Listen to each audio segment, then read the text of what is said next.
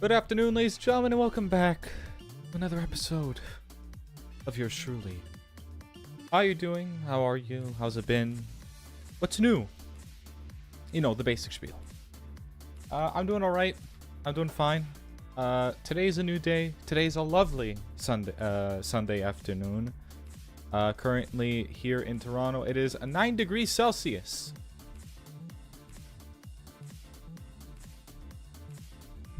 Trying to find a means of conversation. I hope everybody's doing well. Hope everybody's doing fine. Welcome back to the show on the second episode of Thymesia. We had a lot of progress going the first time around. We achieved a lot. And now it's lovely. I don't know about you, but it's cloudy. Yeah, no, it's pretty cloudy today. But it's chill. We're rocking. We're chilling out. The camera's like, I don't like this frame.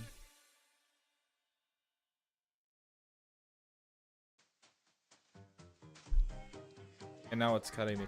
I need to get a new goddamn lens. This camera keeps cutting me off at the top of my head, but it's fine. It's fine. I'm fine about it. Yeah, it's a 9 degrees Celsius cloudy afternoon here in Toronto. I hope it's much sunnier and much warmer wherever anybody else is from. But I hope you guys are doing well. Hope everything's fine. Hope you guys are enjoying this lovely Sunday. I was about to say Saturday. The concept of time eludes me. So, how about we quit the jibber jabbering and go just straight into the game. If we could finish early, then we'll probably do some other stuff. Maybe we'll hit up Sparking Zero. Maybe we'll play some Minecraft. Maybe I'll break out the MTG. Who knows? We got a long stream ahead of us. So we might as well start the show. Let's turn the music off. Let's get straight into the game. The game. From last time, I had to stop the stream a little bit more suddenly because I wasn't keeping track of time. Because people had to come and visit the apartments yesterday. And they came in at like 5, so I had like no choice. Healthy. And the music is loud. Why is it loud? Put it out of 10. A little bit more leveled. If there's one thing you could count on Toon Man with, is inconsistencies in technology. But it's fine. We continue the game. Fuck it, we bowl.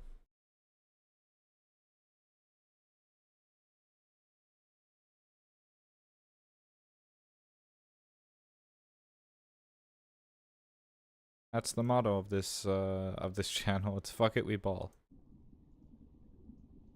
Guys, heard any news? Anything you're excited for? Any upcoming events?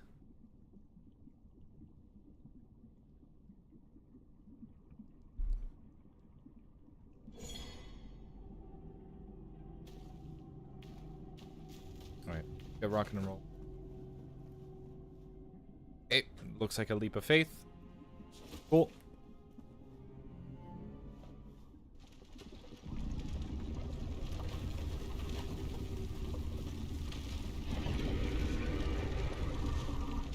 So I reckon you're the queen right now. Comic books I'm only excited for right now. Is there any upcoming Spider-Man comic books?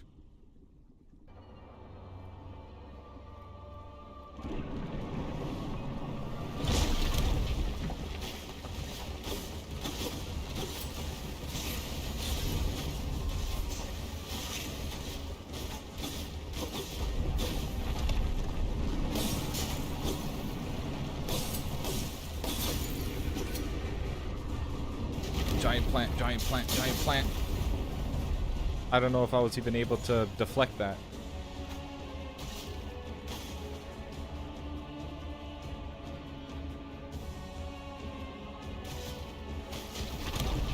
Okay, I figured out. New Justice League book on the 27th. Neat. I wish I could continuously face him.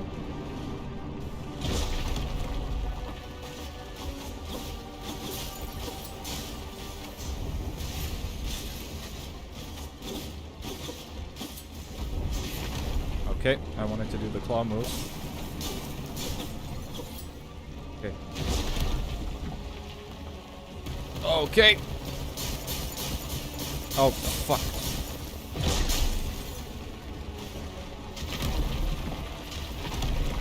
Oh, is he gonna do it again? Nope.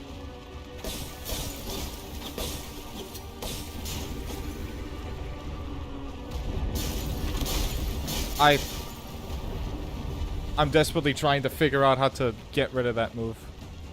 I'm guessing I just have to run all the way to the left. Okay. Just for good measure. Very excited because I love the writer's work. Nice.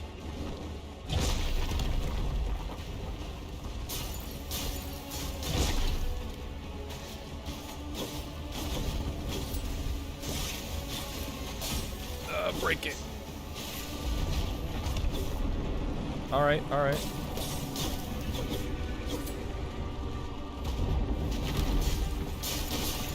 Jesus, how am I supposed to dodge that?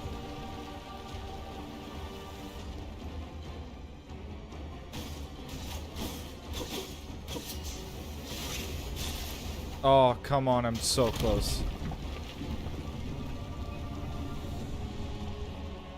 Alright, here we go, here we go, here we go, here we go, here we go.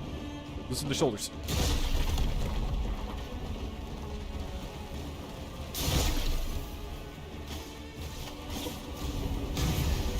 Oh, easy peasy.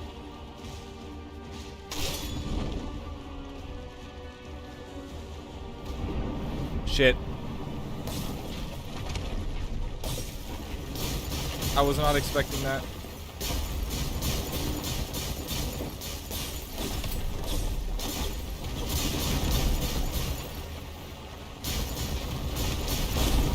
Okay.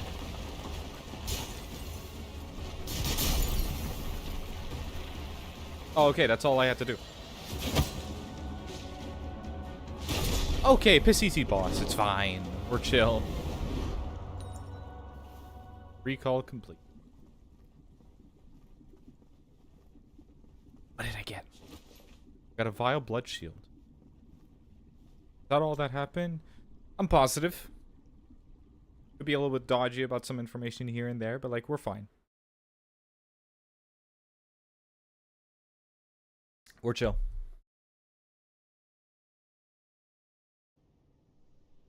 It was funny yesterday. One of the people that came over, they saw like my setup on my desk because it's a very small space, and like immediately they're like, "Oh, are you a streamer?" And I'm like, I have to lie to them. I can't say that I'm a streamer.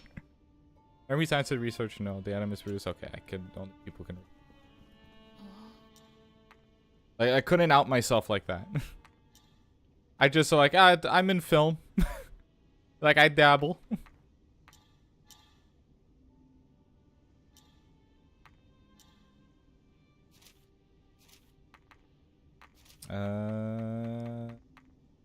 Want the feathers actually. Feather dart, feather dash, and intercept wing.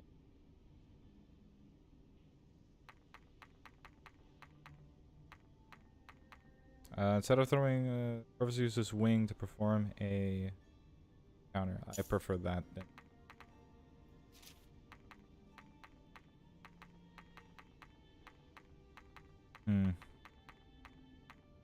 Blessing taking damage to represent resistance. Okay, actually I should use those, so. It's fine, it's fine.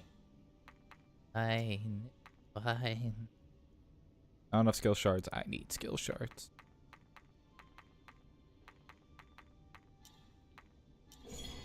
Cool. On to the second, on to the next area.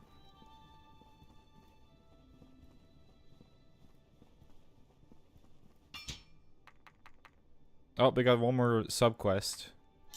They just fucking keep coming, don't they?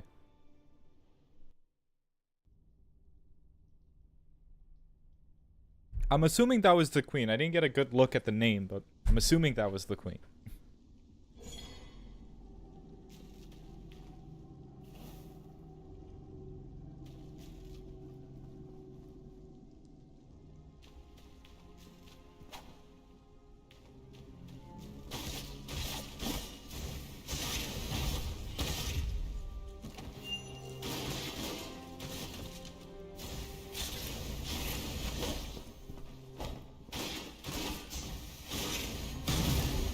There we go.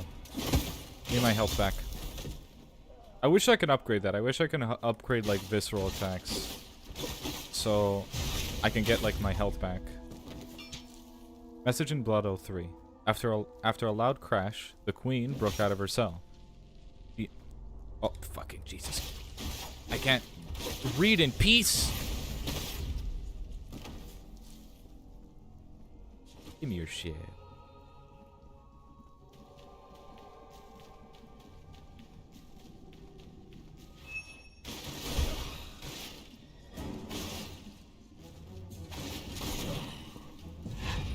Okay, I wasn't expecting that.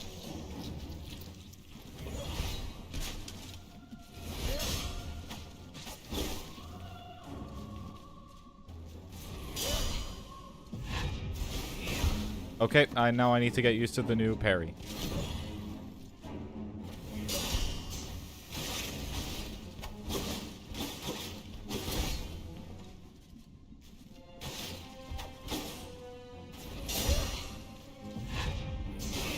There we go. I got it.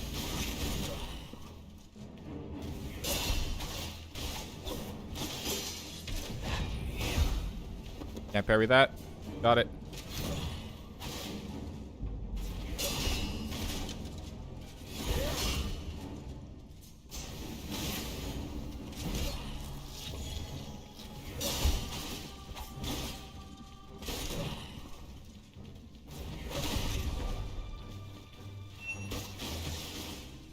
Jesus.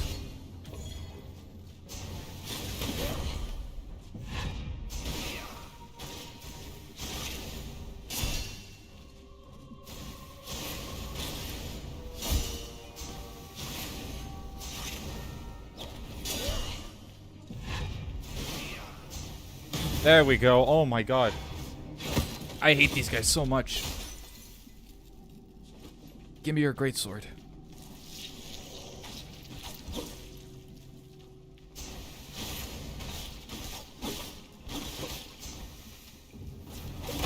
Give me your soul.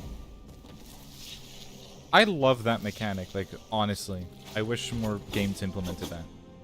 I like that animation of, like, taking one's soul.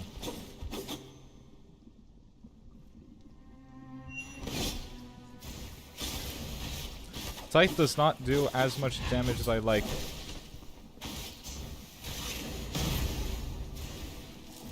Give me your soul. I'm back, hello, sorry. Why were you frantic? Everything's good. I just fought a war, Steph. You okay? I survived.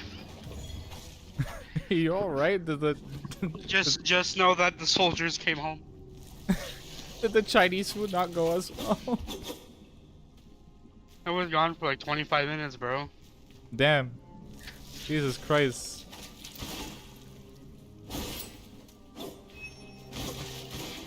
I take it that the Chinese food didn't go as well all the way down? I don't know what happened there, man. I don't know. But the point is I won.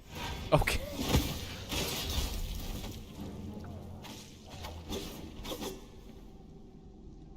You know what? Godspeed, soldier.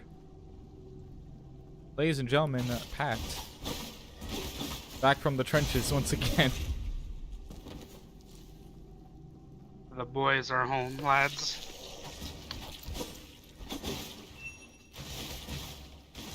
I have some water and some coffee. Damn. I currently have some coffee. I'm rocking a nice house brew with a pumpkin spice creamer.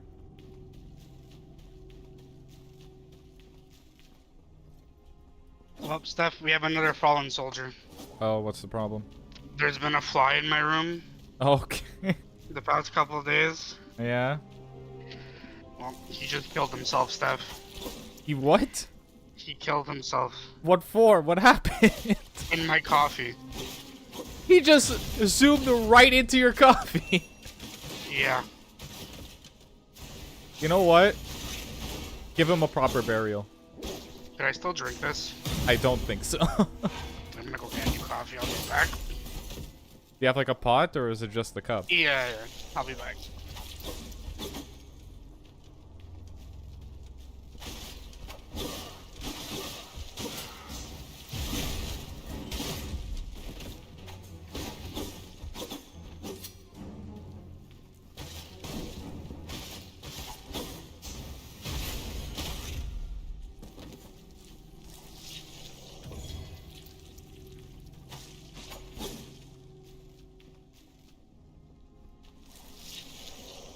Flame, if you're still here, how was your day? Is your day going well? A little bit quiet? Is it Sunday after all? I blocked. There. Give me my health back.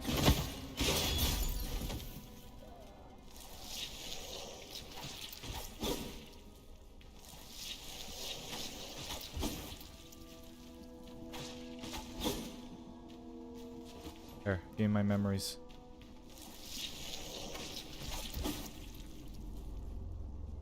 Alright, we got a pretty easy checkpoint. Nice.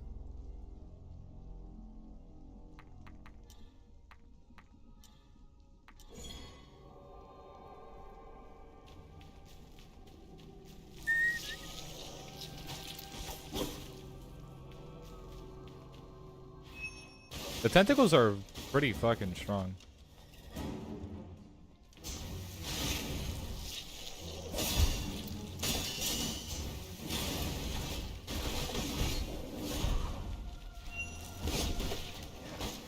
Oh, god damn it.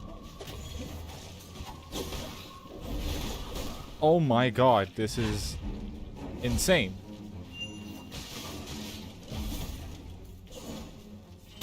There. Okay, he's done for.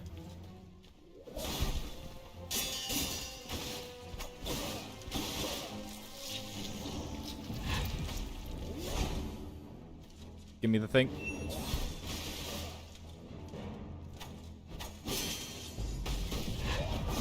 Okay.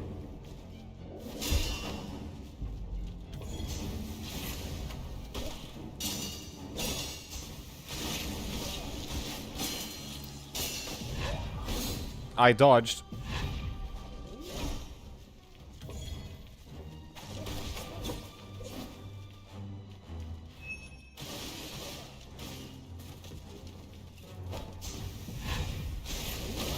Okay.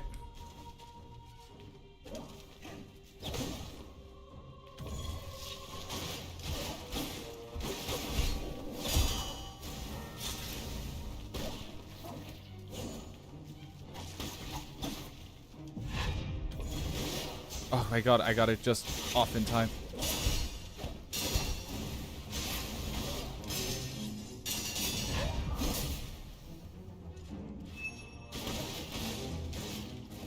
Let me get him, let me get him, let me get him before I die. Oh my god, are you kidding me? Fuck you. Alright, fine. At least the checkpoint is right here. At least they acknowledge that this is a very difficult scenario. Alright, so at least he's fixated on me and now the other add-on isn't here.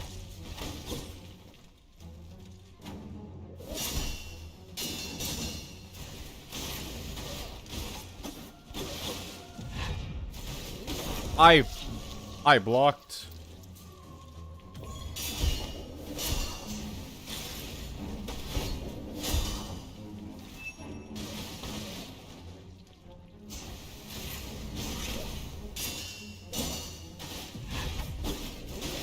Oh my god, I got it.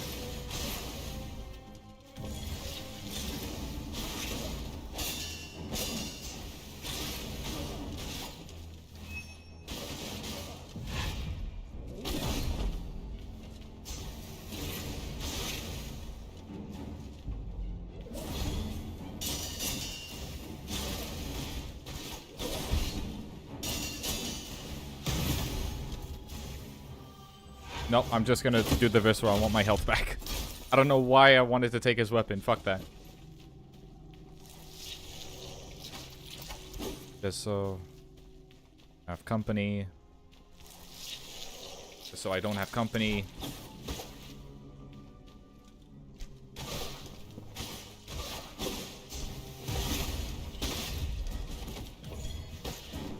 Unbelievable.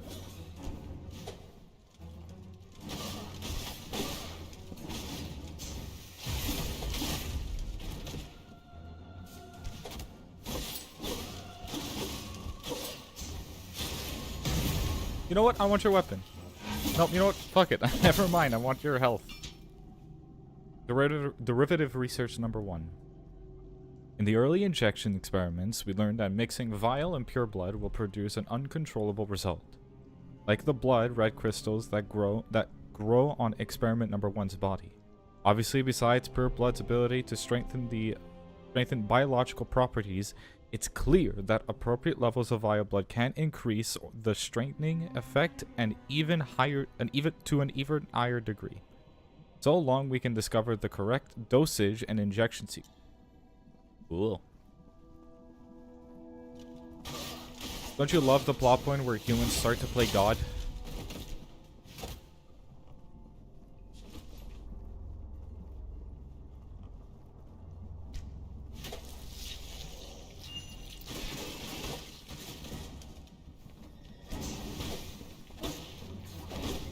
Okay, this is not... You know what? I'm gonna get him first. This is annoying. Or at the very least, I am back again. Do you have your cafe, sir? Yes. I brewed a second cup. Awesome. And it was just water that came out. Oh, okay. So I brewed a third cup. Today's not a pat day, is it? It was a water with like a tint of coffee in it. Perfect, the way that I like it. This is, oh my, seriously? I should add 1 bean of coffee and just see what happens.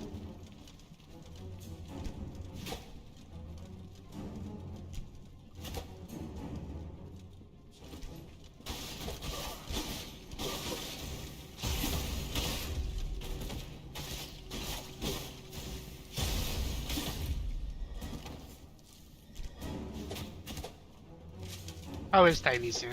I haven't played it. Thymesia is pretty fun.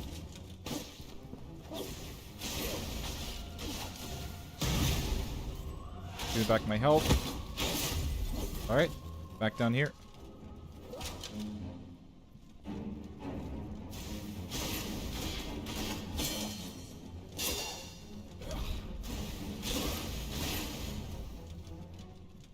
Let me get them on the line. Is it hard? It's pretty hard. Not like hard in traditional Souls games hard, but like, it's fine. Give back my health.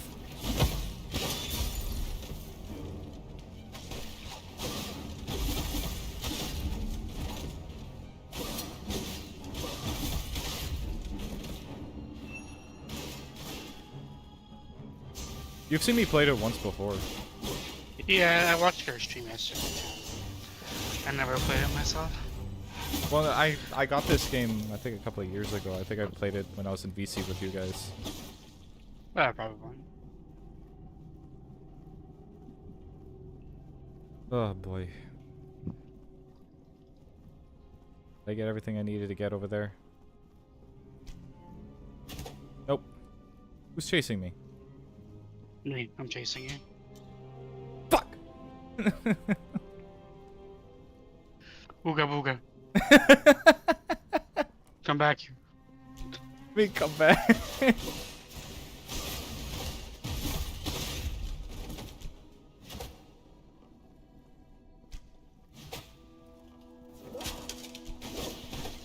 Oh my god, fucking archers.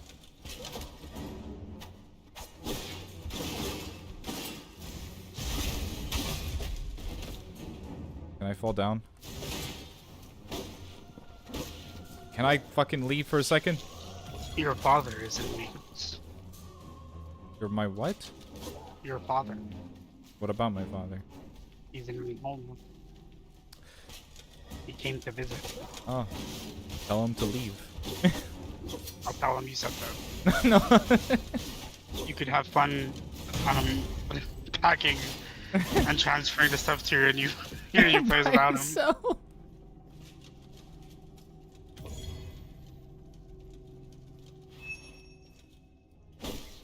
You can take all your stuff on the bus, right? I'm sure I'll be fine.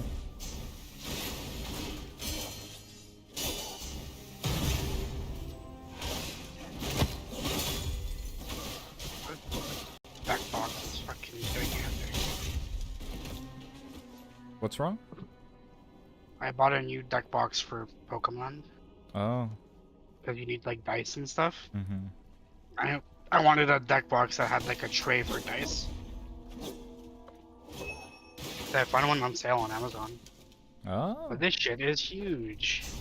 It's not the tins, is there? No, no. Can you use the tins, or do you need just an actual deck box? I mean, you could probably use the tins, but why would I do that? I thought like that was the whole reason for the tins. No, the tins are for stupid things. Such as? Putting your cards in and then shoving them in drawers. Ah, so for organization, right? Yeah, stupid.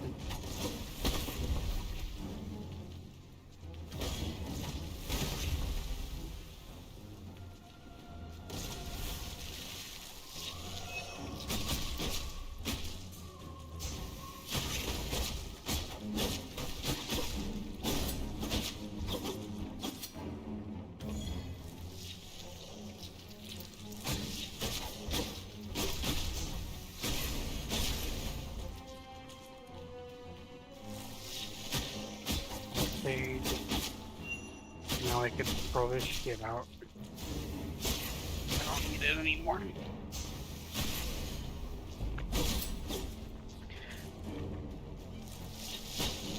This deck box is fucking gigantic.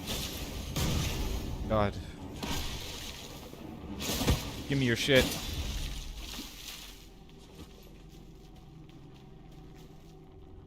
Whip. Is that all what happened? I'm sure, maybe. I don't know.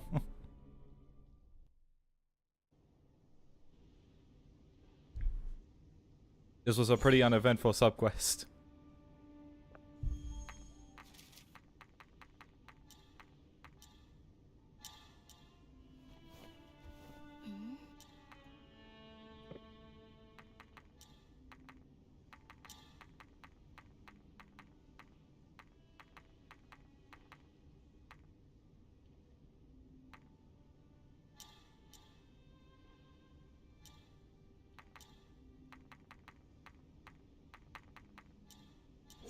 Okay.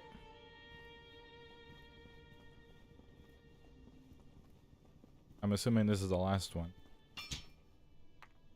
Nope, that was it. On to the next area.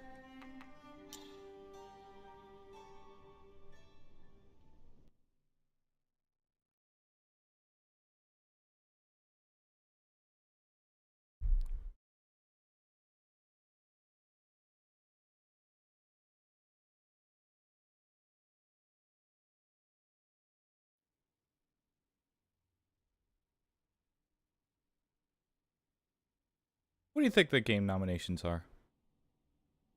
For the Game Awards? Yeah. No, for the BAFTAs. I think you can go fuck yourself. I'm not talking to you anymore. I'm sorry. You're mean to me.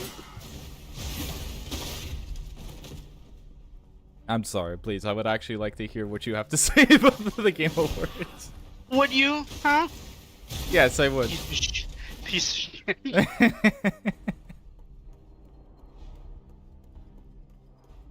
I bet you would. But I'm not fucking talking. Okay. You're mean. You're not nice. You used to be nice. Used to be nice. Now What are you now? Not nice. Not nice. It's tough. I don't know. Like, I feel like because of that stipulation, they like confirmed. Like, Shadows of the Earth Tree is definitely gonna be nominated. I really don't want them to. Yeah, I don't want them to. Like, I don't agree. But like the fact that they made that stipulation at all, Yeah. like it kind of has to be. That stipulation, because of that also included like remakes. But if I'm correct, remakes were always included within the award. Remakes were, but remasters weren't. Yeah, remasters weren't. Remakes Now, always now, were. now remasters they are allowed. Because what? I think it was like 2 years ago. I forget when the game came out. But Resident Evil 4 remake was nominated. Yeah, Resident Evil 2 remake was nominated as well. It's weird to make this stipulation now. Like the only reason why I would see them feasibly doing this is 100% because of Shadows of Erdtree. Yeah, it definitely just feels like they only did it because of Shadows of the Earth Tree, which kind of stinks. Not to discredit FromSoft. I'm a FromSoft shill.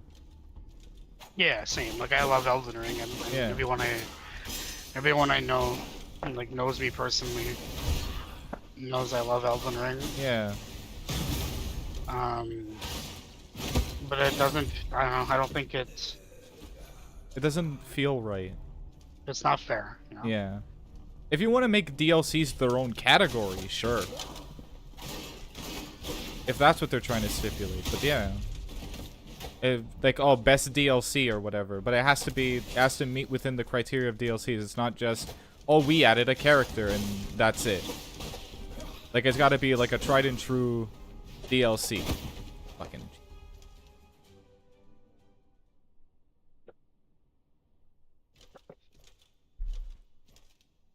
But I definitely think because of the stipulation,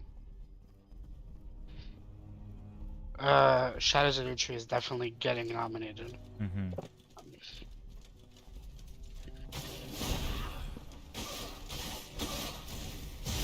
What else came out this year? Hold on. I can't think of anything. I could think of maybe Black Myth Wukong, but I don't know.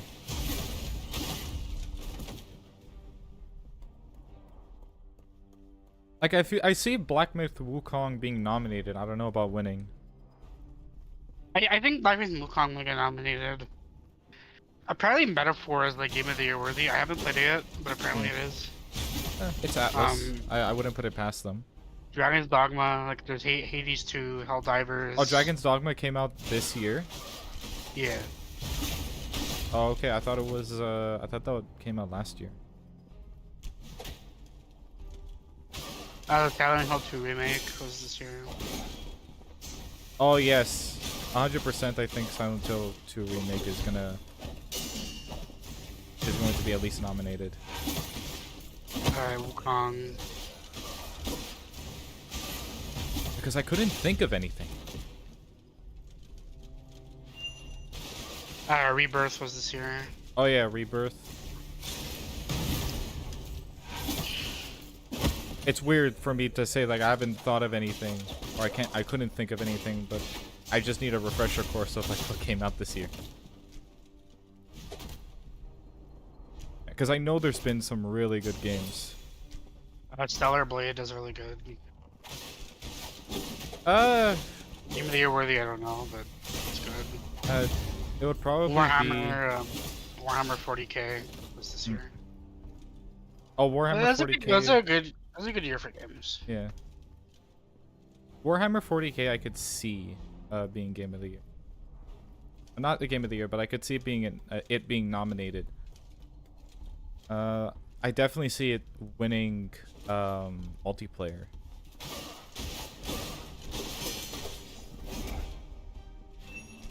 Astrobot is this year. Yeah. There's usually like an indie game that's nominated. There was well, I don't know if Wukong counts as an indie game. Because it's made by a small studio. Concord. I don't know about that. Concord for Game of the Year. I don't know about that one. No flack to Concord, but like I don't know. Can't open it from. Okay. The nominees are being announced tomorrow. So. Yeah. Maybe it's just gonna be that Silent Hill, Astrobot, Black Myth Wukong, Rebirth. It might just be that. I can't think of anything else. I'm sure that like during the course of the nominations, I'll get. Yeah, to... like stuff will be like. I'm not thinking of things right now, but I'm sure like the stuff will come back to memory. Yeah.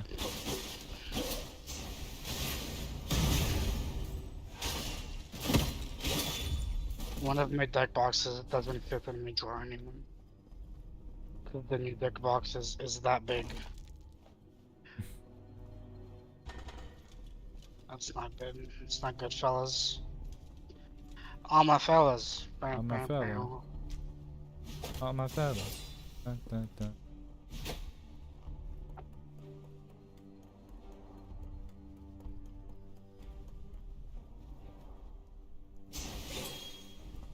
Thank God I don't take fall damage. Yeah, I don't know. It's gonna be interesting tomorrow. Tekken 8 was this year. I think that's a shoe-in for fighting him. There was also Marvel vs. Capcom 2 got re-released, or is being re-released this year. I don't know if that's out yet. I mean, it's not even Marvel vs. Capcom 2. It's the stack collection. Like it just includes Marvel vs. Capcom 2. It's that's a port, isn't it? Yeah. The ports count? I don't know anymore. I don't know what's real and what's not real anymore, Steph. Yeah, that's fair.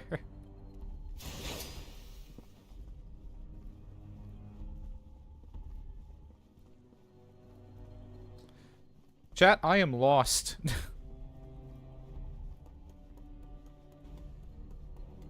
Just get unlost. Is this law?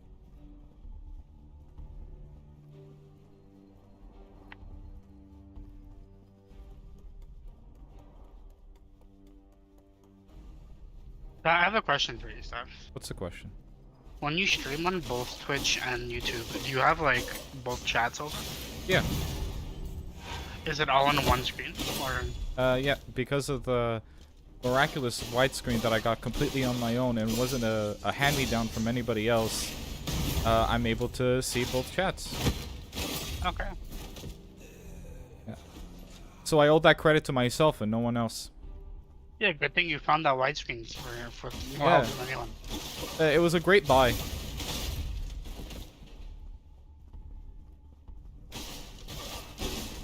Oh, the Bowser versus Eggman death battle is up. Dang. Who do you think won? A good question. Eggman can create a lot of universe shattering robots. It's premiering right now. It's not out yet.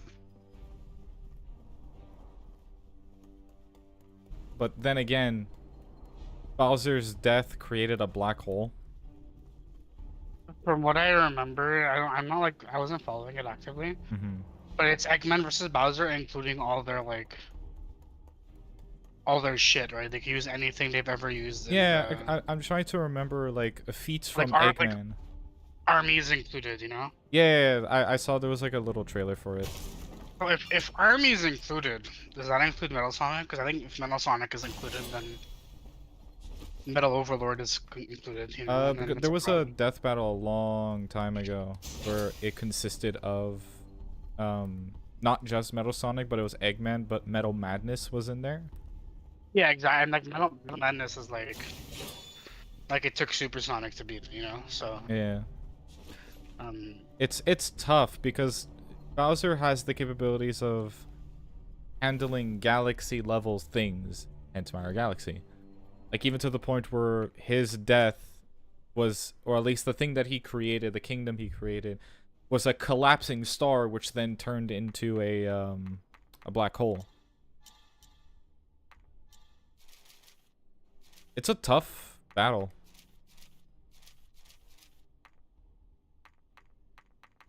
A blessing. I want No, damage. I'll have it on my other screen. Let me know when it comes out. I know- We'll watch it. We'll watch it on stream. Fuck it.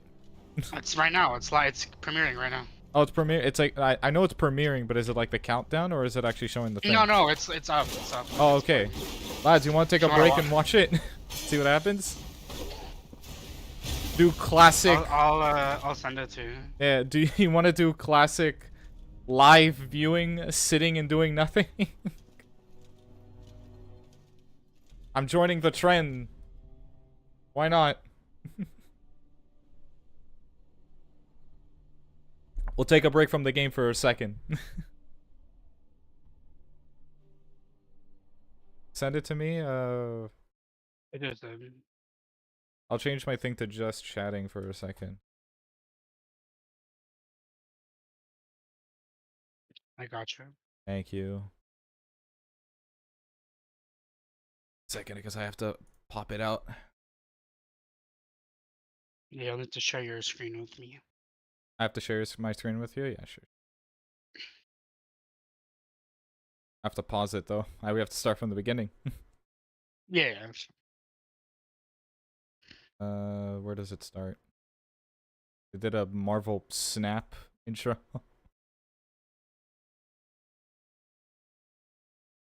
Alright, like right here.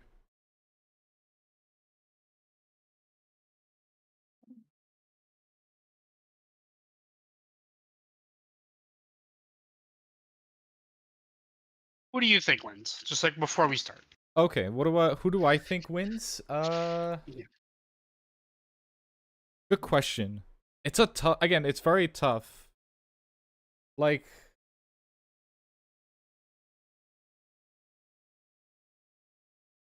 because again, it's so, that's interesting actually. I'm desperately trying to figure out. Do you see it? Yeah, I see. Yeah. I'm desperately trying to see who wins. I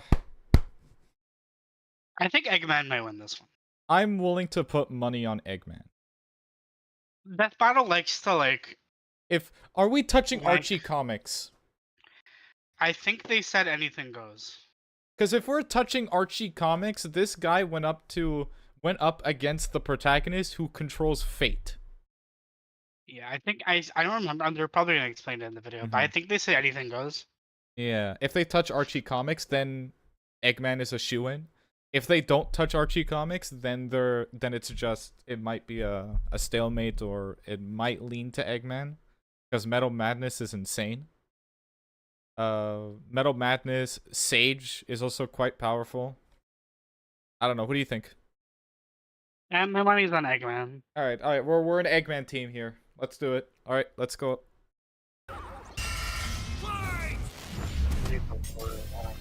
Bowser versus Dr. Eggman, the king of the Koopas and the baddest of badniks. And they're not alone. He's Wiz and I'm Boomstick. And it's our job to analyze their weapons, armor, and skills to find out who would win a death battle. Give me a second. The stream is stuttering for a little bit. I'm gonna close the game just for a second. Just so I'll open the game back up in just a few. I just wanna... I want the stream to go smoothly. Peaceful Okay, it land of includes kindness, other adventure, media, not just love. games. Oh, okay. Warring, move aside, princess. It's Oh, I thought you were time. watching This my place got stream, way more my of them. screen. Here comes I am. King It's Koopa at the himself, top. better Oh, okay. known as Bowser. The moment this orphan star child was found by Kamek, it was clear Bowser would command the disparate outcasts of the Mushroom World, the Koopa Clan. Sadly, not everyone's born a toad. and The they cake. train to burn like monsters, fated to a life of infinite jump farming for one-ups. Bowser wanted a different world, but Princess Peach Toadstool would never allow the evil king's day in the sun. Her light was so bright. It's true, Bowser Princess Peach became has a new power-up now. infatuated with her. So he turned all the Toads into bricks and kidnapped her, putting their princess in another castle, and another, like 40 years of castles, only to be released if she agrees to marry him and his dad bod. Yet he was foiled time and time again by those pesky Mario brothers. However, Bowser is nothing if not persistent. Look at him! Dude's built like a brick house strapped to a saw trap. That spiked shell takes a lot of punishment. Not even the weight of a castle can scratch it. Who is Especially when it Bowser's rolls up like a mother? prehistoric Or like Beyblade. where did he And the spawn Koopa King from? doesn't just breathe fire and We don't know. control lava. He commands nature itself. Spitting meteors from outer space, beckoning the earth with a snap, inhaling torrents of wind, straight up calling down lightning. What else has he got? I'm back. Just a little We're dabbling reacting in to dark the magic. death battle yeah. between Wizard Bowser and Turtle. Eggman. Right The now, original this NES chat, manual or at even least this describes stream, him is a as Team the Eggman Sorcerer thing. King. Magic is how he turned the Toads Yeah, into no- bricks, no only spoilers in countered chat, by by the the way, if you've princess's seen. heart magic. But that's not Yeah, all also the no magic spoilers in he's chat, mastered. 'cause we're a little bit Telekinesis, behind of the creating premiere. perfect clones, Also, can I say I reanimating need his undead Starscream skeleton, dead and from worst of Image all, Comics? ruining every game Uh, of Starscream Mario is based, Party. actually. Hey, no! I stole those coins. I don't know fair and anything about the square. comics, Bowser but spent Starscream is based. decades Yeah, hoarding I am not treasures, familiar with the coins, Transformers magic comic. star rods, warships, clown cars, you name it. This is the same guy. that Paper created Mario the is multiple canon. flying Mainline. castles. Okay. Okay, so Alright. we're Yeah, toppling he's Paper definitely Mario got an stuff. ego on him. Okay. He's talked about having a 4-digit IQ, but I've seen this moron put death traps in his own backyard. A man after my own heart. Despite his clumsiness, Bowser's Bowser's kind of charisma and a leadership brought dumbass. Many to his side. Not enough to defeat Mario, but his army doesn't make it easy on the Red Plumber. They're the most wicked band of misfits this side He treats- of World he 8-4. The treats humans Koopa as Troop. gushers, An Pat. army spanning multiple territories Gushers. across the Mushroom World. I haven't and heard gushers in beyond. fucking ever. Koopas, Koopas, the Troopas, and the others make up the infantry. Some Koopas. with wings, some in shoes, and some even in race cars. They're the red shirts, first in and first out. Piranha plants, bloopers, and lakitus use their surroundings to get the jump on Oh, unsuspecting we're just prey gonna by land, tackle sea, on or different sky. enemy types We'd as well, be I here guess. forever jotting down the small fries. I guess that's Food, fair. Shy Guys, sentient bombs with feet, and more. Yeah, it's armies It was included. imperative for Bowser to nurture a unit that covers their own vulnerabilities. Can lasers For example, affect, Kamek and King Boo have magic, but Boo Boo's? has battlefield 'Cause control Boo's with can only illusions be and destabilizing disrupted by dimensions, light. while Kamek focuses on buffing allies, Probably, canceling lasers enemy are powers, light. summoning anything he desires. Or swapping my items to screw up my Mario Party lead. Another Not part again. Mario Party Speaking joke. of items, most of the minions can use pretty much any power-up Mario can. The Goombas make frequent use of Tanuki tails, not and Bowser every. can really get into the cat roleplay. But as the Koopa Troop grew and grew, it started Curious to feel on why less you like guys an are a army Team Eggman? and more like a family unit. Because Oh, you Eggman mean like has his kids, Metal the Koopa Madness, League? which is a very, very What's the strong Good robot. point. Bowser took And them in and even trained them Just to in use it as an dark example, magic. Eggman No one's has as spoiled built as his robots natural that hippo are baby, Bowser basically Jr., universe captain of the stoppers. Koopa Troop. Spoiled or is universe an killers. understatement. Remember his escapades as Shadow Like Mario? He Eggman's terrorized robots have Delfino to scale Plaza to with Sonic. literal I think evil Sonic. and is- Sonic's That insane. whole debacle was basically his attempt at elementary And if you're school gonna art use the class. argument, because there was a death Bowser battle like still has some wait on the years fridge, and years but ago, and they really the remade king it, is very Mario protective of his versus kid. Sonic. If Sonic Mario honestly is in should have trouble, won. He can will himself to transform into a It doesn't giant make any sense for kaiju, Mario to all win. crush whatever Oh, then bully's yeah, target that's fair. Maybe a I'm little curious to know if they're gonna overkill. tackle Just Archie one comic. punch Right from now, I Giant think it's a Bowser close launched fight, castle out of 'cause orbit. Bowser could- Taking into account the flight Bowser path and has the scale of the literally universe, created a Bowser's black punch hole, or must have hit survived the a force black of over hole. 125 trillion tons of Um, TNT. Considering Like, But it just if we're- depends if they're including Metal Sonic. And Metal Sonic is a character. So I don't know Yeah. if you count. If As if part they're of the including army? Archie Sonic, which is his whole shtick is that he can control fate, and Eggman could contend with him. enough to unleash Bowser's dark If fury. they're using Archie Or Comics, whose then very it's a steps cause shoo-in. Eggman's widespread winning. Natural disasters. Okay, seriously, how does Mario ever beat this guy? He's like Godzilla, Doctor Strange, and John Cena all in one big turtle. We're not Alright, even the you best get part. point. You get a point Bowser's for that death dark battle. Magic became so potent he eventually learned how to warp the very fabric of reality. Anything the king imagines, he makes happen. He turned all of That's- Yoshi's Island that's into a storybook. interesting if And you're gonna remember use those that. painted worlds in Mario If they count 64? IDW he made and those. Archie Comics, And the yeah, Eggman staircase would win. that goes on and on and on and on and on and on and find on. out. Does anyone know how Yeah. to be Well, LJ? they He just also stole mentioned that ultra-powerful Bowser items like the could Wonder create Block, which anything can in mold reality. Like Play-Doh. and the Dreamstone, which can be used to wish someone Because they're out of taking existence. everything, right? Like if you're gonna take everything with Eggman, you're gonna take everything with Bowser. Don't judge a book by its cover. Infant power stars, aka Lumas, can become whole galaxies. Yeah, here we go. They also ferried Mario across the universe in 3 seconds. That's 489. I'm surprised his quadrillion body times doesn't light like speed. melt Obviously, during the Big speed. Daddy Grand Stars are even crazier. Bowser used one to power his space kingdom, but then guess who showed up to ruin everything? It's a him. And when The Mario Grand Star was Galaxy, freed, it caused a chain reaction yeah, that this. destroyed the entire This is what I'm talking universe about. via a massive black hole. Thanks, Space God, that Rosalina showed up to save the day. And Bowser Bowser survived needed that. saving. He's been swallowed by another black hole and thrown into a star that went supernova. Imagine if this crazy OP fire turtle had to fight himself. Oh wait, he did, and he beat the hell out of him. With all this power, it's a wonder he still has. Yeah, it might be close. It might be close. It might be Perhaps it's very because His close. visions of grandeur were never I'm really not what he saw. I'm not like Surrounding super him like is a I'm crew okay if of Bowser outcasts wins, and miscreants but like it's an him, interesting ride or dies fight. that can't be swayed against him. Oh, are you saying he's secretly happy because he's got a big monster family now? Yes, but also when they actually worked together, they legitimately conquered most of the known universe. That's So, true. He's a baddie through and through who will teleport through space and time to show you what's what. Because Okay, I he's haven't no seen the ordinary video, so I'm Koopa. in. Make way I'm in the for same pace as you king. guys. The way they're giving Bowser's battle is sponsored by advantages, it Prize seems Picks. like they'll Prize add the Picks is comics for best place Eggman. to It get kind of real seems money like it. sports action. Okay, And its fucking, daily you fantasy don't sports is deserve this super easy. ad. guidance and the I'm not technology getting to paid, bring so I don't about have to show it. global peace. But Wiz, only a brilliant mind can make I'm that something happen. else. Not just any brilliant mind, he's a genius at heart who knows the dangers within. He's Ivo Robotnik. Dr. Eggman. As a mad scientist myself, his story is my inspiration, just as Eggman's was his grandfather, Gerald Robotnik. And now we have a who new sought to render of create Gerald world peace through Robotnik, which is technology. cool. But then his It's about time. beloved granddaughter, Maria, was killed by the Guardian Unit of Nations, better known as... Gun. They're frickin' called G-U-N. Anyway, Lil Eggy grew up a lonely narcissist because all his family talked about was Maria this, Maria that. I wonder if they're gonna implement that in the Neglect movie. and envy tainted Ivo's goals of following Gerald's footsteps. He distanced himself from his grandfather's legacy. Instead of bettering the world, he would conquer it to get the attention he deserved. No, you mean craved. Desperately craved. Tomato, tomato. You just said it the same way twice. He aimed to establish Eggman Land, a I capital forgot that of was a science. plot. And That was a this plot paradise point in would have Sonic worked lore. He just wants his fine own if not for amusement that park. blasted Sonic the Hedgehog. For years, Eggman's plans literally blew up in his face. And he's a very sore loser. Yo, Pat, just hold like- on. I gotta go back for that. What's that? Eggman's plans literally blew up in his face. Hold on. And he Loves himself, Agent Stone, and his daughter.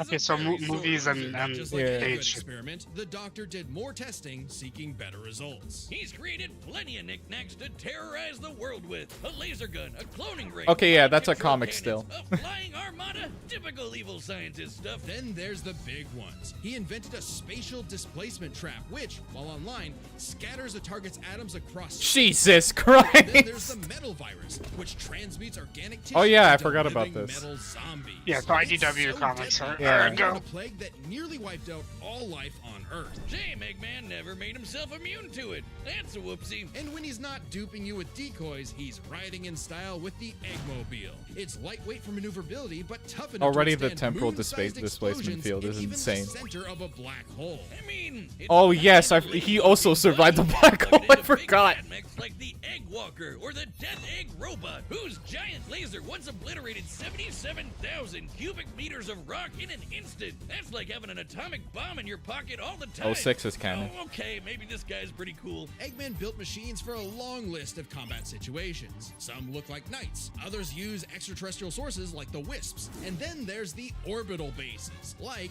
the Death Egg. The reference is obvious, but Darth Vader's version is like a toy compared to the Death Egg, which can annihilate stars. Woof! A whole constellation gone in one shot. That's not to say Eggman doesn't enjoy scrapping with blue hedgehogs himself.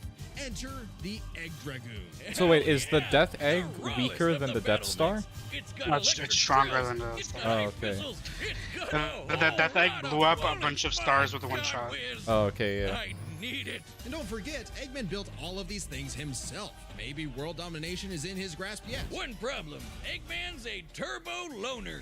No hobbies, no friends, no wife, no nothing. No Come wife. on, he has friends. I mean, he's a No feminist. host.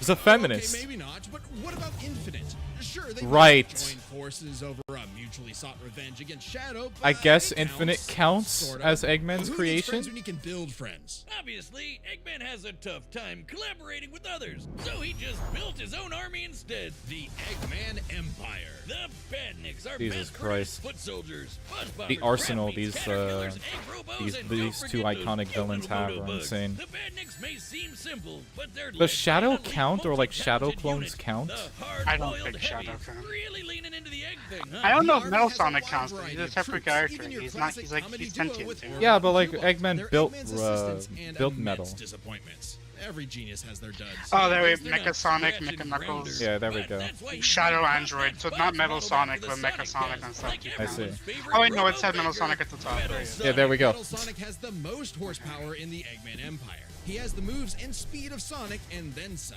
He's had his rebellious phases, but Eggman's reprogrammed Metal to better follow his commands. Additionally, when Removed my upgraded to rebellious its is when I Neo code. form, Metal Sonic could copy biological data, including unique powers like Shadow's time stop technique, chaos control. Yeah, that's He insane. can even copy Silver's psychokinesis, and with enough chaos energy, he powers up into Super Neo Metal Sonic. Though everything would change. Oh, we're with the okay. appearance We're of gonna the do this. Phantom Okay. Ruby. One of many Yeah, they're trump okay. cards at Eggman's disposal, the Phantom Ruby. I alters didn't reality by realize that they manipulating would. They perception. didn't mention Basically, Metal Super OP Madness. illusions, but in Infinite's hands, it's a weapon of mass destruction. I don't know how illusions translate to body. Yeah, it sucks that the changing game that this gravity or that making this a whole fake plot sun, this but whole plot device go came up, from kind of gang. sucks And when used and on doesn't do the planet's Ruby consciousness, justice. Which is a thing.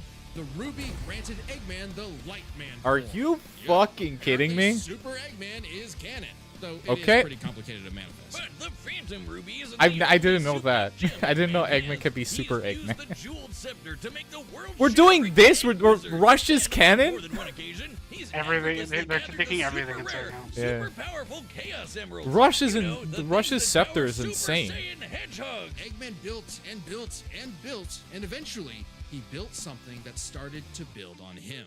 Sage was originally designed as a mere assistant, but through an alien encounter. Oh wait, do she the was Guardians granted count, actual or are they not going to sentience. use the Sage Guardians is and it's already just Sage? super powerful, but now she's also super smart. She thought up millions of battle plans all at once to defeat the massive titans. And you Yeah, can I don't know. remember where Does you she put your can she Doom bug. summon the I know Titans exactly to battle? where it But like is. that's I not don't- Eggman. I don't Massive think- pound. I don't Thank think you the very Titans much. Yeah. Sage was Eggman's saving grace. He had previously found machines with personality lacking, but Sage's great adequacy in serving her function provided Eggman with something that, for the first time, he'd hate to lose.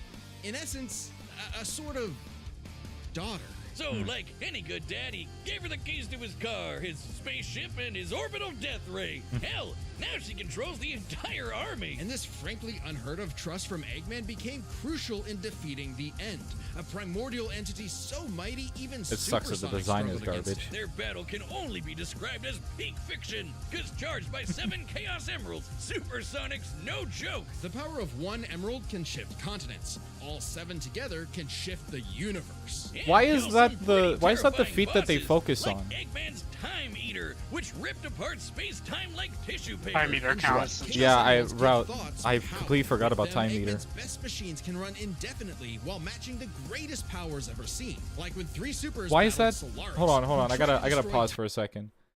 Why is the greatest feat for the Emeralds always, like, at least in terms of death battle, they always go with the continents and not the fact that they can stop time?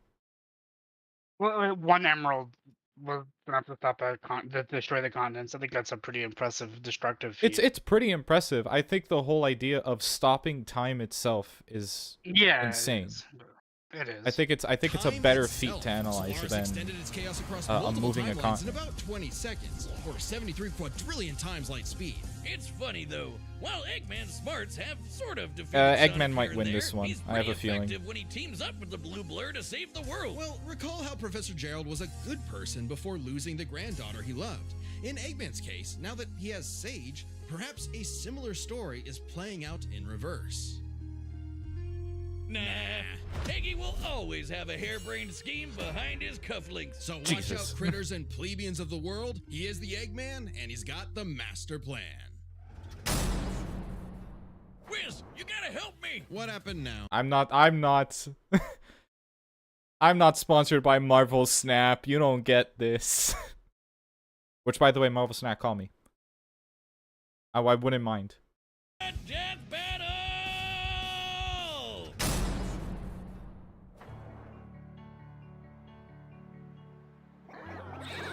Alright, final ends, lads. Eggman or Bowser? What are we rooting Eggman. Eggman. for? Eggman. I'll give it like 5 seconds before I start the video. Alright.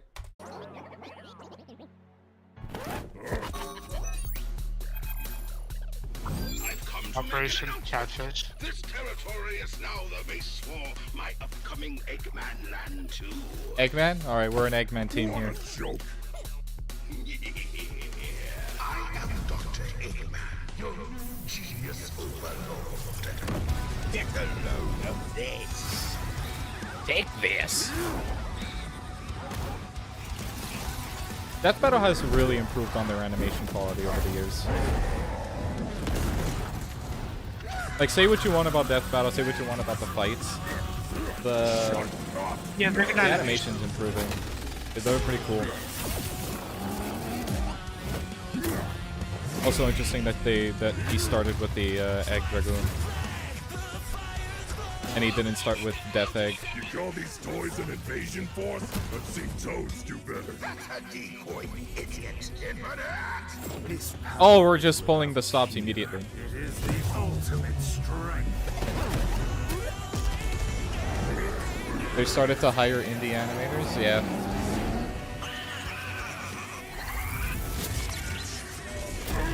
That's King Boo. Yeah, that's interesting. Okay. Not Rip. No, my. Well, Infinite kind of sucks. These numbskulls. There we go.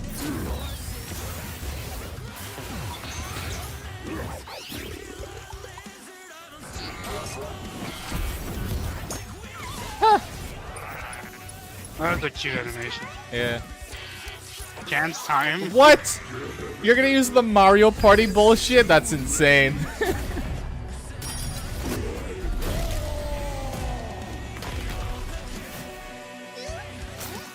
All according to plan. You've lost the battle before it has begun. Excellent work as always, Beto. Ready to wrap this up? Phantom Ruby's. Yeah. Yeah, Fan Room's just fucking gone, alright. Showtime. When Mario 3D World came out, I forgot what the Bowser's Fury. I love this design for Bowser so much. It's so cool. I wish they used it more.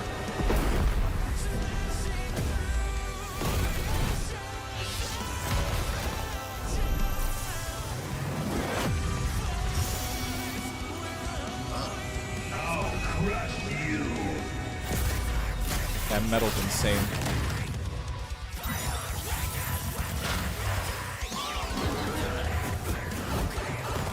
I don't know how he's going to stop metal.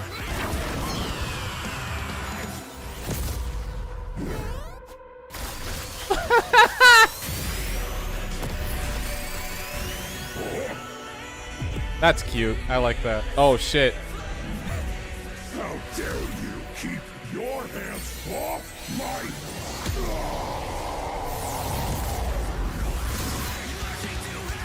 Alright, that might kill him.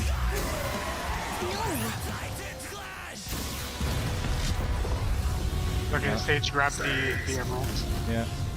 Are we gonna see Super Eggman? Oh, okay, cool.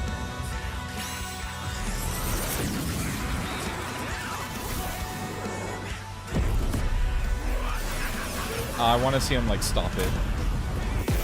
Yeah. That's sick. Huge props to the animators. Oh, is that it? Skeleton. That's it?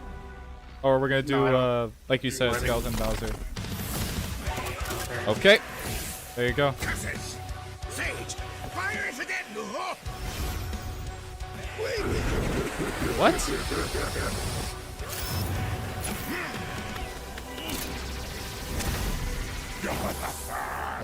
So long, Doctor! That's insane. Okay. They didn't use the Super Eggman form. Yeah. No This war lightning. was not an easy one to What, win, that he which didn't might need seem the Super surprising given Eggman how form? the Sonic series Oh, has they gone didn't for use to it. show how tough its cast Yeah. is, while Mario's comes across as more cartoony. But as it turns out, Bowser had everything he needed to take Chrome Dome down. Strap in. This Give one's me- a lot, alright, so show we'll me your break it into reasons. 5 categories. First up is physical stats. Bowser pretty handedly outmatched any of Eggman's usual mechs, like the Egg Dragoon or the Death Egg Robot. The Death Egg Okay. robot could level cities. Bowser could punch a castle out of orbit. The Death Egg could destroy stars, but Yoshi could match that level of power, and Bowser's strength is certainly above the green dinosaurs. Plus, while both Bowser and Is it Eggman's though? tech Because survived Yoshi black holes, defeats Bowser. Bowser's was much larger. So he may win stats. That's but an interesting question. Is Yoshi's power level above Bowser? Sorry, like, No, or I- was I Bowser's think- above Yoshi's? I think Bowser's is above Yoshi's, yeah. Yeah, but Yoshi defeated Bowser. He defeated Baby Bowser. Well, no, No, like not- even no. well, the clip that they showed was from Yoshi's new island on the 3DS, where like Bowser, adult Bowser comes back, and then he's And it's- defeated by Yoshi. No, it's still not like present Bowser. That is present Bowser. No, but like this. no, I know, but it's not like Both Bowser Odyssey and Bowser, Eggman's yeah. tech survived black holes. Bowser's was much larger. So he may win stats, but this could change with their powers. With so many items and minions, that could make all that a moot point. Aside from power-up items, That's also both a could manipulate interesting feat. They minds, didn't create use duplicates, and the- alter the- space-time. However, I forgot what Bowser the- had a significant edge the in final having boss access to the in majority of Colors his is. abilities at all times. yeah, they use a lot Eggman of can do stuff. some crazy stuff, but only across different mechs, fortresses, or space bases. Bowser's all natural. He's got all his best powers. Yeah, like, built that's, in, and he ain't even a robot. Meaning he wins Present the war Bowser. of attrition. He even had counters for battle. No, I know, and but it's not developed like- metal virus and spatial displacement. like, it was President Bowser Context at the matters time. for those weapons, and both backfired in the past. But more importantly, Bowser could simply reverse the effects with his transmutation magic. Conversely, most of Eggman's robots could get turned Yeah, into, I guess say, fair. a frog or a block with no reliable way back. Bowser takes the edge in powers. But definitely not for intelligence. Come on, you have a 4-digit IQ, Bowser? Really? That's cute. I mean, don't get me wrong. Bowser's not an idiot, usually. Just really, really clumsy. Poor fella. Meanwhile, Eggman's an engineering genius who rarely ever gets bested by brains. Easy dub. Now, let's talk trump cards. As in, items so powerful they could decide the entire outcome on their own. The Phantom Ruby was super dangerous, but specifically targets perceptions, unlike Bowser's Wonder Flower, which mucks up reality for real. The Oh, Ruby alternate affected scenario, a whole alright. planet, but the Wonder Flower had the power to alter the universe. Also, the I'm glad that they were Dreamstone's showing, like, ability to alternate wish anything scenarios. out of That's interesting. existence would have no problem cleaning up Super Neo Metal Sonic or Time Eater. Their most prized possessions was a tougher call.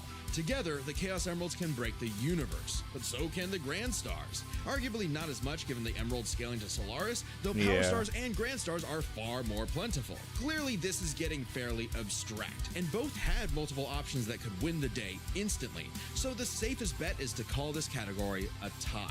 Which means Okay. it's finally time to compare their armies. Eggman seems deadlier at first glance. I mean, look at all those buzzsaws and rockets. Metal Sonic's speed and power alone could solo most of the Koopa troop.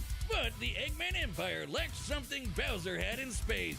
Teamwork and loyalty. Eggman is a notoriously Sure. terrible team player. His alliances are practically guaranteed to fall apart. Hell, in Sonic Generations, he could barely manage working with himself. Eggman's army is designed to be controlled by just him.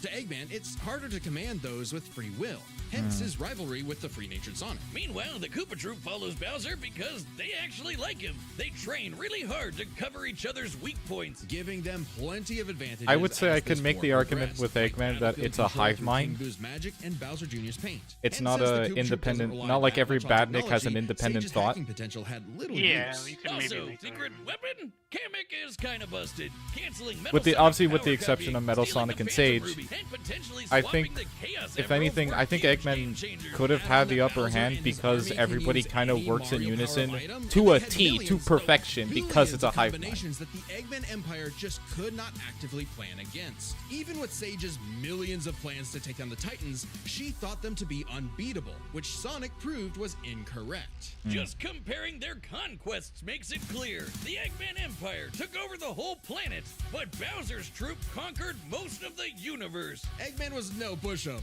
His wit, power output, and ridiculous machines gave Bowser the biggest fight of his life.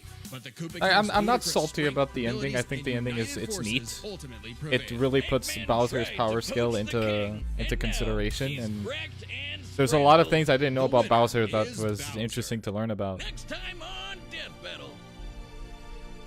Hey, who's next? Are you fucking kidding me? Of course you are. Mogus. Of course you are. Have you seen the Journal versus Joker one? I've seen snippets of it. It's an interesting one. Yeah, no, that was a really good episode. I kind of just see Death Battle just recreationally. There's times where I'm like I disagree a lot with Death Battle I because I think there's a disagree lot of- often, but like they're fun. They're little animations. Yeah, they're really cool. I'm there for the animations because I think the animation team is the stars of the show. As for this, I think Army at the very least should have been a tie. Because the only reasons why Eggman's troops kind of get foiled is mainly because of Sonic. Because they just a regular Eggman troop is not designed to compete with Sonic one-on-one. The whole idea is that they're such a huge hive mind, it's meant to overwhelm Sonic. And because of that, because I use the word hive mind, is that that's their whole shtick. They're able to plan something in unison without a fault. That's my pushback a little bit to the army thing. But also, Yeah, but it is Death Battle. yeah, it is Death Battle. I'm saying like within our own perspective and our own opinions on the episode. Yeah. I also think I think there's a little bit of an exaggeration when the text box that they keep using for the army one to be, oh, Bowser and his army conquered the universe. I'm willing to make the argument that I think most of that came from Bowser and not the Koopa Troopas or the Goombas. Yeah. Because you expect me to believe that the Goombas that could only walk in a straight line and the Koopa Nah, bro, Troopers they're that can... OP. Huh? Goombas OP, bro. Yeah, I guess Goombas are OP. Unless we start buffing Goombas and Koopa Troopas, you can't expect me to believe that they're the ones that helped Bowser. I think the heavy lifting was Bowser. You know what? You fight a Goomba. Tell me how it goes. Yeah, no problem. Give me a Goomba, I'll stomp on him, and that'll be it. Nah, bro. You can't win. He's Yeah. too powerful. Yeah. Goomba too strong. I guess Goombas are way too strong. Anyways, back to the game. Actually, no, I should... sorry, that was very inconsiderate of me. Pat, what do you think? I'm in line with you. I think Eggman probably should have won, but I'm not butthurt or anything about the result. Yeah. I think that's what Death Battle is for me right now, is just sort of because you and I discussed the whole Trunks versus Silver debacle when Yeah, that like, came out. I disagree with a lot of Death Battle fights. Yeah. Like, just fundamentally. I think they downscale Dragon Ball characters like every single time. Yeah. But But like if you just watch them as like just entertainment, like they're just cool fights, and you don't take them seriously, it's not as they're entertaining. Yeah. They're entertaining fights. That's the best I could come up with. But I also like the conversation later. Like I'm in terms of the death battles that I'm not particularly in line with death battle with. It's not like I'm super butthurt about it and I go on Twitter and like, ah, fuck you, death battle. No. I'm not Same. like that. But I like the conversation that kind of follows. Like, okay, here's my reasoning why I disagree with you. And especially when it comes to Dragon Ball stuff. Because power scaling in Dragon Ball is incredibly different and difficult to try to, like, calculate. Because their universe is just on a completely different level as ours.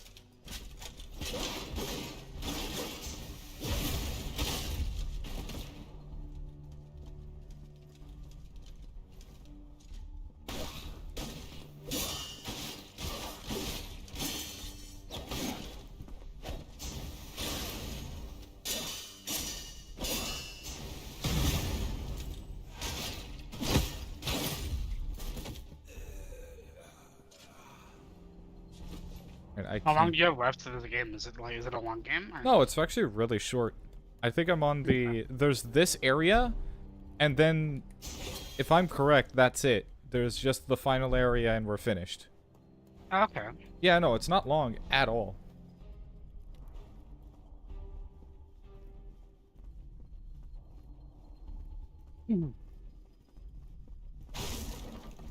I think all I have left to do in this area is just the side quests, and those aren't really long.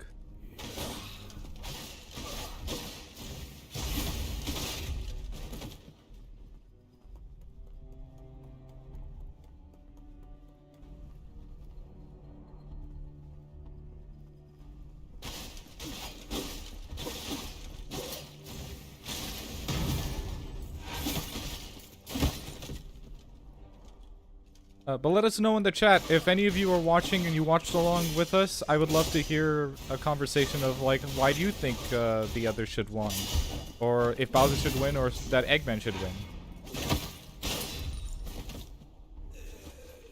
I would like to get a conversation going.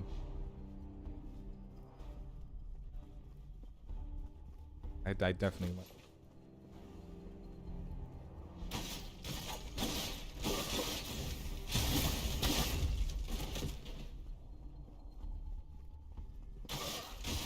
Okay, I've also been here.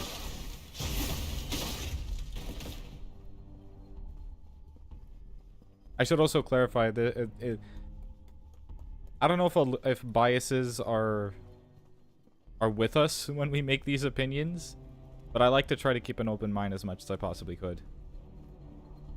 I'm definitely biased towards Dragon Ball, but I mean for this one.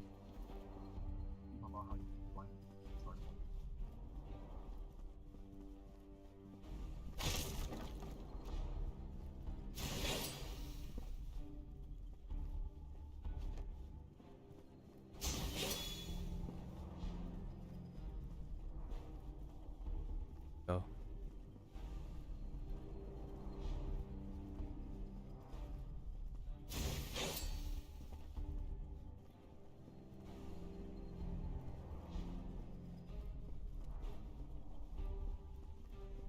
Oh, okay.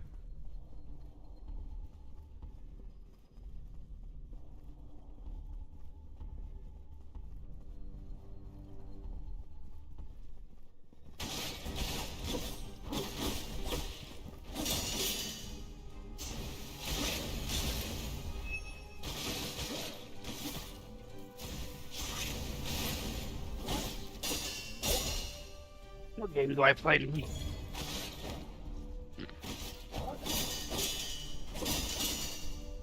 Is it time served by metaphor? How much is it? Full price.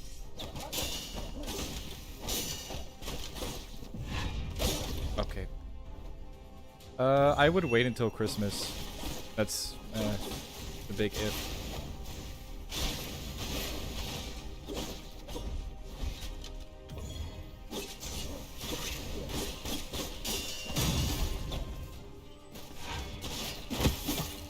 I don't know if it might actually be on sale during Christmas. I would say wait until Christmas, see if it's on sale. If it is, then awesome. Unfortunately, if it isn't, just buy it then.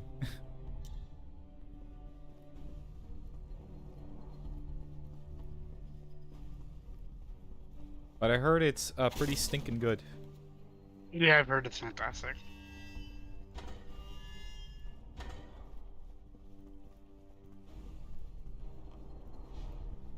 Another labyrinth, awesome.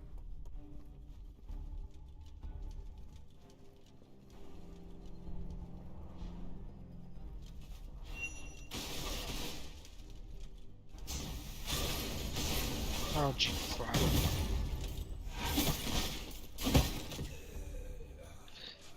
But I thought you wanted to save money. Shut up, Steph.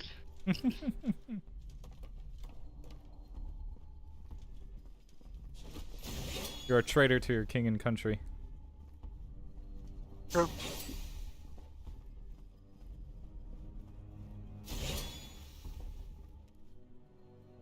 Am I?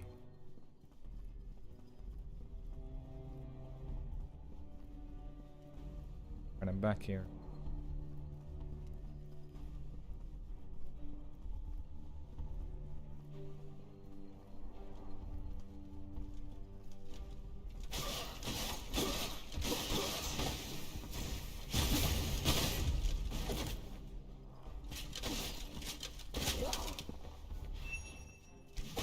Yeah, let's grind some Master Duel, fellas. Awesome. Did you die? No. I almost did. Over, like, competence. There we go. Give me the thing, give me the thing.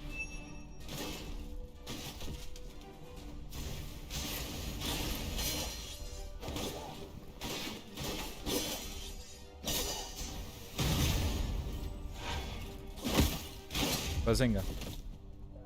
Bazoogle. Okay, something tells me that this is the right way to go if I'm correct.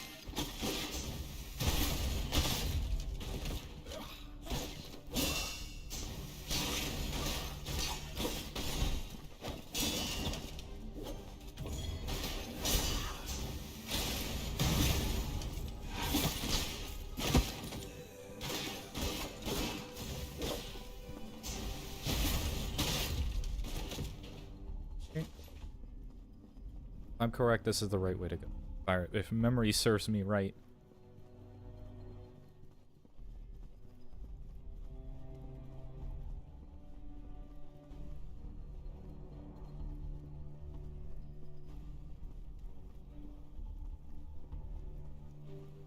We're branching paths, come on. Of course.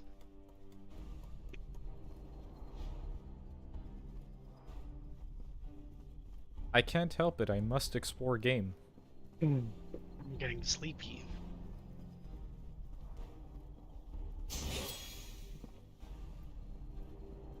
Caffeine really has no effect on you, huh? Nope.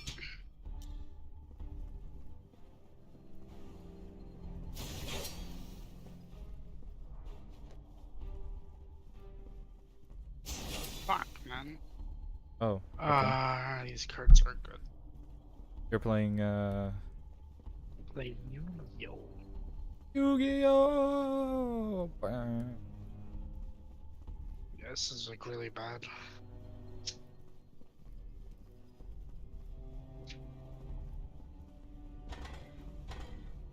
The fortress key. Well, I've explored all to my heart's content. Time to go on the main path.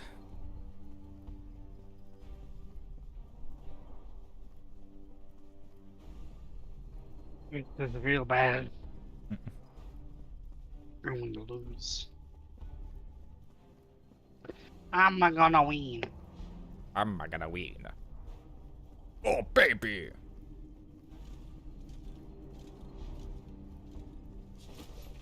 We should play Strikers again. That game I bought it full price. We played once. Yeah.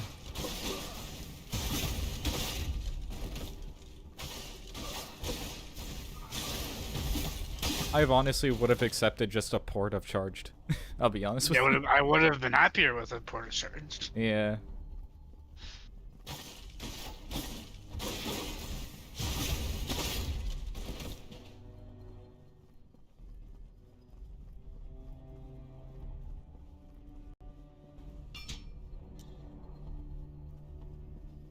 Diary of a Knight's Mother. My son's going to war! End quote. Alright, if I'm correct, this is boss territory. Yeah, this looks like a boss room. Yeah. Let me explore real quick, see if there's anything here. No? Okay. Alright. If I'm correct, this boss is kind of easy. I remember, I think, going with it on my first try. He's the type of boss that's incredibly slow, but he hits like a freight train.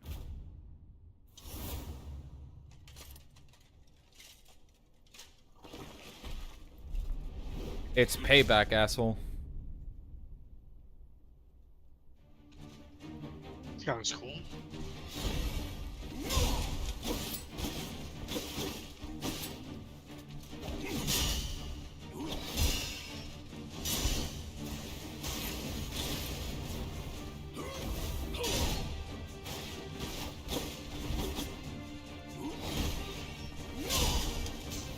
You're kicking your ass, bro.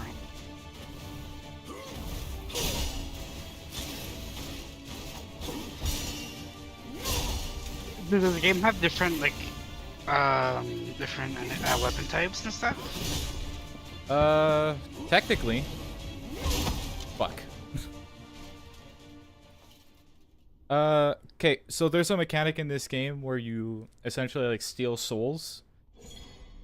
What it actually does, it's this attack. If you see my screen, it's this.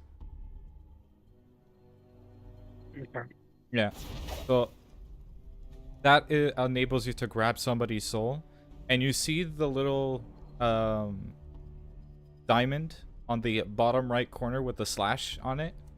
Yeah. You get their weapon type. Okay, just temporarily. Yeah, it's a one-use temporary thing only. Okay. I mean, you should steal his weapon, bro. I don't know if I can in this state. That's a really good question.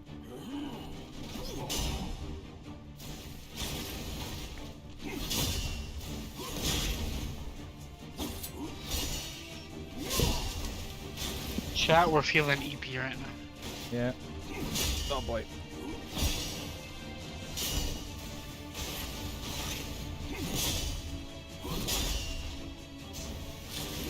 Ah, fuck.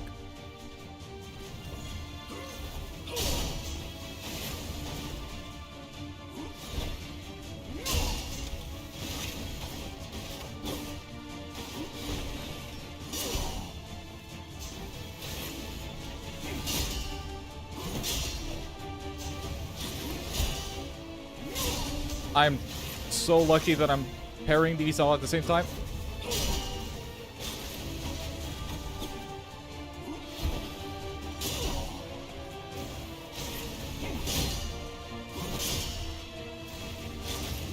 Ah.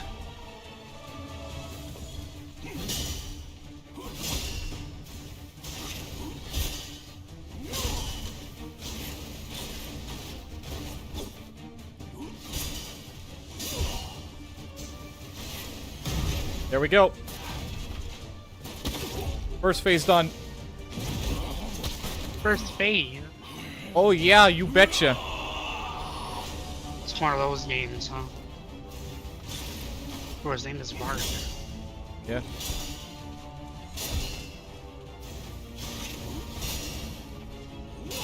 Oh, I blocked that. Oh, I wasn't gonna block that.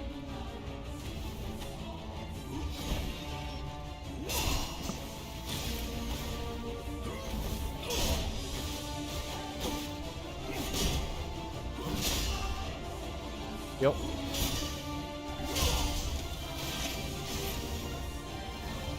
Play it safe.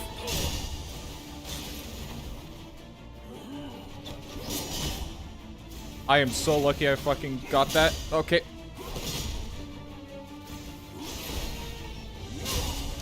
Don't take any chances. Back up, back up, back up, back up.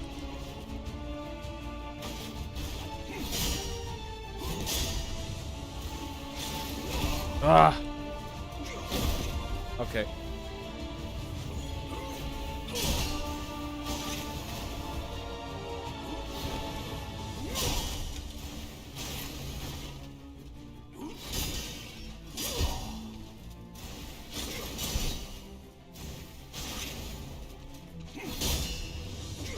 Ah, I missed it.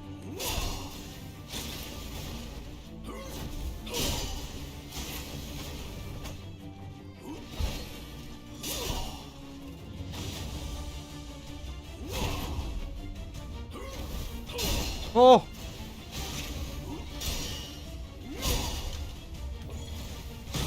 Oh, let's fucking go. You did Second try. Yeah, he's a very heavy, heavy parry boss. Oh my god. That was stressful. I'm so happy I remembered my technique when I did this on my first playthrough. This took me so long to try to remember.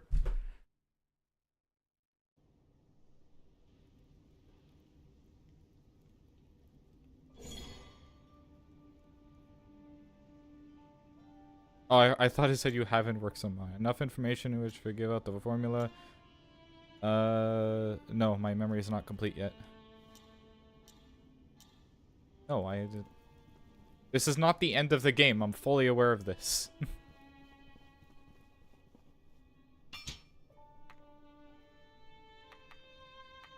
Right, Hermes Fortress, Subquest 1. And there goes the camera.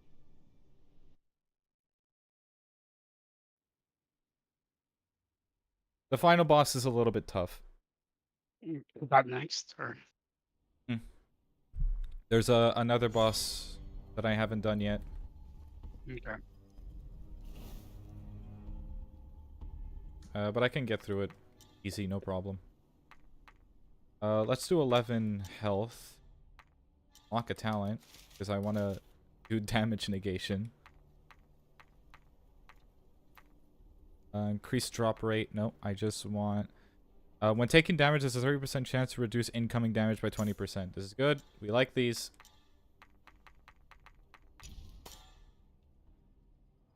I could do his broadsword attack.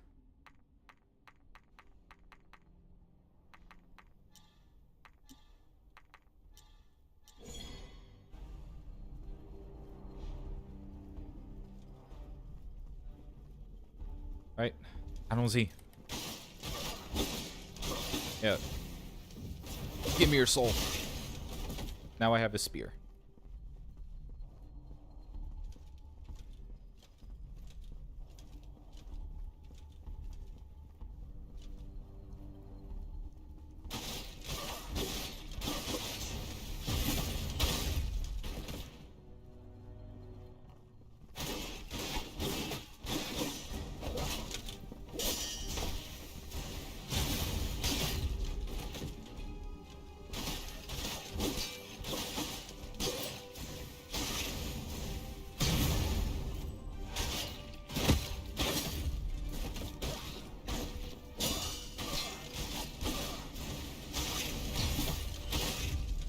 There we go. I want my health back.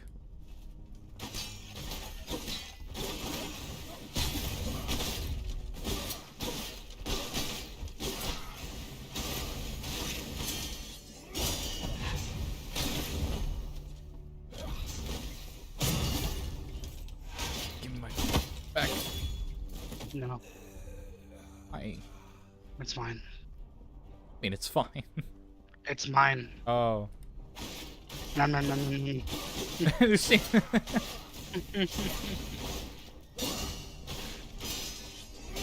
Oh my god, that was it. You know what? I am really fucking sleepy. I think I'm gonna go take a little nappy nap. Hmm? And maybe I will return later. Okay, okay. I'm here Enjoy. for another 4 hours. Yeah, I'll talk to you later, maybe. Talk to you later. Have a good nap. See ya. Bye-bye.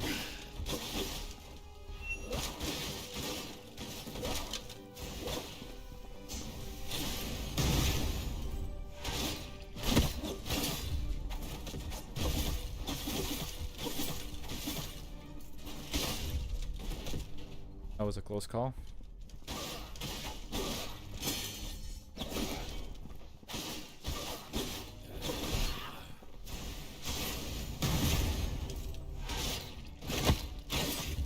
Shit.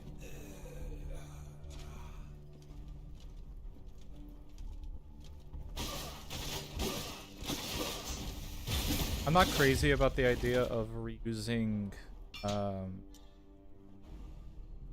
maps for the subquests, but I can see where they're coming from. Because the subquests, they were kind of just going like backwards, essentially.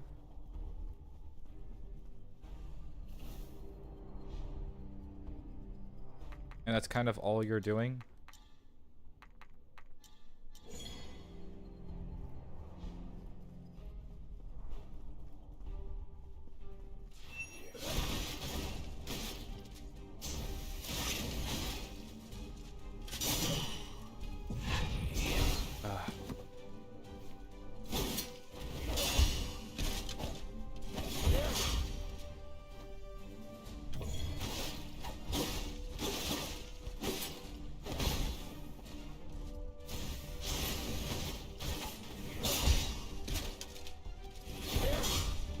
Why am I not timing this properly? There.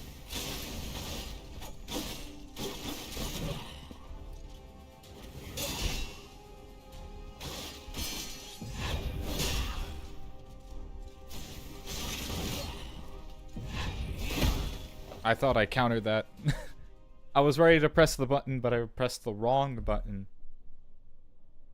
Okay. Not far. This I can forgive a little bit.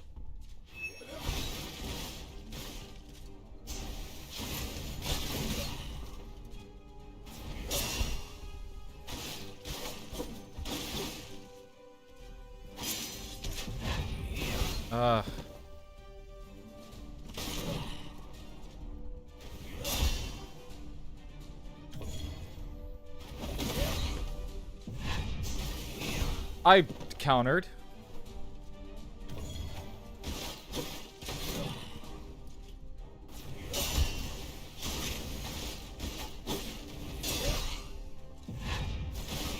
There we go.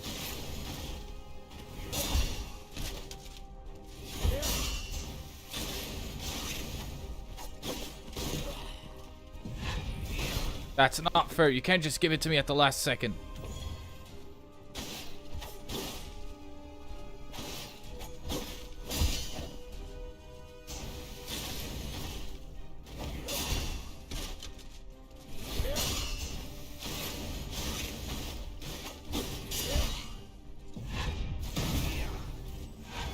There. My God. That was annoying. Where am I going? I'm not going there. I'm going... Oh.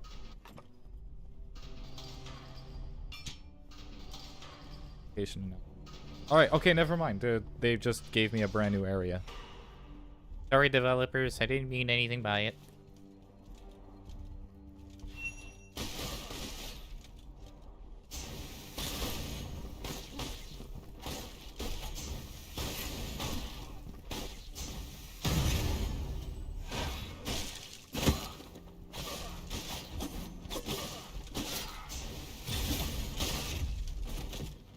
Thank you for giving me a new area in the game.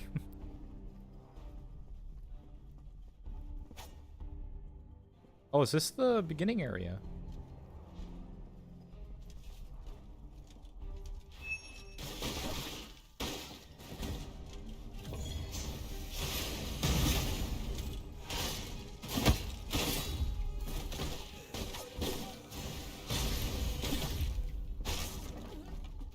That's interesting, actually.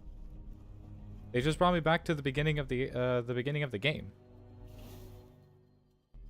That's incredibly cool. I need to...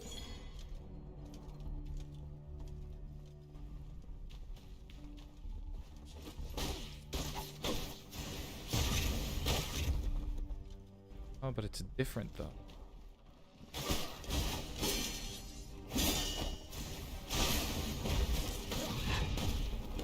I can't fucking move.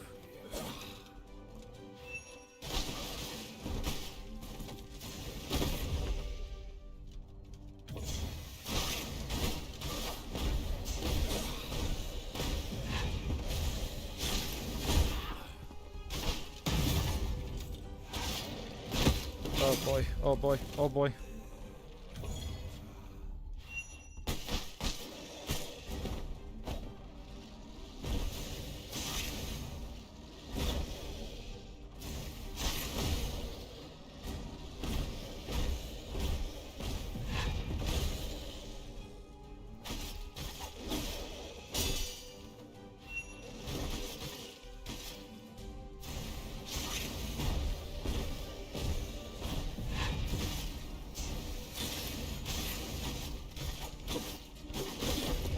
Okay.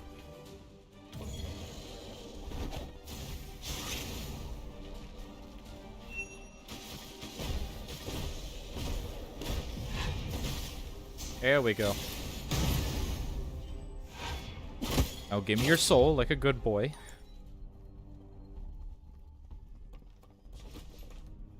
Pepper. Maybe I can create the pepper box.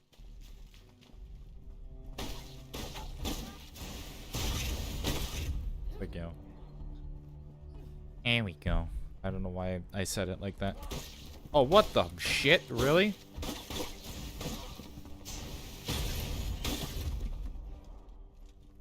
This has to be like the right way to go. I didn't explore everything. Now I gotta go back. Here we go. I've explored.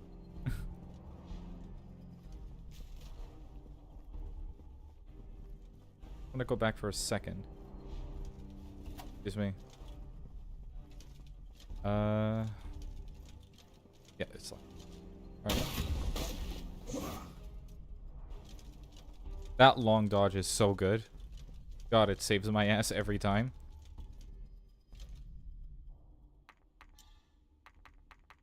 Strength. I like strength.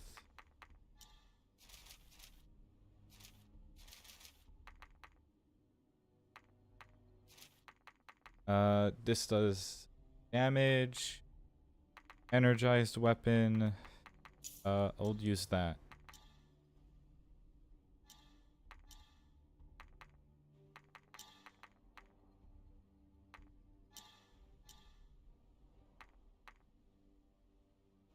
I'm gonna equip this.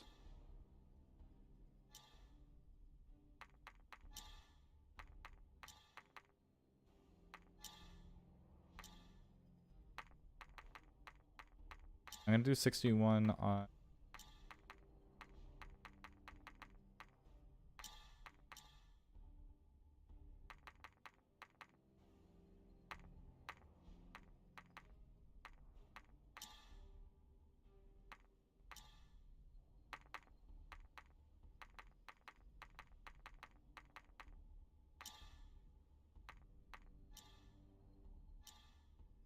There we go.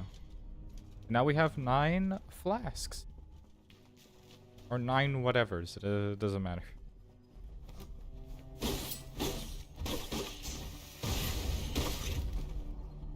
Go, take him out. Open it from this side.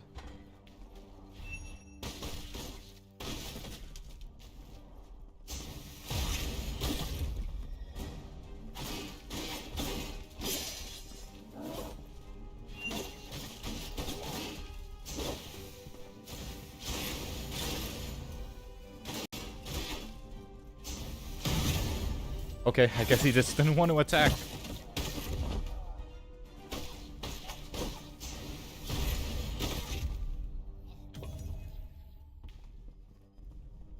It's not 300 health, but it does the trick.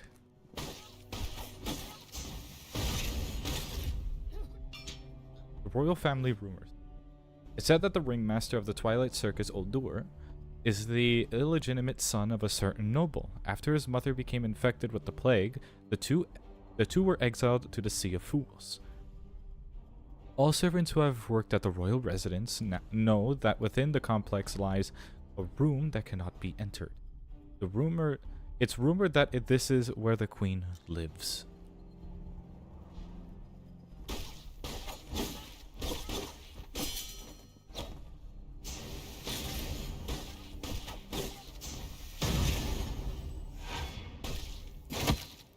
Wait.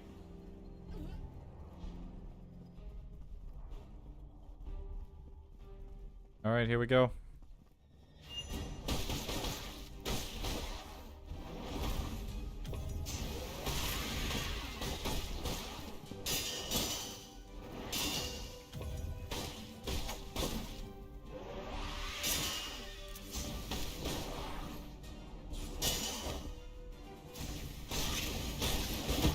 Okay.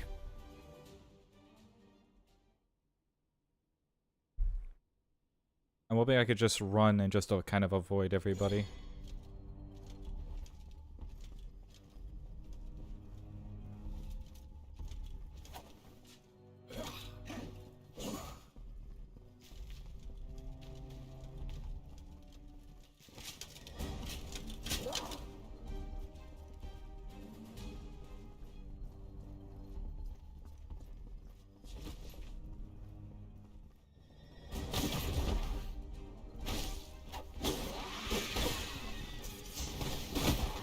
Okay. Awesome. That was so cool.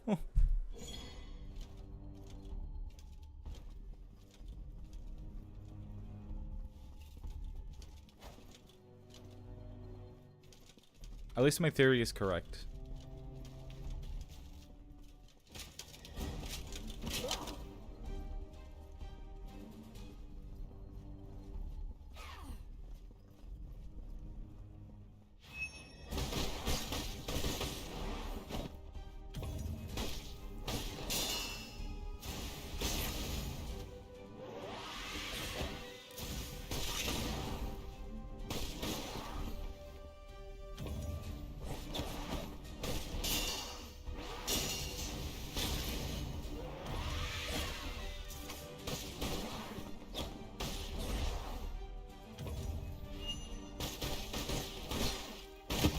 It does so much, he does so much fucking damage, it's insane. It's 89 damage per. That's fucking wild.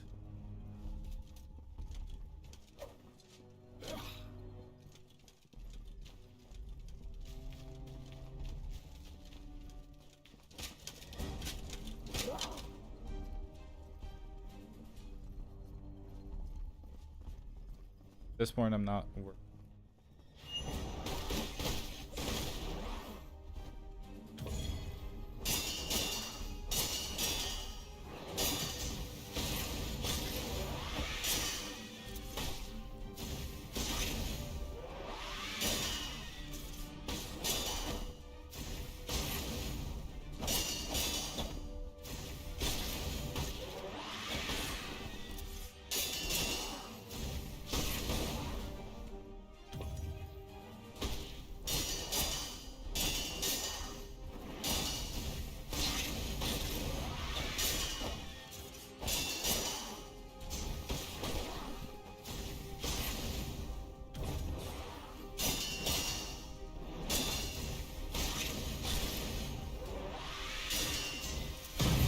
There we go.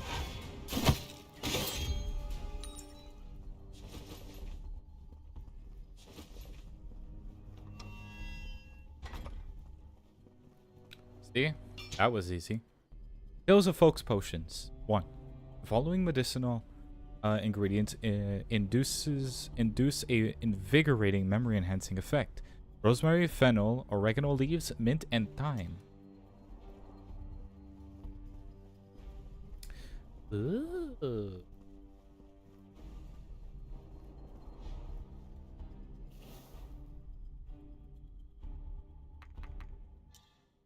And oh, we're good.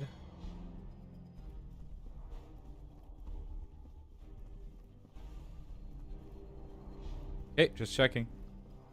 Alright, so this may or may not be a boss arena, but let's just go at it. Yep, it's a boss arena. I know who this is. She's pretty chill. I like her design. I like her fight. I don't remember her too much.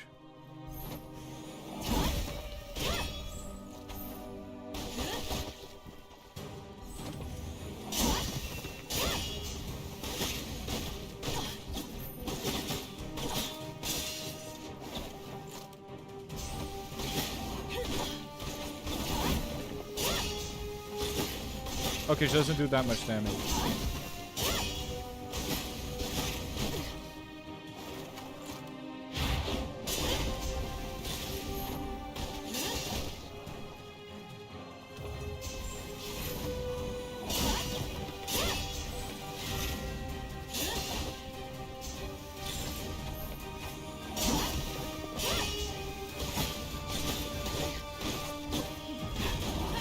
Okay.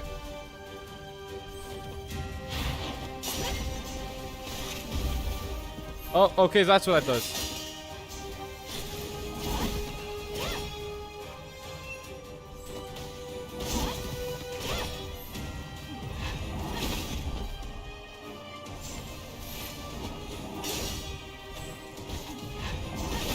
There we go.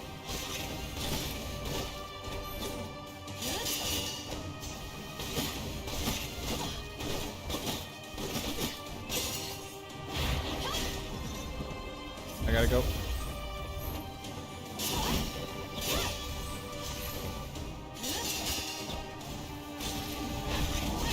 Okay.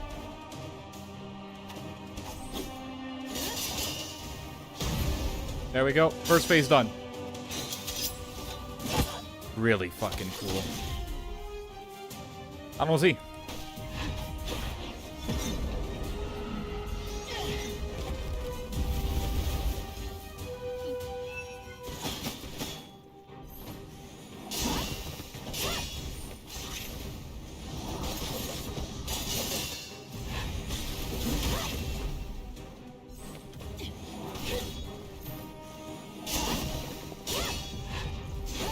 There we go.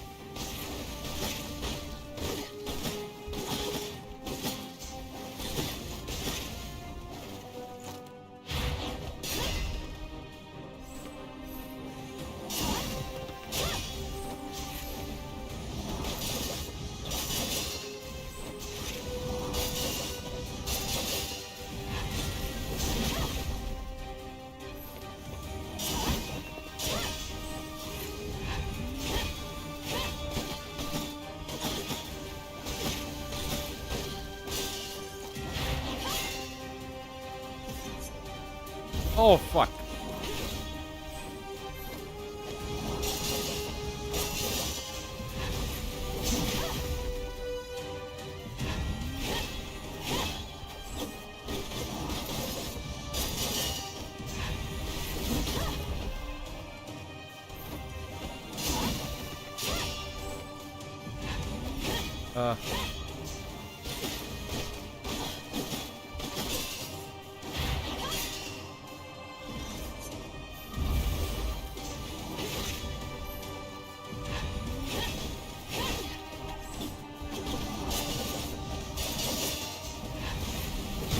There we go. First try, baby.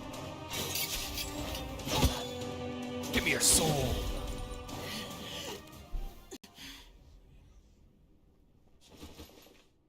Whoo! Oh, baby. That was clean. That would happen? Yeah, it fucking did. Here's to that. Damn, I'm good.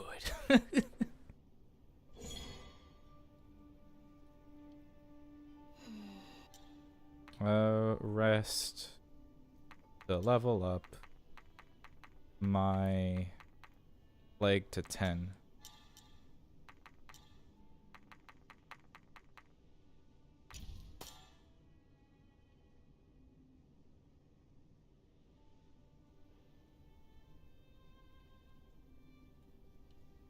Alright, it's like a spear that explodes. Alright, not bad.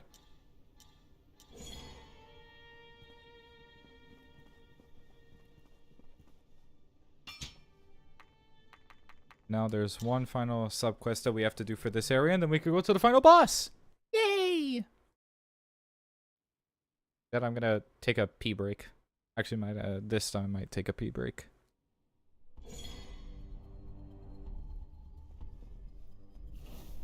Okay, that's closed. I guess I'm just going forward. Onward. Nope. Okay. Oh, no, we're going to here. Or is it through here? Nope.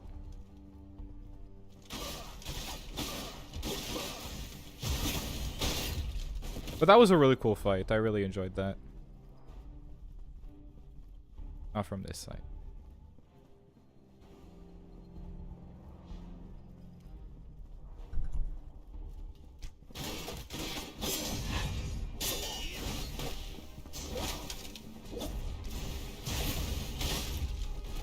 I'm not gonna fight this guy. Come here, come here. Fighting me here. Oh, I thought he was one of the tough ones.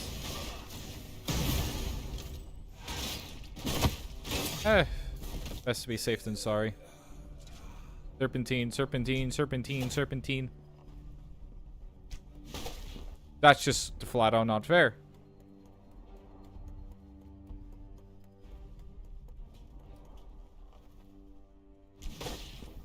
Okay. Asswipe.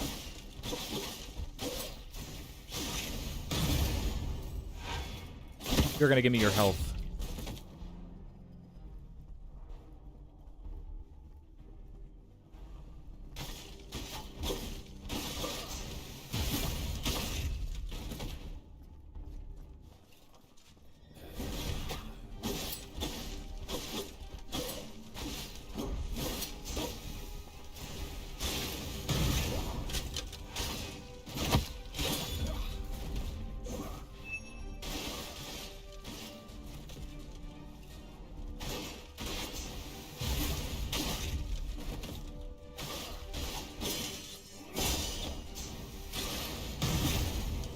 I'm so fucking good. It's outstanding how good I am. Outstanding.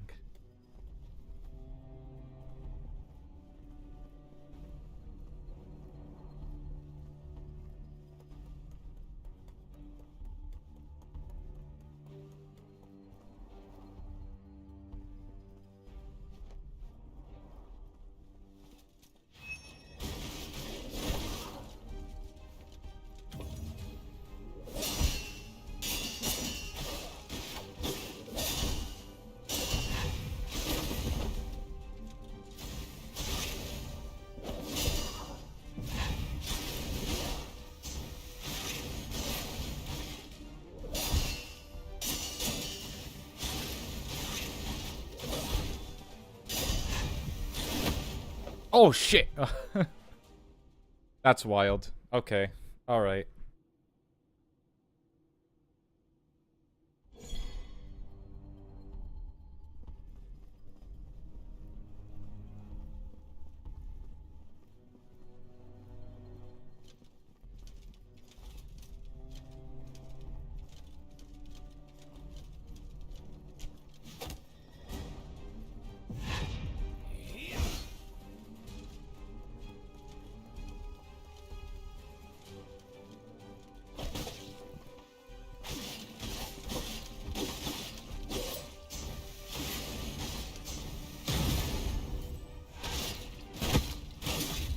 Awesome.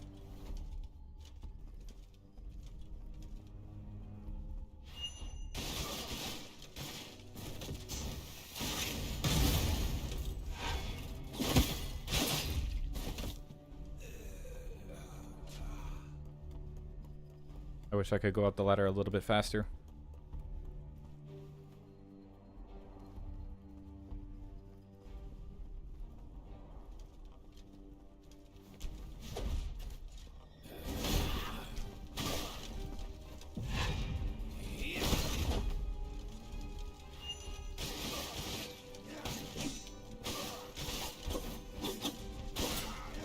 Yes, focus on that guy. Okay. Fuck this.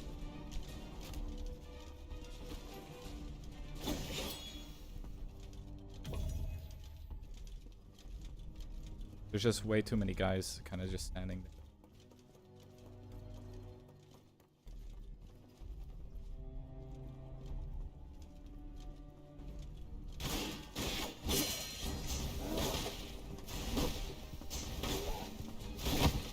Awesome.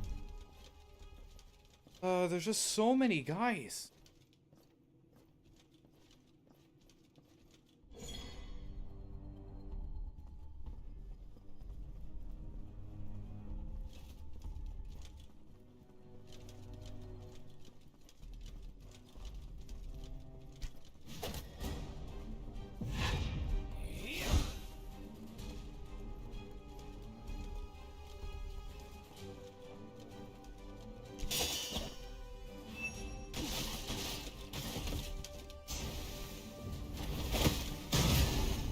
There, now I get the bow and arrow.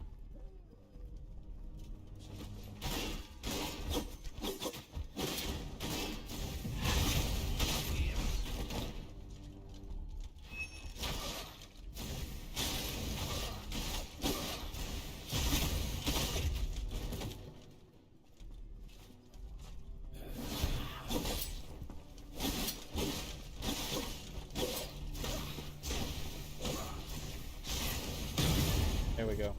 On the camera.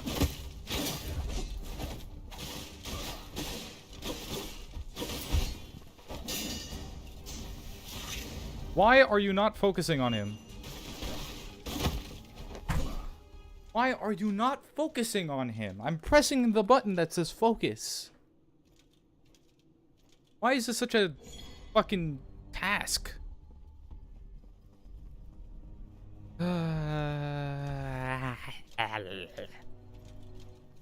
Apologies.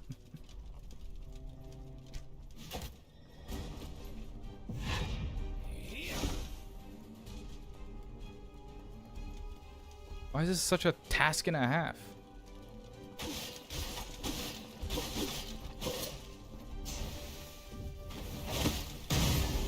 Gimme.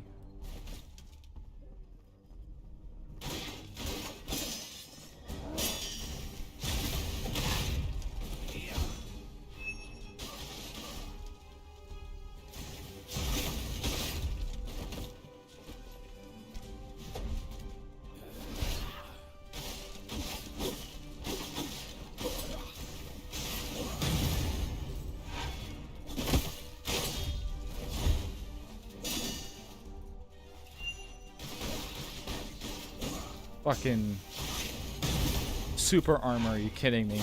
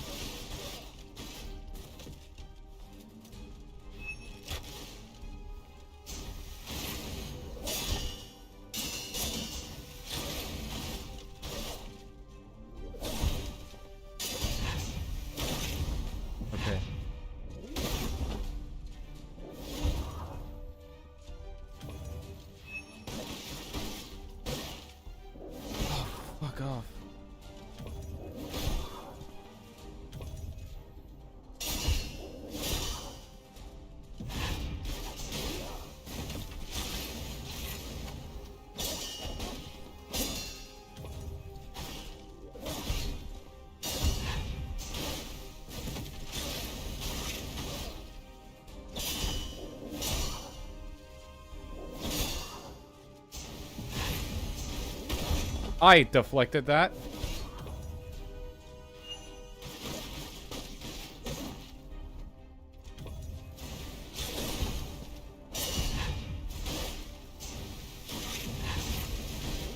I deflected that.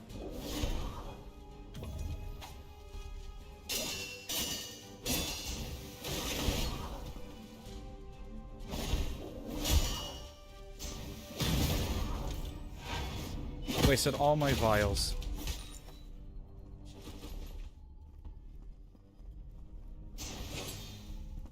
Troublesome. Civil Servant Notebook number 2. It all came from some information several months ago, which originated in the lower region of the kingdom's borders, the Sea of Fools. The captain dispatched her most trusted soldiers to investigate, who discovered that the circus was accumulating large amounts of alchemic waste. The source of the waste is clear, but as to who is commanding this still requires further investigation.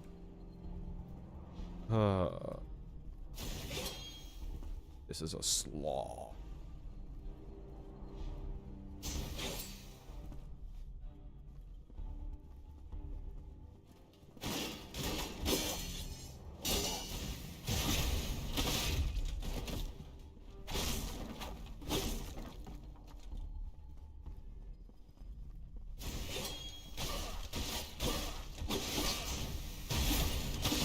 Oh. What do you mean I can't open it from this side? Fuck you. Oh, and I'm back at the beginning.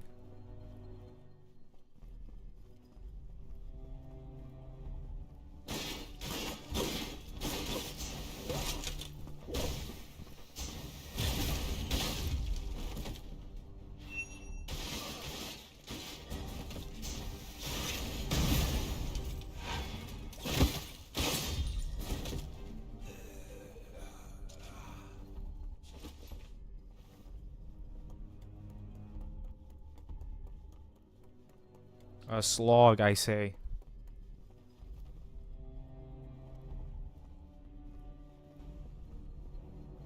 Don't get me wrong, the area is cool as shit, but like...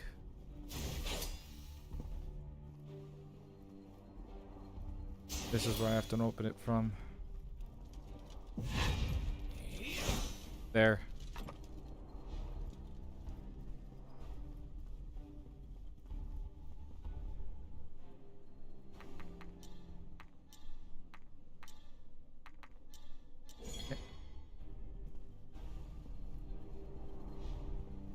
At least that's open now.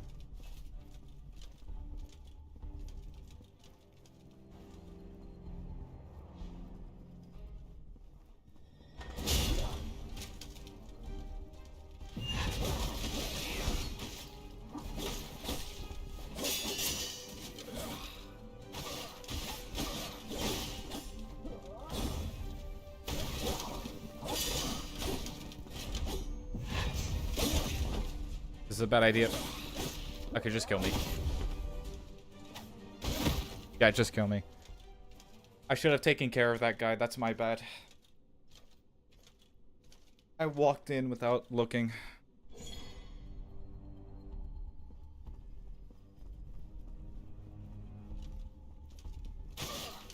That's the case, it's you.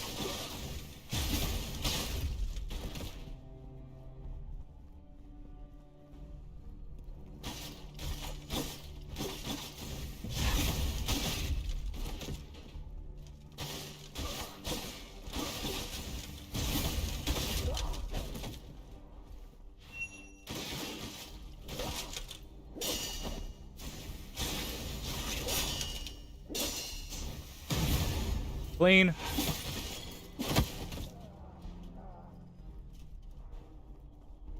Let him come down.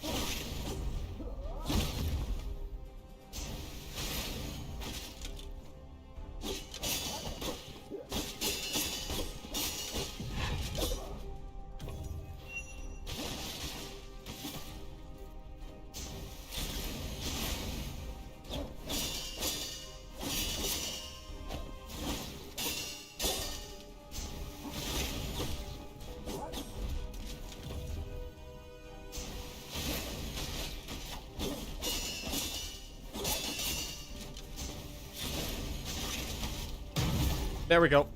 Fuck you. Fucking guy comes out of nowhere. Are you? I'm blocking. Fuck off.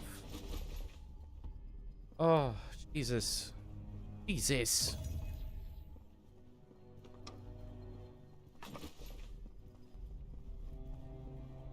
There you go. Now this pathway is unlocked. Good. Oh, baby. Can't open.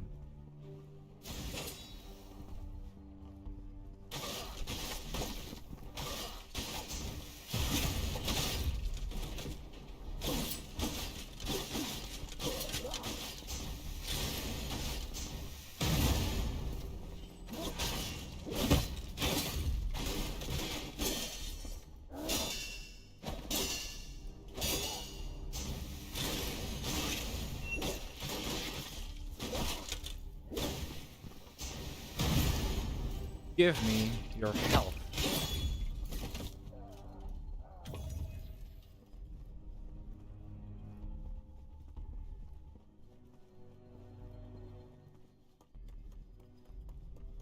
I don't know why I'm pressing the wrong button, as if it just makes me climb faster.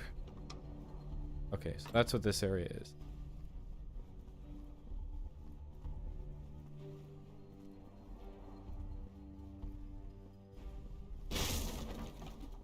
Nothing.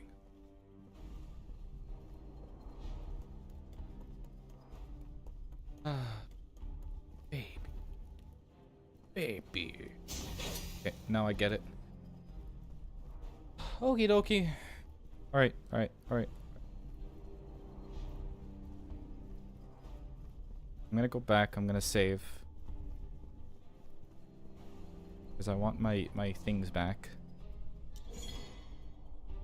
Then we... Actually, do I have enough to finally upgrade the potion entirely? Yes, I do!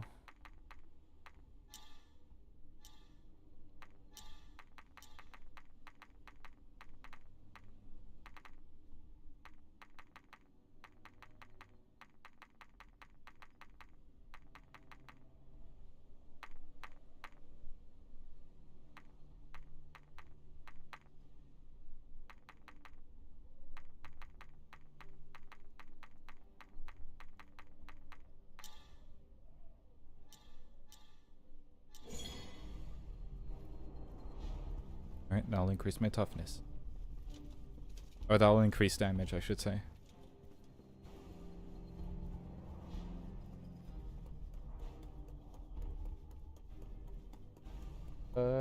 Ladies and gentlemen, we are going at 2 hours and 30 minutes. That's insane. I think I went the wrong way.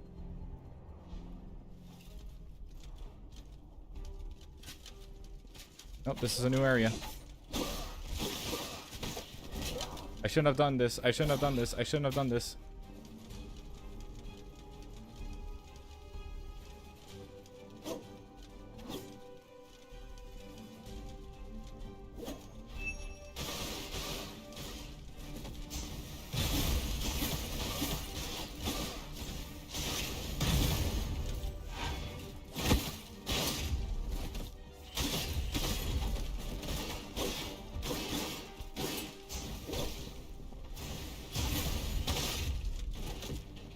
I'm just that good.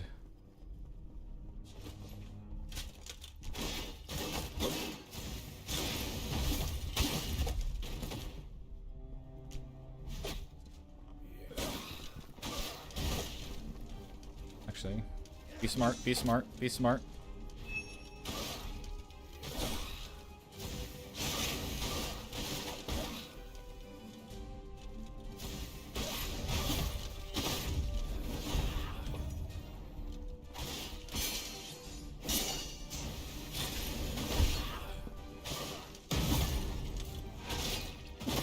Be smart.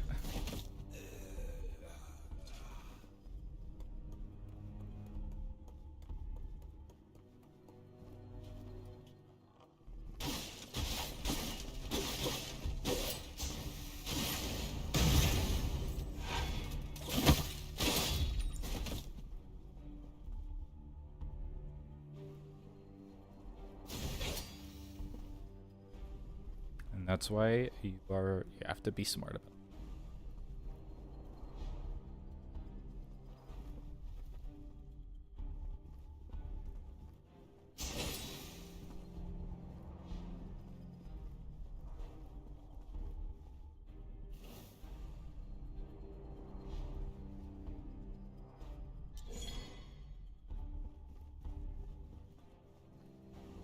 Oh, me or my? You again. How many of you's asses do I have to kick?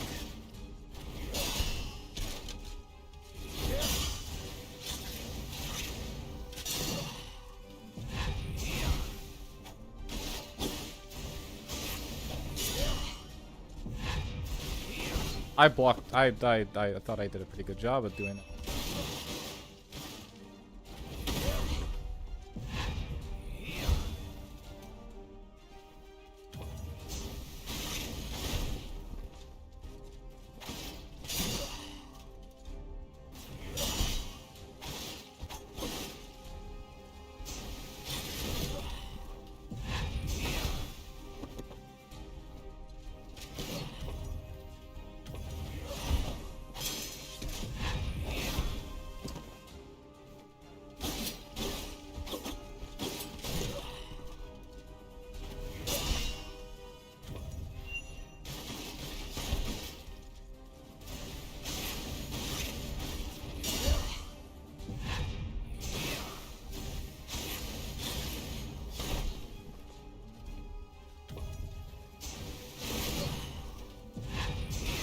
There we go.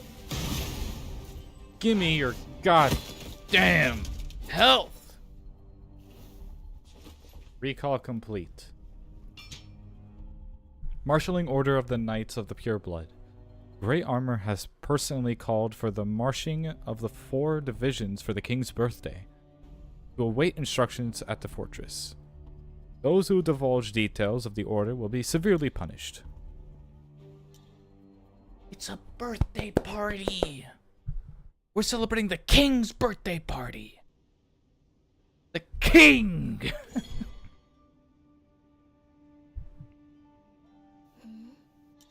Is there anything you can recall? Potions.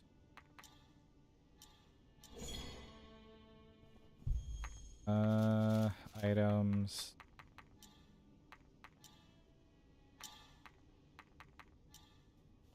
Feathers is... It's fucking hot.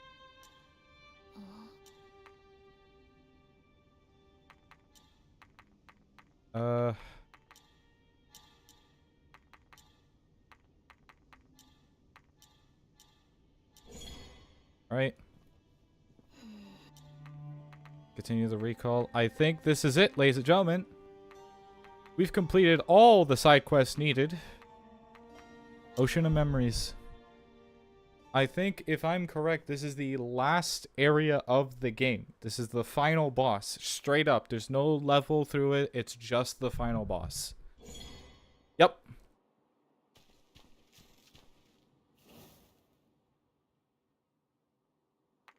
Okay, so I'm gonna leave the game running. I'm gonna go on a little pee break. And then we'll finish off the game right here, right now, at around like 2:30, 2:35 maybe.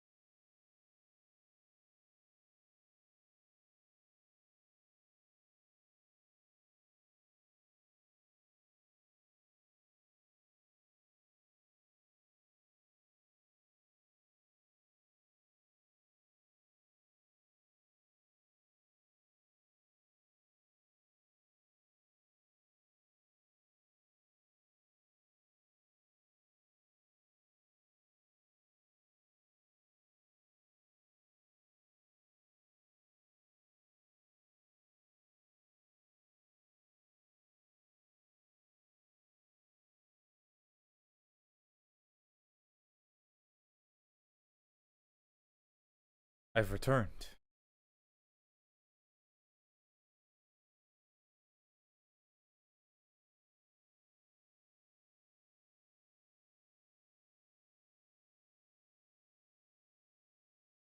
We're doing fine on time. I think we're doing pretty well.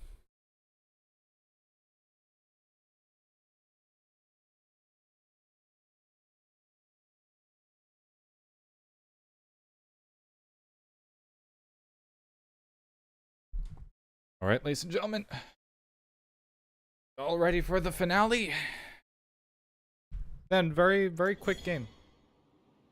It's not too difficult. It's pretty damn quick. You can get through it relatively easy. If you really want to go through the true ending, you can. You absolutely can. But honestly, I'm just doing a regular ass playthrough. We've seen that mask before.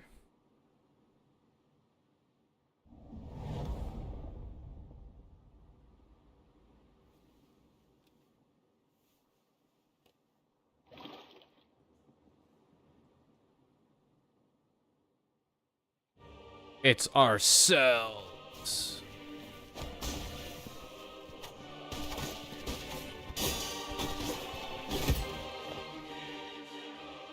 All right. This is the hard part. The final boss is a little bit tricky to get around. But I can do it, no problem. Not that I'm saying that like, oh, I'm skilled and I'll be able to. I'm saying that like it's not a boss that I'm like mad at.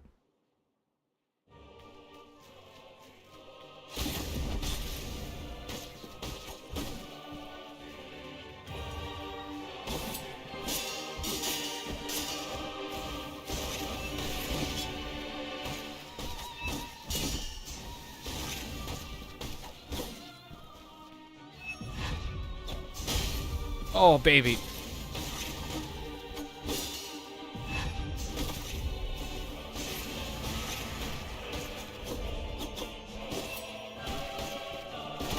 I thought I could have deflect that. Okay. Not terrible. We do pretty damn good damage.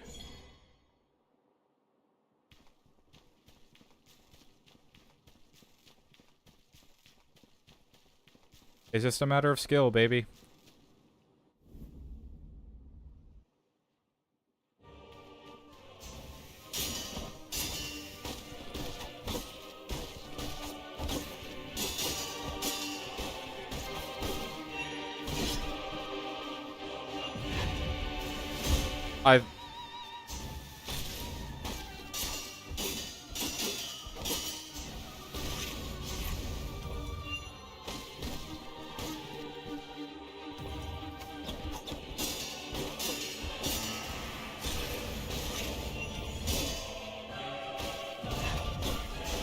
I'm pressing the trigger button.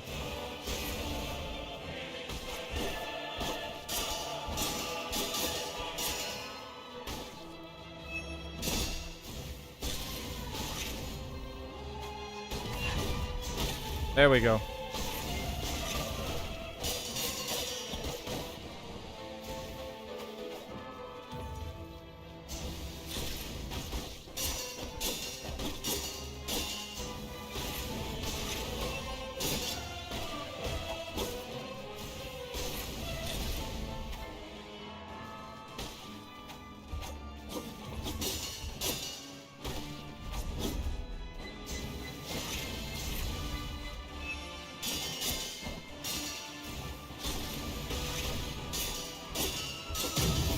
There we go. I think that's first phase.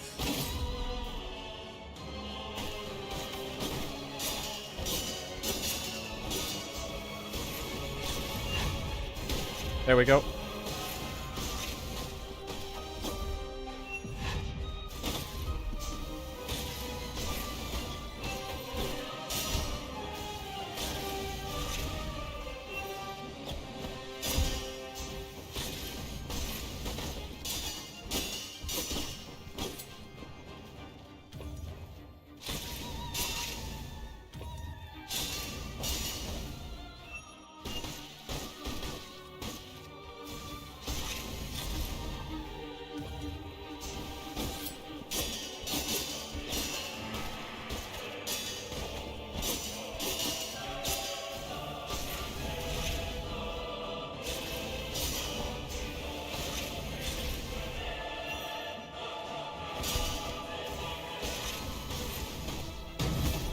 Second try, I guess.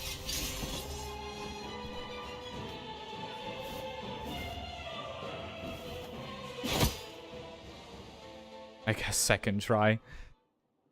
It's fine. We're good.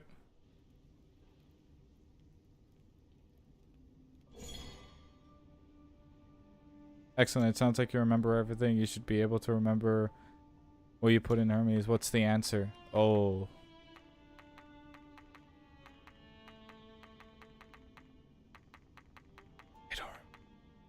I don't fucking... I wasn't paying attention.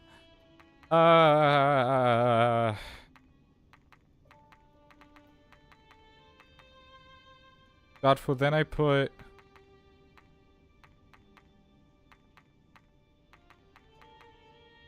Wait, can I go back? Nope.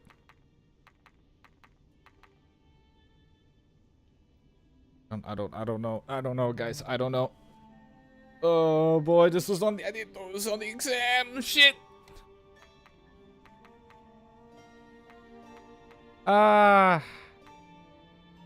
Shit. Hand Queen's Core, and now...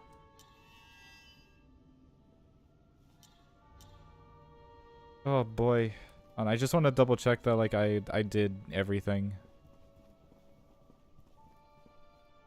Yeah, it looks like I've done everything because it's locking me out. Alright, here we fucking go. We got it completely wrong, I bet. I was not paying attention, like, at all.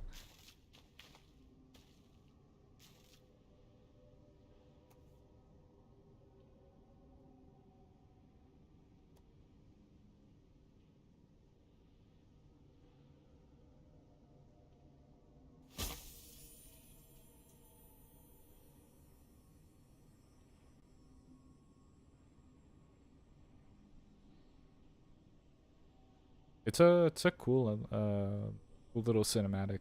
I enjoy it.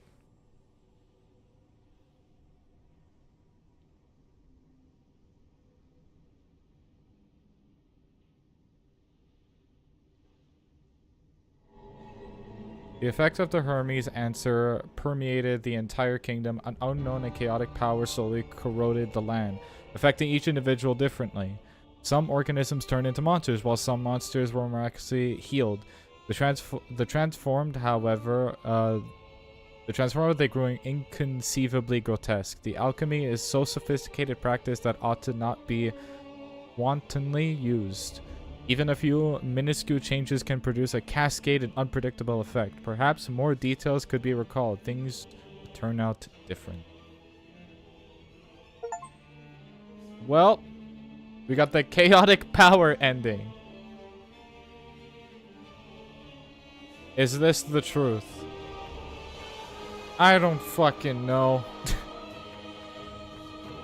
Sure. And that's Thymesia. Ladies and gentlemen, that was a fantastic game. I enjoyed it.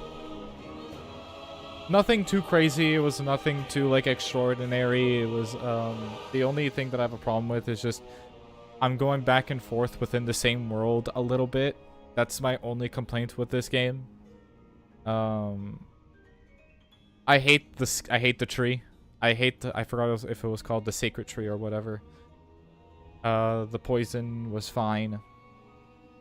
The poison sucked. I hate, like, it's just a personal thing. Like, it doesn't need to be taken into gospel, but like I don't like areas where it's just poison. Like, you dip your toes into a lake of poison, now you got like scarlet rot or poison or whatever. There's like a cloud just filling an area and you have to find it in order for the cloud to extinguish so you won't get poisoned or death blight or whatever. It's my own personal complaint about it. I thought first of all, the designs were great. Again, nothing too crazy, but it was still something enjoyable and something unique. I think my favorite bosses so far is definitely the Count. The Count and the woman that we fought, the General. To be honest, I completely, like, glanced over her name. I think it's Emerald or Ames. I couldn't remember. I'm sorry. But that's my own ignorance. I completely missed her name. She was a very fun fight, despite like me doing it on my second go. She was really cool.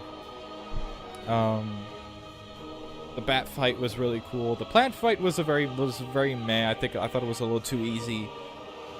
The night fight, like, all you really have to do is just kind of stay away from him, and then at least how I beat him my first time before like just parrying everything. All you really have to do is kind of stay away from him. He's kind of a little bit unremarkable, but still a fun fight regardless. What other boss fights were there? There was the bat, there was the plant, there was Odur twice. I'm not counting the third area of the sacred tree. Fuck that shit. That wasn't even a boss fight. That was just reach the end and then initiate cutscene. But the design of that creature was pretty cool. I like that. The story was fine. I think this game could have really used some voice acting. I know it's an extra expense, and that's totally understandable why they wouldn't go that route. And already game making is expensive to begin with. I don't know. I feel like what really gave FromSoft games their charm in terms of story, it's not a matter of just like going through item descriptions, whatnot, or like finding pieces of notes and papers, and so on and so forth. And it was really interesting to read some of the story. Like I was really fascinated with it. And there's still some pieces that I know I'm missing, but you kind of have to go look for them. And quite frankly, I don't have the time to just go looking for everything, and I have to look up a guide to know where all the notes are. It's whatever. Like, that's the only difference between the two. It's FromSoft games build story within items, and items that you use, and items that you can obtain, and are easily trackable when you have to look it up online. Like, how do I get the, I don't know, I'm trying to remember a weapon. How do I get the crystal dagger with the scarlet rot on it? And then it's a very specific item, and you can track it easily, as opposed to just note number 5 or note number 1. Like, I don't know. I like I it's very much like the combat. I think the combat is, aside from how the game looks, I think the combat and visual style of the game are the stars of the show. The combat was so smooth. It was so much fun. I like pairing. I like the plague idea where it's whittling down an enemy's health, but then you have to use plague weapons, or you have to use your claw to like get a big chunk of that plague bar all the way down before enemies can rejuvenate their health. I thought that was really interesting and a very fun mechanic, and it kind of adds another element of not only an element of creativity, but it also adds another element of, and it's weird for me to say this, but for lack of a better word, responsibility. It's not only a matter of hit all the way down, it's hit, but there's a chance that they can rejuvenate their health. I gotta remember to use my plague weapons. You know what I mean? And that was the reason why I kept using, I kept like increasing plague more than strength, is purely because like I want to get those chunks down, and it's so satisfying to just get those chunks down every time you use the claw or use any of the actual plague weapons, the scythe, the hammer, the whatever. It was really fun, really interesting. I found myself having such euphoric moments when you get the parries down to a T. Did you win, son? Yeah, I did. I finished the game. It was cool.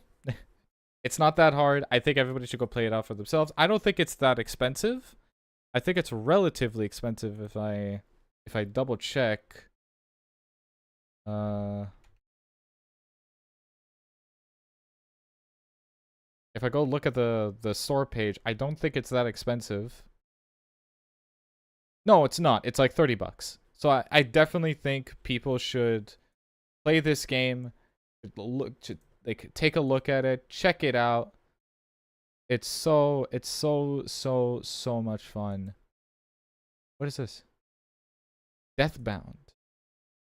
This is another Souls-like game in space.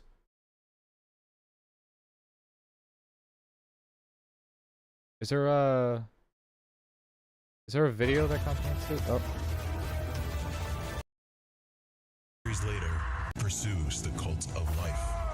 Is this name made by the same company, or is this? No, this is a completely different company. Okay, I got sidetracked. I got distracted. Yeah,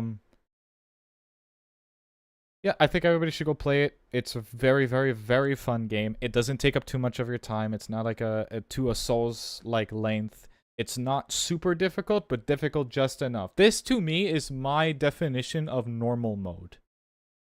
Just normal mode. If you want to play a Souls-like game on normal mode, play Thymesia. That's a really good introduction, to a Souls-like parry system before you start handling the bigger stuff, the heavier stuff, the harder stuff.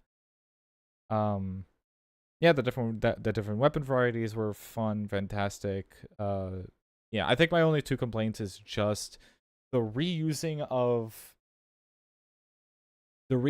some areas in the game, reusing a lot of like in order for the subquest. And I get it, like it's cutting down on development time, and that's fine. I personally would have taken a little bit more development time to create different areas within the level, instead of just going through the beginning of the level and just making something new, and then just like squeezing in an old level at the end, at least for like the third area that we traveled through.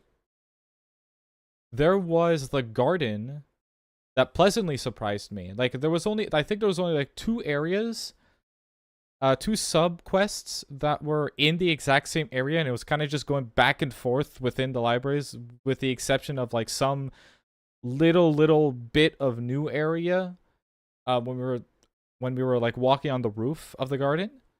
But then there was the second half of the area where it's like, oh, we're in a cave filled with blood and these crystallized blood, which was like really, really cool. I really enjoyed that area. It's that and just the coherency of the story. I think getting the piece of notes, or the different types of notes, to create that coherent story is a challenge in and of itself. And you're rewarded with a true ending if you get everything. But like, the motivation for me, I think it's a personal thing, where it's like I've went through the game. I've like I didn't think I sped ran through the game, but if I'm playing the game normally, and it's kind of just mixing in with the perspective of like, I'm back at this area again and I'm doing the same level but backwards, like it's kind of like, I don't want to, it demotivates me from getting all the notes, but I try to get them as much as I can on my first playthrough. That's the only thing that demotivates me about this game. It's just the coherency of the story. I think there should be story within weapon items, so it's also easier to take a look at, so we can try to track it down easier than note number 5.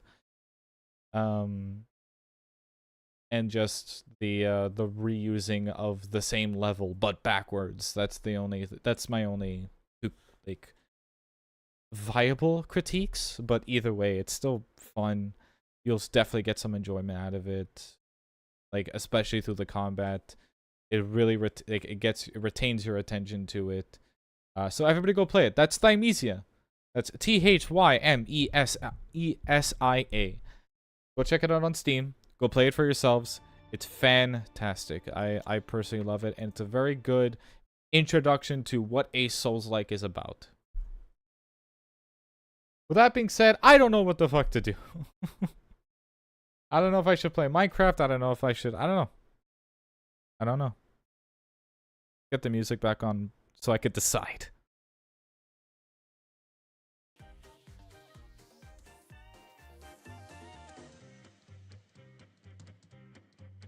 I'll change the thing to just chatting.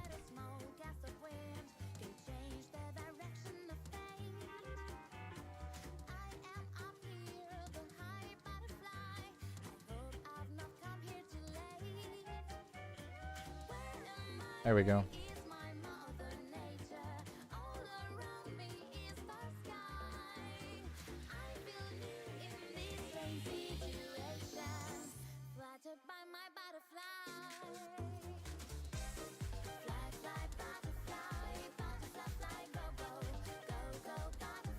Oh boy, Shadows of Archery race right now? No. I'm not prepared. I'm so not prepared. I've been through such an Elden Ring grind. I don't want to touch the game for a few months. For like half a year. I can't touch the game for like half the year. I want to come back to it feeling motivated again to dive back into Elden Ring, to dive back into the world of the Lands Between and the Land of Shadows. I want to dive back in with motivation. I don't want to dive back in feeling like, oh, I have to go back to Elden Ring again. Howard. No worry, we'll do it. We'll do it at some point. It'll happen. I promise you, it'll happen. There's just also a lot of stuff that I want to do first before diving back into Elden Ring. Like, I definitely want to go through an entire Bloodborne playthrough before Elden Ring.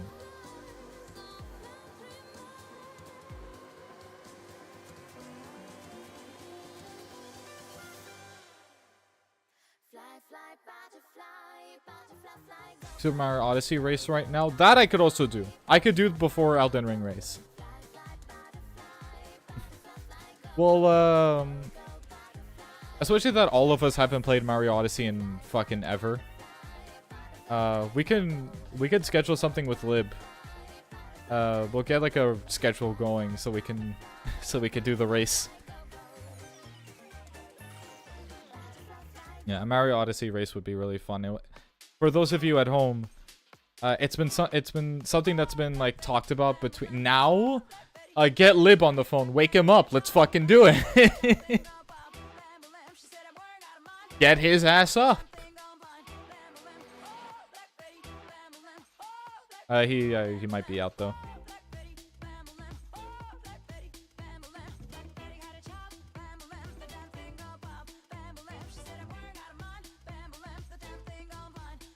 I need to get up. I'm still in bed. My guy, you're a bit eepy. Did you get a small nap?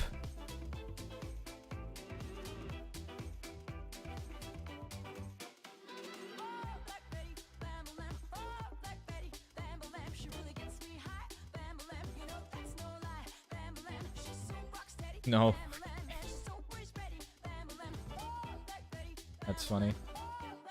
But relaxed a bit. Alright, cool. You know what you really need?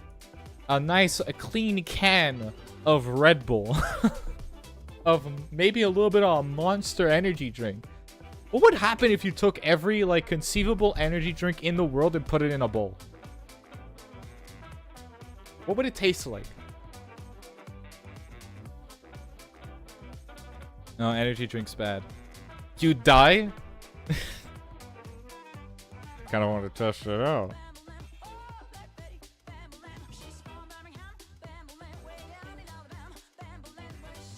Your heart would stop.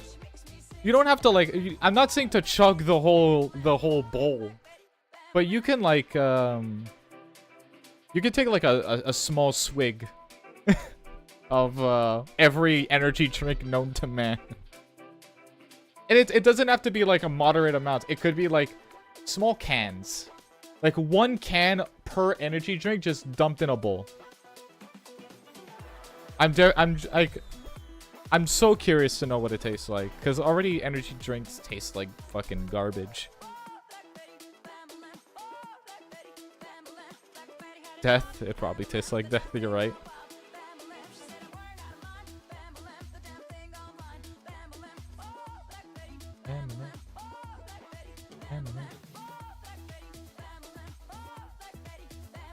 Ladies and gentlemen, it's close to 3 hours that we've been streaming.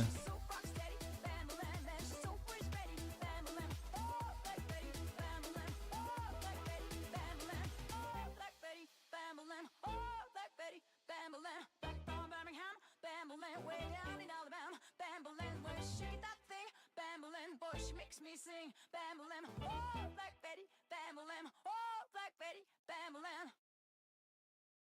Ladies and gentlemen,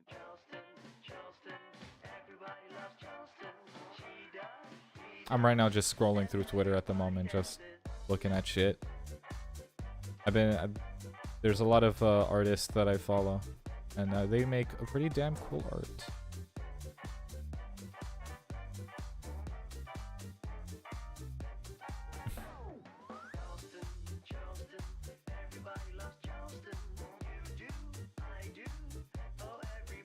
Oh, I just saw the tweet that Pat platinumed Dragon Ball Sparking Zero.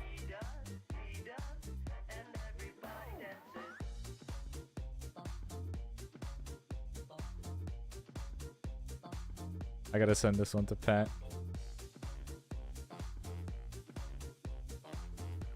Oh, so yeah, I just saw what you sent me. The Popeye horror film. Like, man, Sony did like a nice little animation test for Popeye years ago before it was changed into the Emoji Movie. I don't know why they didn't went with that. That's such a waste of time and money to just go like, fuck it, Emoji Movie. It's such a shame. You're disgusting.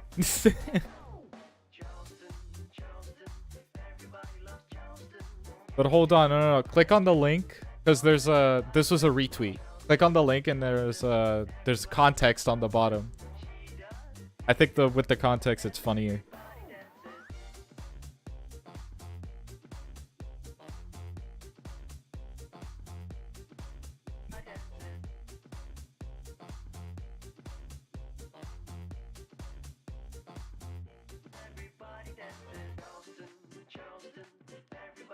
YouTube has been disconnecting me from my chat, from the chat on YouTube a lot, and I'm trying to figure out why.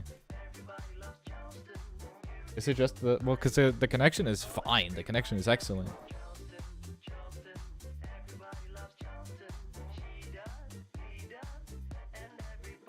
Fattest ass. So funny.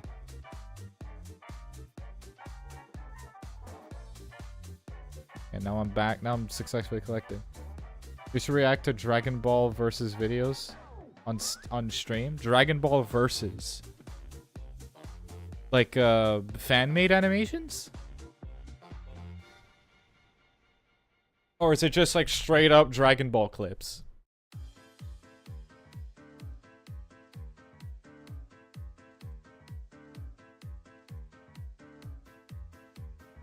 I just saw a video of Bramble, and that's definitely a game that I want to try to do on stream.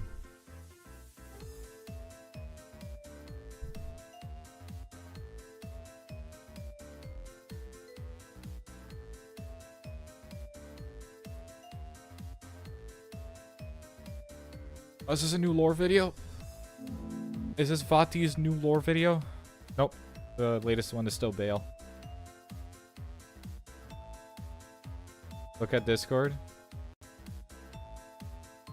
How can they could the Avengers stop the Saiyans? Marvel versus Dragon Ball Z. Okay.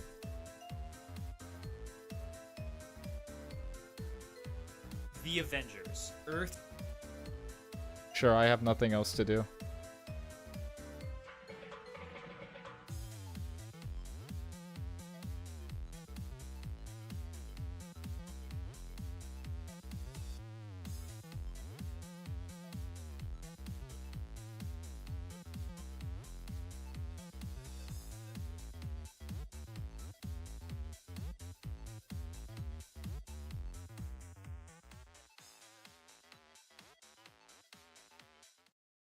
Mightiest heroes coming together from an unlikely by the way, this is from a video from Lonk's Takes.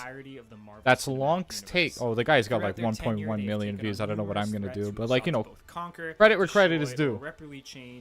Lonk's Takes. Entire universe. The current culmination and greatest threat to the Avengers has been Thanos, the Mad Titan, who successfully collected the Infinity Stones and wiped out half the population of the entire universe. But what if, in an alternate universe, the Avengers faced a very different group of alien invaders? ones who cared less about bringing balance to the universe and cared more about simply conquering it. What if the Avengers had to stop a Saiyan invasion? For this video, we will be covering if the Marvel Cinematic Universe versions of the Avengers would be capable of saving Earth from the Are we events talking of the about Saiyan saga. like First, with the arrival of Raditz, are we talking and about then like with the phase 1 to later phase arrival 4 of Vegeta era, and or Nappa. In is this it like scenario, phase 4 Raditz is arriving onwards? to Earth not because of Goku's existence there, but just because how it's disconnected from much of the universe socially, making it easier to conquer. We'll cover later on why Vegeta and Nappa might follow Raditz to Earth, but for now, the video will be a mix of actual power scaling and a realistic what-if of how characters would actually There's interact. been so many To begin, videos considering of the scenario as if the Saiyans Dragon are Ball directly power scaling. replacing Thanos during the events of Infinity or War, like, there was like a meaning that the lot of Avengers are trying to parodies disband and like it, just many of them are closer to calculation peaks of videos power, on like, at oh, least what's as a the team, actual due to power the of the nature Saiyans of the versus Saiyan like flight whatever. pods and how And they especially work. people compare In it this to scenario, the first MCU. contact with the invasion forces would be on Earth instead of on Thor's spaceship. I've seen a lot This of videos immediately with means this, the likes of and Heimdall I and think Loki like are alive, and 8 that times Thor out of is 10, never everybody all traumatized by agrees his that the encounter Saiyans with would fucking Thanos. annihilate this also the leaves me MCU, completely or at least a unaware of good what is chunk of the happening on MCU. Earth. Raditz would arrive somewhere on Earth, likely once again in a random field somewhere, just like in original Dragon Ball, and immediately begin going about his This video is business basically similar the to how he Saiyans did in the replacing original Thanos series, during Infinity looking for War. the highest Okay, so power it's like levels on kind the of planet. I think like it's likely that while interwoven, no humans on Earth would necessarily have an a interwoven scalable story suit, of like the sequence there of would be events objects of that would be giving Avengers. off higher levels of energy that the Which scouter might be able to pick up.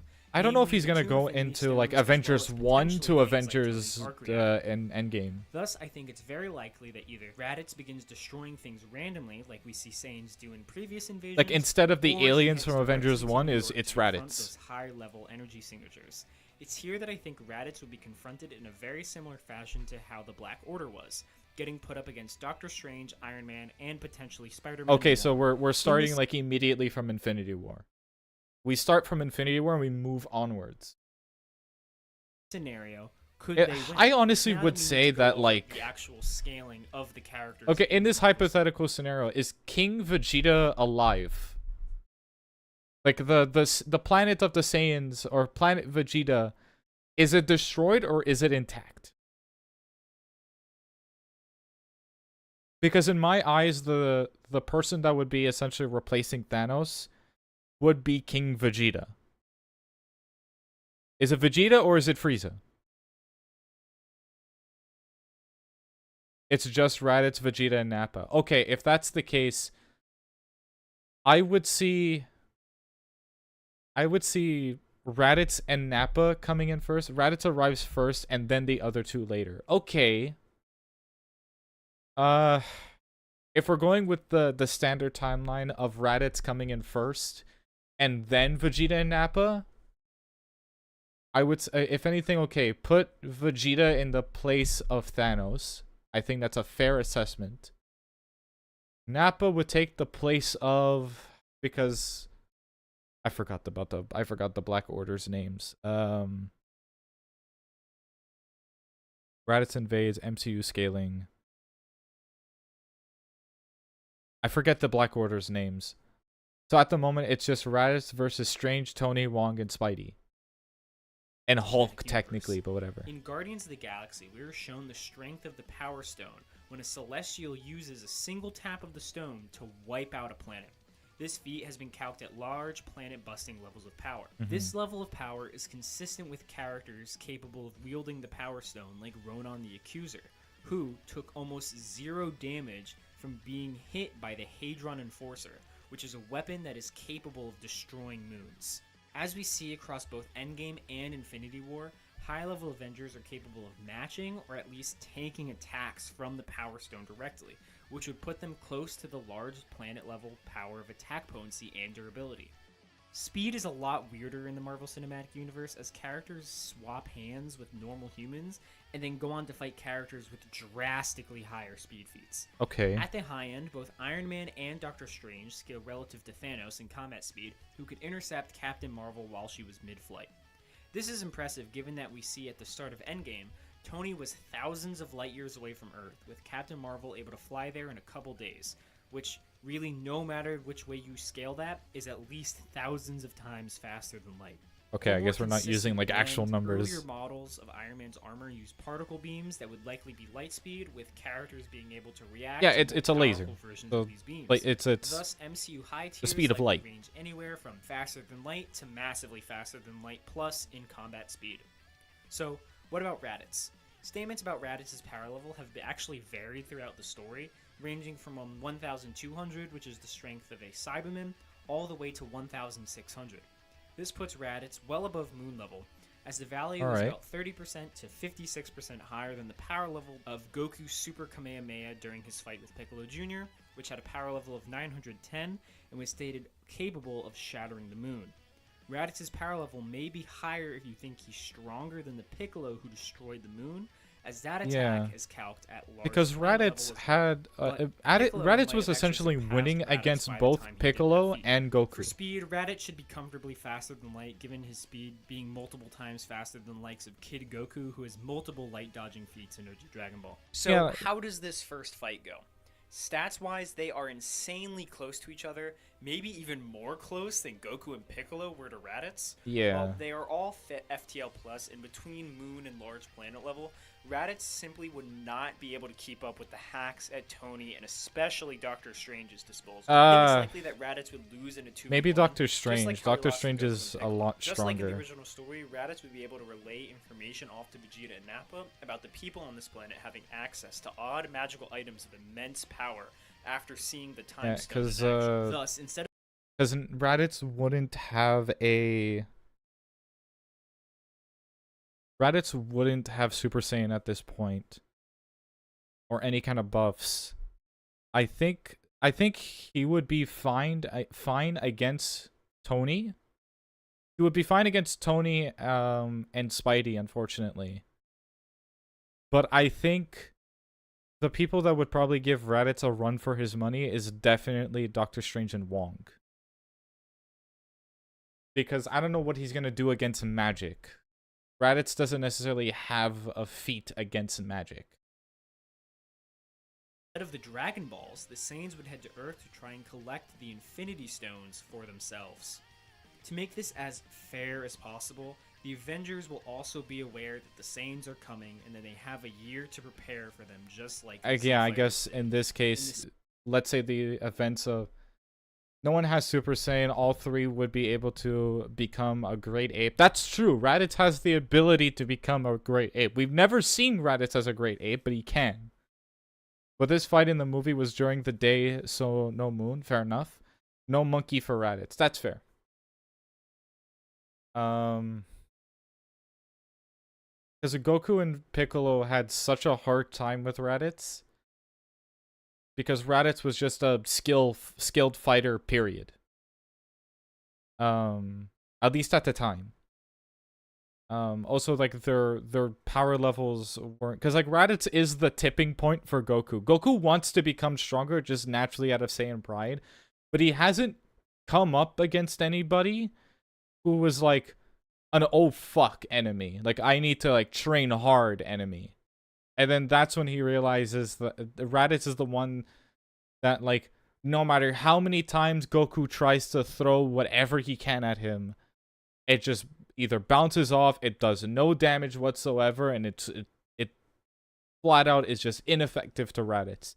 The only way in order to permanently kill Raditz was for Piccolo to charge up his special beam cannon in order for...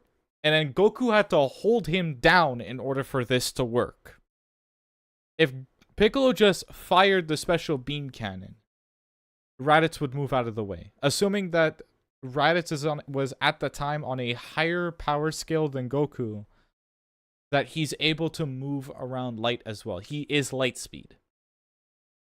Because even like the ki blasts that are fired in Dragon Ball, I'm assuming are at the speed of light. Like if Goku shoots a Kamehameha or Piccolo fires just a ki blast, a regular ki blast, I'm assuming that's at the speed of light. Because I don't know if energy is the same, has the same, I forget the name. Has the same trying to remember this name, not qualities. I guess qualities, I don't know. If Ki has the same properties, that's the one that I'm trying to think of. Ki has the same properties as a laser? I'm not sure. But for the sake of the argument, I think let's say he does.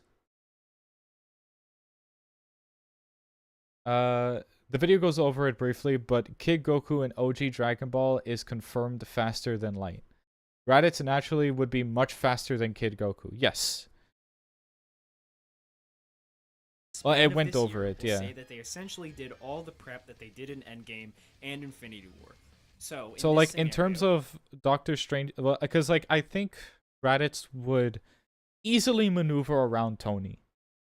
I think because Tony, this is in this hypothetical, because if we're going with Infinity War rules, the whole reason why Tony builds the nanotech to begin with, and there's a whole movie about it, is that he's deathly afraid of Thanos because of the sequence of events that happened in Avengers. So if we're just if Nappa's the first one to arrive, Goku would be incredibly unprepared. Not Goku. Tony would be incredibly underprepared. So it would just be, I don't know what mark it is, but it would just be like your standard red and gold suit. And because it's just, and we've seen the capabilities of the standard red and gold suit. I think Raditz would take out Tony. Raditz would also take out Spider-Man. Doctor Strange and Wong might prove a small bit of difficulty. Because let's just also say for the sake of argument, Doctor Strange and Wong also, like, every projectile that they'll shoot at him, because magic is a little bit unpredictable, is also faster than faster than the speed of light. Yes, I think Raditz would still be able to dodge it, but because magic is more trickery than anything, I think they would be able to incapacitate Raditz enough to get a good clean hit in. You're overthinking it. This hypothetical situation is just replacing Thanos and his army with 3 Stayins. Tony still has the nanotech suit in this hypothetical. Okay, if Tony still has the nanotech suit in this hypothetical, I still think the nanotech suit is still being underprepared for Saiyans. If Tony is still using the nanotech suit, I still think it's still underpreparing. I think Tony is still being underprepared. Because the sheer force of a Saiyan is unbelievably fucking strong. We're making, I think, maybe I glossed over it a little bit on the video, but I think it's confirmed even by the video that Raditz is at the very least, a moonbuster. At the very least. Tony, I don't think is on that level yet. So I think he would, in this hypothetical, at least the feasible way that I see this continuing without Raditz winning, is that Strange and Wong would be able to incapacitate Raditz enough for a good clean hit in. Either by Tony, either by Strange, either by Spider-Man, it could be whatever. I think it would just be almost the exact same sort of sequence of events as the first one. Yeah, Raditz is a planet level at least. Tony has planet level durability though. The ability went the ability went over it. Okay. Okay, but Tony doesn't move faster than the speed of light. He has planet level durability. The video went over. Yeah. Tony may have durability, but he doesn't have the power. He doesn't have the power and he doesn't have the speed. So I think Raditz would prove a problem for Tony. And the sequence of events, I definitely think that it would be pretty much similar to how Goku and Piccolo pretty much killed Raditz. I think it would just be, okay, we need to incapacitate this guy enough to get a good clean hit in. And I think that's the sequence of events that would happen feasibly in this hypothetical. I think Doctor Strange and Wong would either occupy or incapacitate Raditz long enough for Tony to get a good clean hit in. And it has to be like all in or nothing. This attack needs to hit Raditz, because if it's not, it's all over. It's similar to how Goku and Piccolo went over it. So now I'm curious to know when how Nappa and the Avengers handle. So like the video said, say that say they had like a year to prepare. So now Tony and everybody else is a little bit more prepared for the Saiyans.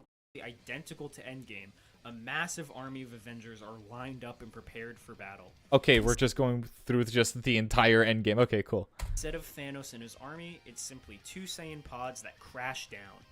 Just like in Dragon Ball Z, they don't want to simply destroy everything and risk destroying what they came here for, so they don't just blow up the planet the moment they arrive. So, can the Avengers win?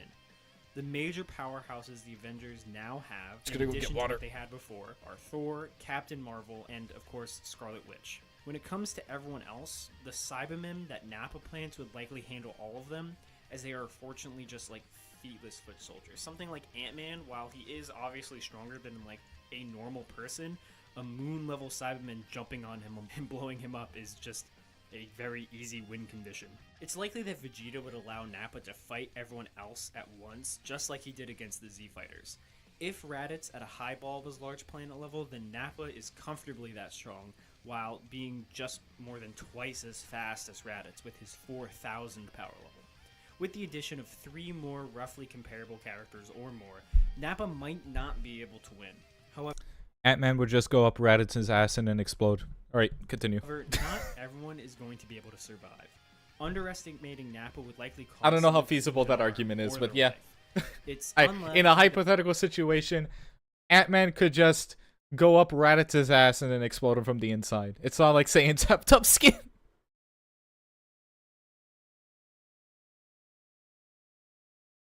I'm just saying it's possible.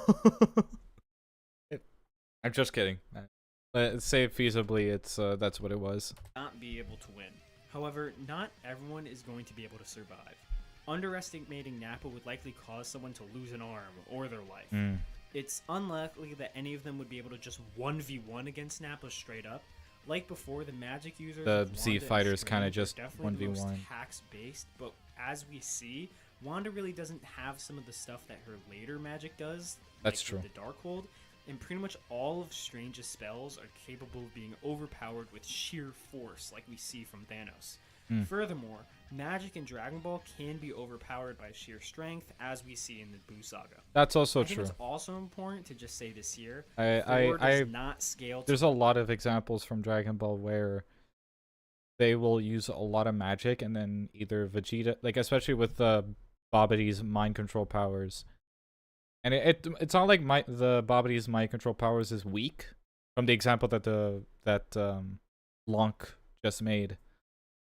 By the way, Lonk's takes. Go subscribe, go follow, go watch his videos. The point that Lonks was making in terms of like magic, or as an example of magic, Babidi is like pure magic based. And like his mind control capabilities is incredibly strong, but just Vegeta just through sheer willpower just doesn't want his mind to be controlled, and then it happens. Like he takes back his body. So there's a lot of different outcomes of where pure strength could just overwhelm magic. The full power of the Infinity. Which, in to extent, I think if that's the case, then Raditz. I don't mean to go back to Raditz because I want to continue the video. We're pretty much at the end of the explanation here. Raditz would have the same sort of strength, no? Am I wrong on that? In terms of like when he's fighting Strange and Wong, wouldn't it be the same thing?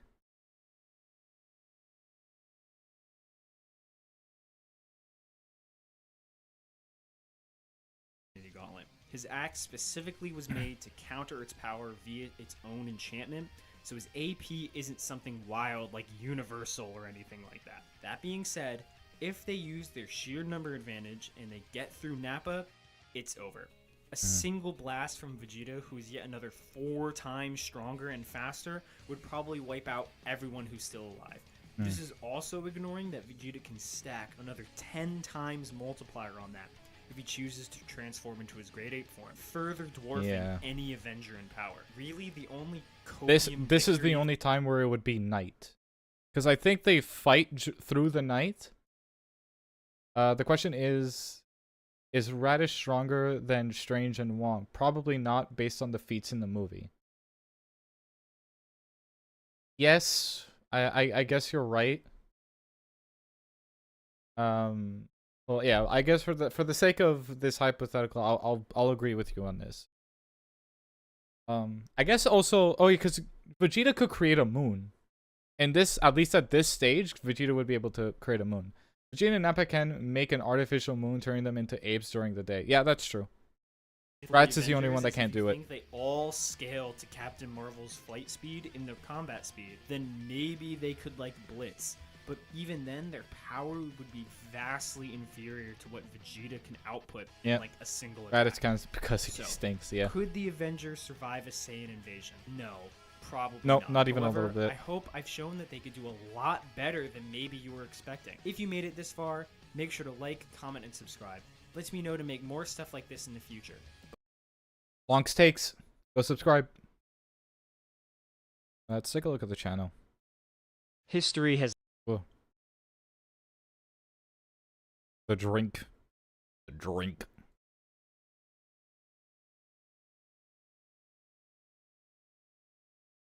Nappa versus Madara. Interesting. Versus Kaba. Would win. Ooh, this is an interesting one. Alright. That's not a terrible versus. They're basically the same character. Versus What If. I'm curious to know what other verses he has. What is this? Can Batman survive the Shibuya incident? The JJK. Interesting. Can Hercule defeat Homelander? That's a tough question. Because Homelander versus Hercule is based. Let's check it out. Fuck it. Let's check it out. There's something else for us to do. With Homelander coming to Mortal Kombat this week and The Boys Season 4 starting today, I thought it would be a perfect time to take a swing at power scaling the most powerful and popular character from the show, Homelander. Which is interesting because Homelander is a basically watered down Superman. Issue with scaling Homelander, though, is that he pretty much loses to everyone from everything. He can't beat Omni-Man, he can't beat Spider-Man, he can't beat Deku, and he certainly can't beat Goku. So yeah, who could actually be an interesting fight for the most messed Yo, up who's this? It's me, it's Libertino. Oh, are you out in the wilderness? Yeah, I'm at Lina Gru Metro. Oh wow, okay. How was your day out? It was great. It was great. I loved it. Did you get anything? I'm hungover. You're hungover. Yeah. Oh yeah, because you went to Ben's. Yeah, we went to the man cave. Oh yeah. You went crazy. Yeah, I went a little nuts. Went a little crazy. Had a lot of butter ripple. Let's go. Did you have ice cream with it? No, but we did have. What'd you have? We had mud shakes. Let's fucking go! Ben and I are mud shakes are based. Dude, when we tried mud shakes back at the cabin, or the cottage, like I think about 2 years ago. God, we were euphoric during that time. It tastes so good. How have I never heard about it until mud now? Shakes are This is the first time I had it. Mud shakes are it's literally pudding drink form with alcohol. It's delicious. It's so good. It tastes like pudding. Good. It tastes like it depends what you get. There's I think there's chocolate, there's caramel, and then there's vanilla.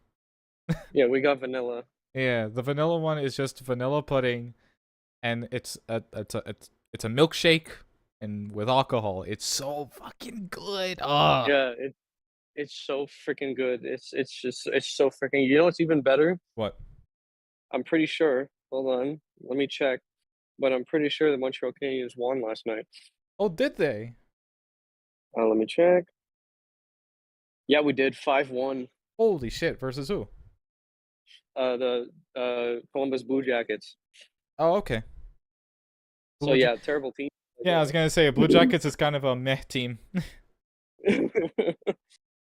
So we have to wipe it in the face of Stroh because he's from Columbus. Let's go. I saw him this morning. I should have said something. It was funny. Alright, I like, gotta go. The train's getting here. It was funny. Alright, We were talking about you earlier. We thought that you were out hunting. I completely forgot that you were out at Ben's. No, my dad went hunting though. He Oh. didn't get anything. All right, get home safe, yeah. Yeah, when I get home, I'll join the call again. Okay, okay. All right, ciao. Ciao, ciao. All right, lads, continue the video. Well, how about one of the supposedly weakest characters to exist within the universe of Dragon Ball? The world champ and savior of the universe himself, Mr. Satan. Both of them are known for having massive fan bases in their respective universes and are constantly manipulating and That's covering the things only. up to protect their That's the image. only But thing is if that both like of them were to fight, who would actually tough. win?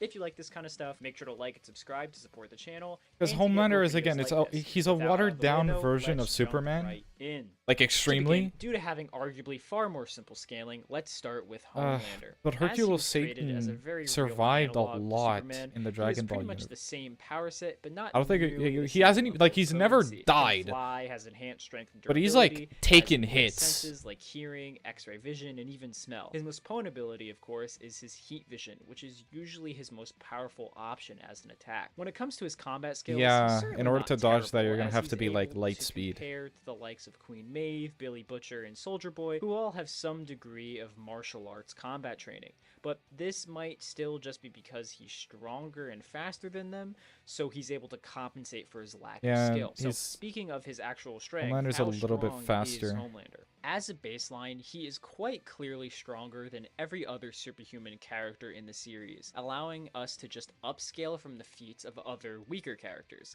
And for the most part, a majority of Compound V enhanced superhumans sit around wall level.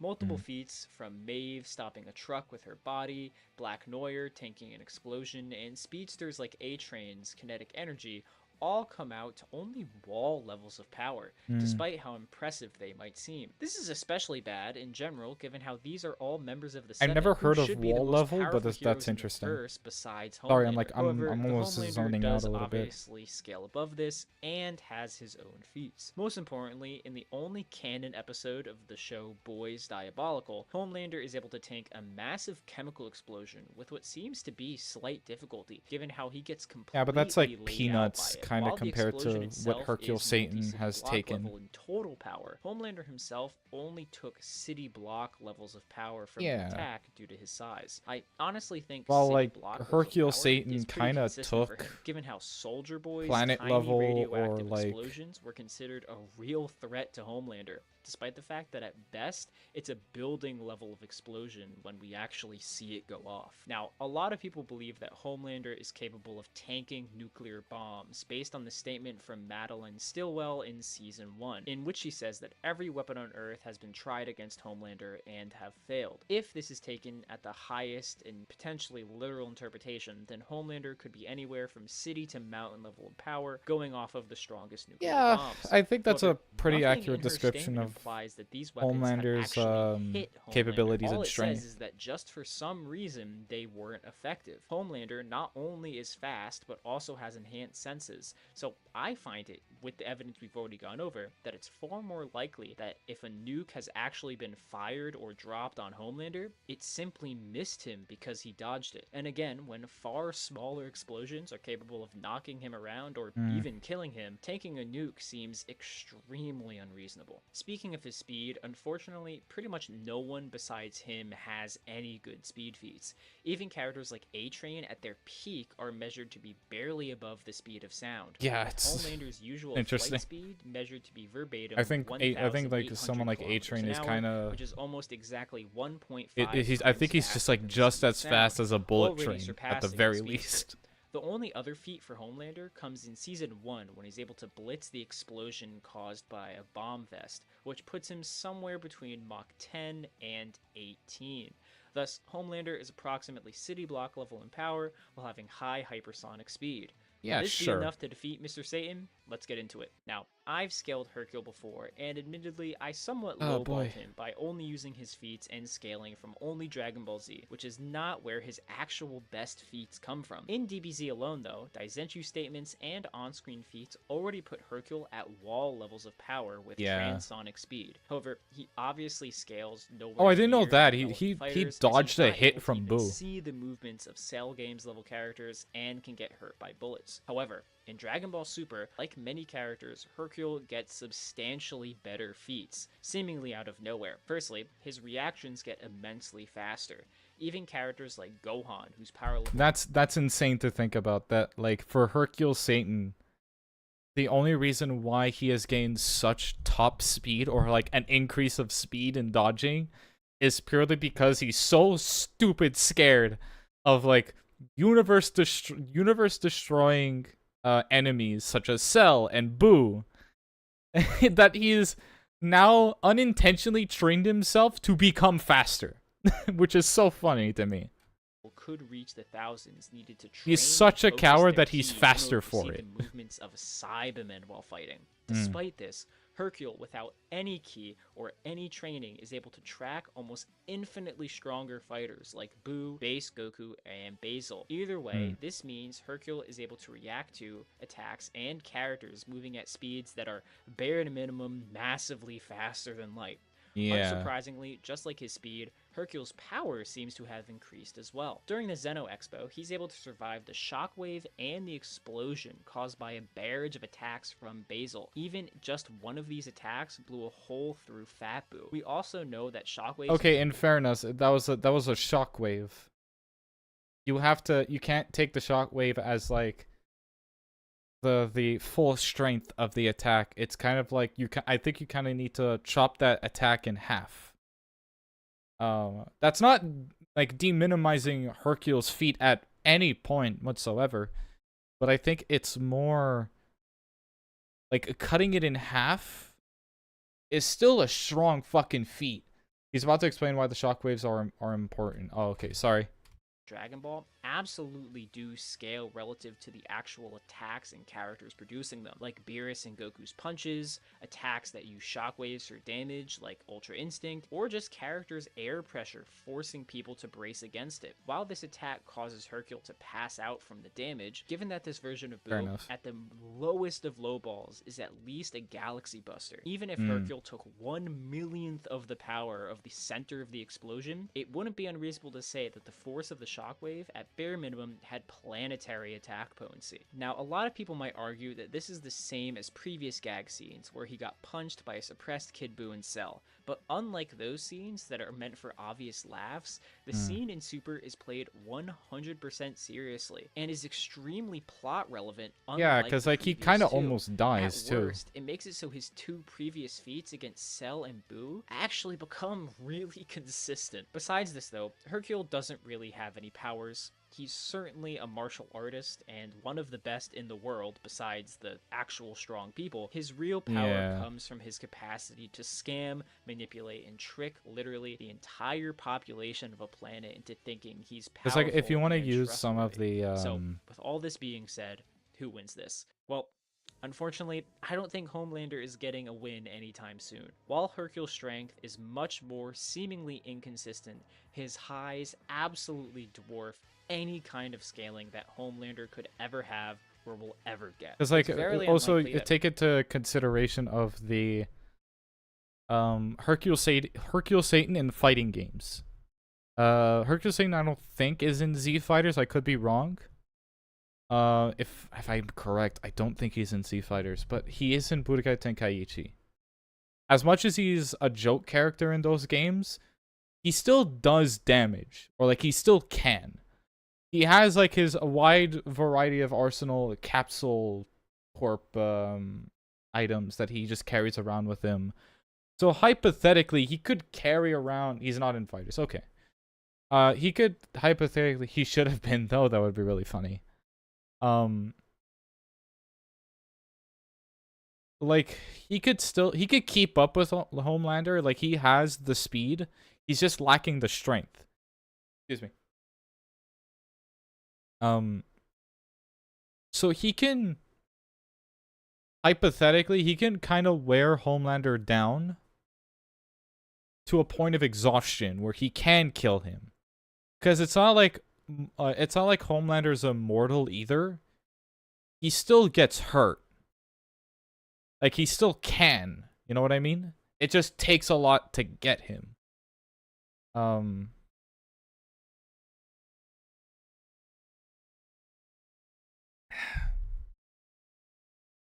Homelander could even land a hit on the super version of Hercule, and even if he did, Hercule might take literally 0 damage. The main issue, though, I don't know about 0 damage, but like either way. Likewise, Hercule's actual attack power is somewhat lacking in comparison to Homelander. While he unironically could hit as hard as some of the other supes, he's not quite on Homelander's level when it comes to punches. Yeah. But Hercule doesn't have to win just through punches. You see, Hercule oftentimes has gear with him that vastly exceeds his own power, and something he has with him is potentially powerful enough to damage or even kill Homelander in one hit. You see, when Hercule was trying to save the Earth and kill Fatboo, he got a set of explosives together that were powerful enough to disintegrate a tank. Even just melting a tank is approximately a city block level feat, and the vaporization required to disintegrate it would be even more substantial, arguably putting the power of Hercule's bombs at town level of attack potency. That's interesting. Nearing the potency of low level nuclear bombs, and more than enough to exceed anything Homelander has ever done or tanked himself. So, if it was a fair fight, Hercule might not have a way to hurt Homelander, but Hercule never plays fair, so the That's champ also true, blitzes, tanks, and scams his way to a victory, and proves that he is smarter, stronger, and better. If you made it this far, thank you so much for watching. As always, I like this video. It pretty much covers what I initially thought it was going to be like. What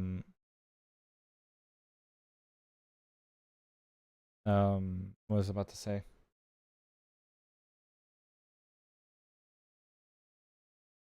Yep. I agree that I think Hercule Satan would probably win immensely against Homelander.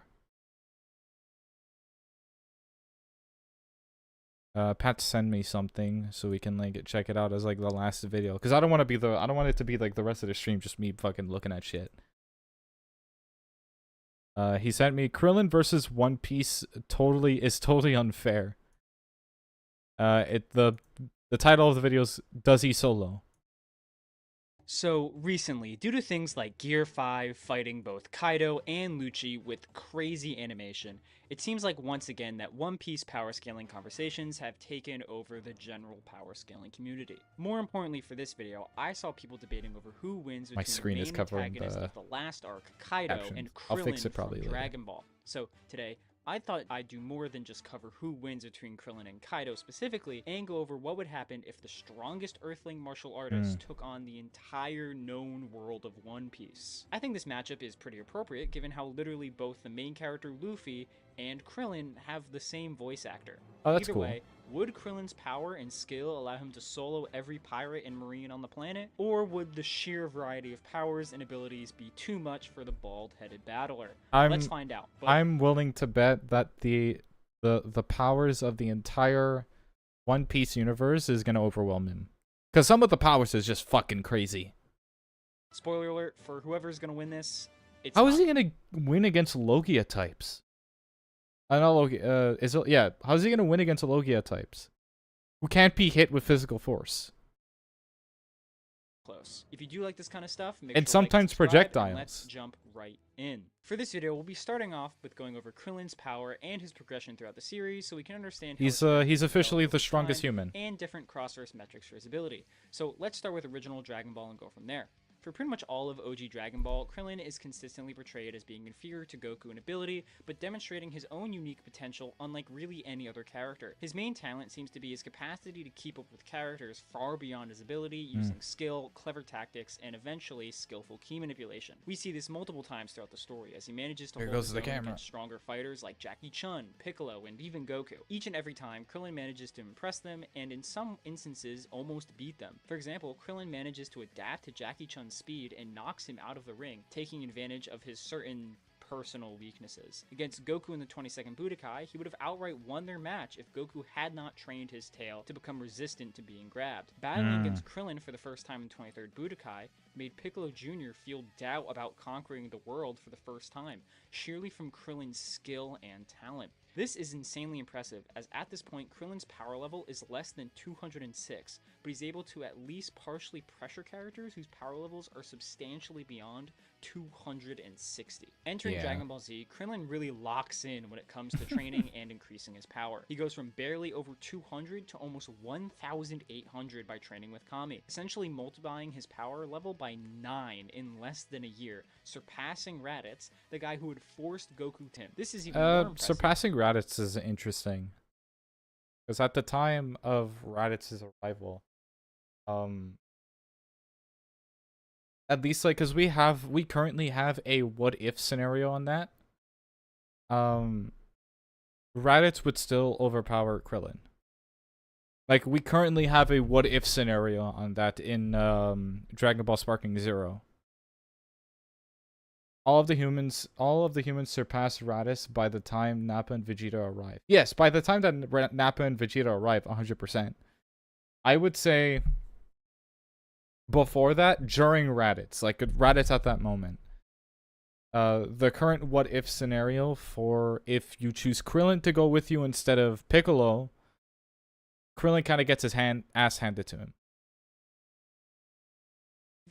But after Raditz, 100%. Power levels. So in actuality, Krillin got more than 9 times stronger during this time. Either way, with a power level exceeding 1,000, Krillin is easily a moonbuster at this point, as he's superior to both the likes of Piccolo from only a couple months before, as well as max power Master Roshi. Despite this being an already insane increase in power, the Namek Saga would only continue to skyrocket Krillin's strength to proportionally insane levels. We get several checkpoints of Krillin's power throughout Namek, as his strength grows from not only having his potential unlocked, oh yeah, sure, I forgot that his potential is also unlocked. Like Saiyan does, as he continues to develop in response to the increasingly powerful opponents he faces. By the time Krillin battles the Ginyu Force, he is objectively already beyond the power of a Planet Buster, having gotten more than 7 times stronger with a power level of, 13,000. This exceeds the 10,000 that is stated by El Manga Legendario as capable of destroying a planet. But Krillin wasn't anywhere near done, as by the time the Z Fighters were taking on Frieza, Krillin's power level had once again multiplied by approximately 7 times, as a recorded power level is 75,000, making him stronger than every member of the Ginyu Force with ease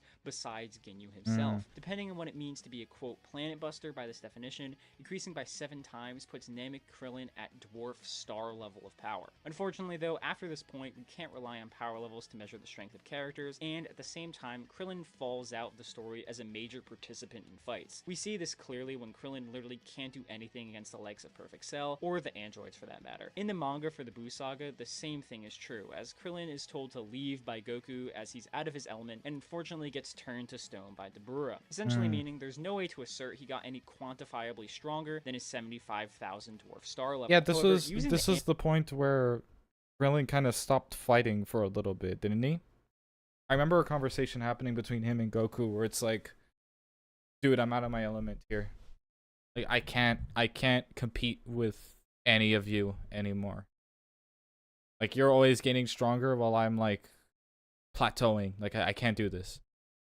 Anime continuity, the human characters are a lot stronger. Firstly, we see Yamcha taking on and pretty much beating Olibu and Gorilla at the same time. This is the same Olibu who is capable of fighting evenly with base form Pikkon, who could literally one-shot Super Perfect Cell. This is important, as by the time of Dragon Ball Super, Krillin is way stronger and is stated extremely fucking to be stronger. The strongest Earthling, which is pretty clear given how he's chosen over Yamcha to participate in the Tournament of Power. This means that Krillin at this point easily exceeds the likes of Super Perfect Cell, putting his power beyond solar system busting. This is pretty consistent, given how Krillin can somewhat manage to hold his own against Cell Max. And while his power level varies and is inconsistent, I think it's reasonably clear that Krillin, not to be instantly splatted by this robot, has to be at least fractionally comparable to him, even if it's a very small fraction, which honestly might be enough to just instantly get Krillin to outright It's true. Like he doesn't like cut off Cell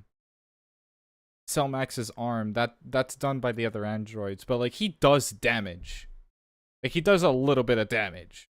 Of course, this would also translate to his speed, as he'd be bare minimum massively faster than light speeds from like a million different calcs or scales. 100%. So, can One Piece compare with this level of power? There are like in the manga he cuts off a wing. Oh, so there you go. Obviously, it's going to be a waste of time going over every single dude, and for the sake of not appearing biased, I'm gonna give One Piece scaling some really big benefits of the doubt and not apply much scrutiny to any of the calcs for the verse. Please understand this is not where I think the characters actually scale, and I'll give my actual honest opinion of the strength of the verse at the end of the section. For attack potency of the relevant characters who are Yonko or Admiral level, Whitebeard is stated capable of destroying the One Piece world. Now, obviously, the Earth in One Piece is not the same as our own and is clearly larger. The problem It's also is that no one's not the same as Dragon Balls. I think the world is like what 10 times as big as 10 times as big as our own. Like I think what the Dragon Ball's Earth is like massive currently. I don't know why I put multiplication in there, but I just know that the Dragon Ball's Earth is a lot bigger than ours.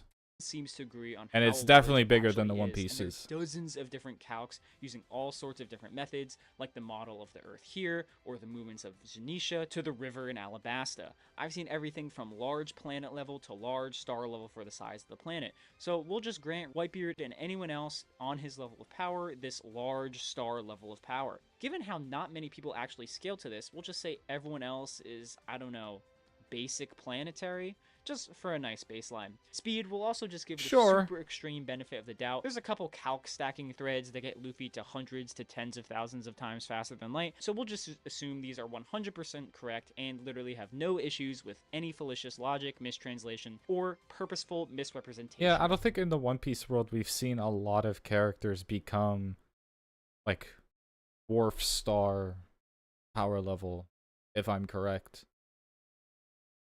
Like everything has been relatively grounded in terms of attacks. Like I don't think I've ever seen somebody like create a black hole, you know?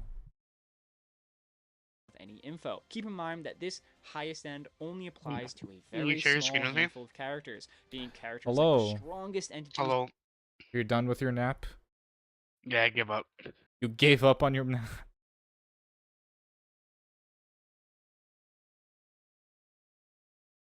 Yeah, just to confirm, I don't think I've ever seen a One Piece like I don't think I've ever seen a One Piece devil fruit or like just sheer power.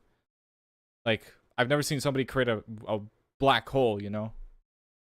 So like what the video just explained is like Whitebeard is stated to be the strongest man.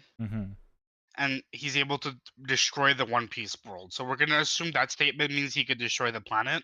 Yeah. And the planet is bigger than Earth. So he's saying that people who are relative to Whitebeard are star level, just for the sake of the conversation. Not everybody actually is. Oh, but for the sake of the conversation, everybody who's like Whitebeard tiered and above or below, like in that range is star tier, star busting. Okay, gotcha. It's the general statement, and the other general statement he makes is it's like maybe somebody on Reddit's calculated that Luffy is like 30 times faster than 30 million times faster than light. Yeah. So the video guy is like, okay, well, I'll just make it so everybody who's Luffy tier is that fast too. Yeah, just for the sake of the conversation. That without exaggeration, he could fly through all of them before they could even react. God, seizure warning. Again, this is me taking the highest end. I really think One Piece is way closer to that like continental to like iron level of power for most characters, which puts the gap for Krillin just yeah, at the much very least, higher. Now, most many people One who may be Piece familiar Devil with One Fruit Piece or users, or power at least the scaling, may heavy be hitters, saying, are definitely hey, wow, continent what about moving the level. hacks of One Piece? With some Devil Fruit abilities, they may be able to one-shot Krillin, or with Logia, they'd be immune to his attacks. But Yeah. is this actually true? You've probably seen the no hockey though meme, in which Logia users are supposedly immune to every attack if it's not enhanced by hockey. But against any other verse, this just isn't true, especially Dragon Ball. Key attacks from as far back as at least the 23rd Budokai are able to destroy things on the atomic level. Given how Krillin is almost infinitely stronger than Goku and Piccolo at that time, it's safe to say that he can do the same thing, meaning that Logia users are just getting So, like, atomized. what, Ki Blasts, you mean? Yeah, so Ki Blasts are able to destroy things at an atomic level. Oh, okay, I guess that's fair. Ki Alright. Blast, a level of regeneration they've never been And shown to characters have. were able Furthermore, to there do are Ki some strong Blasts devil fruits like sugars that were or able to Banyus destroy that might be people able at to an defeat atomic Krillin level, through since like transforming him Goku rather fought than Piccolo directly at the end of damaging Dragon him Ball. or I see. overpowering him. However, we've seen that devil fruit powers can be outright overpowered and negated. And given that Krillin has a higher power than anyone in One Piece, and hacks can be overpowered in Dragon Ball, he could easily do the same, even if they somehow managed to touch him. Finally, there's Luffy himself, and more importantly, Gear 5. Some people think that with its gag powers, Luffy is some sort of invincible cartoon character like Bugs Bunny. While clearly this form has limitations, it honestly has worse gag abilities than what Krillin has shown. For example, in the Buu Saga, he directly breaks the fourth wall and talks with Toriyama and the Okay. Reaper while That's not a power, though. That's not a consistent thing. No, but it is a gag ability, though. Yeah, but that's not I don't think it's like an ability. I don't think like Krillin, it's not like Popeye level's ability where there's like a feat that Popeye can do where he can talk to his own artist and then take the pencil out of the artist and break it. Or like there's a comic panel in Popeye where the quote-unquote god turned off the universe and Popeye was still fine. Like, I don't think it's that. Tanks is fusing, which is a more impressive gag feat than anything Gear 5 has ever done. So I don't think so. I don't think talking to the artist or the comic panel artist, I don't think it compares. As a resident toon, you see, I don't think it compares to slapstick comedy. Much no matter which way you cut it, and in every single metric, Krillin absolutely destroys One Piece. Never compared. I don't know to the about big that. three, but if I you think want, Luffy I and can especially put Krillin up against the Blackbeard Narutoverse and might the prove to Bleach be verse too, but difficult. It's gonna be equally Krillin bad for solos, both I of them fear. as well. I also just want to thank the channel members who helped. Yeah. Look, it's a good analysis video. I kind of disagree, just in terms of, I don't know, I think Luffy kind of breaks Krillin. And we don't know what the hell Emu's power is. And apparently he's supposed to be the strongest out of all of them currently. Well, we can't take Emu into account because we know nothing, right? Yeah. It's like this, like the same reason like we can't scale like Zeno because like we don't know what he does, right? Yeah, I guess so. It's it's interesting. I think Krillin does in fact or can solo a lot of One Piece characters, 110%. But I think it reaches a point where, especially for like people like, let's say Blackbeard or Luffy or Shanks, he might hold his own against Shanks, but we don't know Shanks' full power to begin with. We don't know his full power, but we know that Shanks is like still a human who can't survive the vacuum of space. And that he probably wouldn't survive a dwarf star meeting him in the face, you know? I guess so. That's the thing. And because he destroys things at an atomic level, even Gear 5 would just disintegrate. I guess so. Even Blackbeard would just disintegrate. Yeah, I guess that's fair. The key like if we're talking like early Dragon Ball, like the Saiyan Saga, then like there's a different conversation to be had, right? Yeah, but like we have to take Krillin of who he is now. Like there's a whole the key thing. It might be a really good pushback for it, like killing things at the atomic level. Like Dragon Ball scaling is just like kind of dumb. Like I keep seeing memes where it's like a Goku, but you cut off all his limbs and you blind him and you sew his mouth shut and you block his ears. Yeah, but Versus Naruto. that's people being a shit disturber. No, but like, Goku still wins though.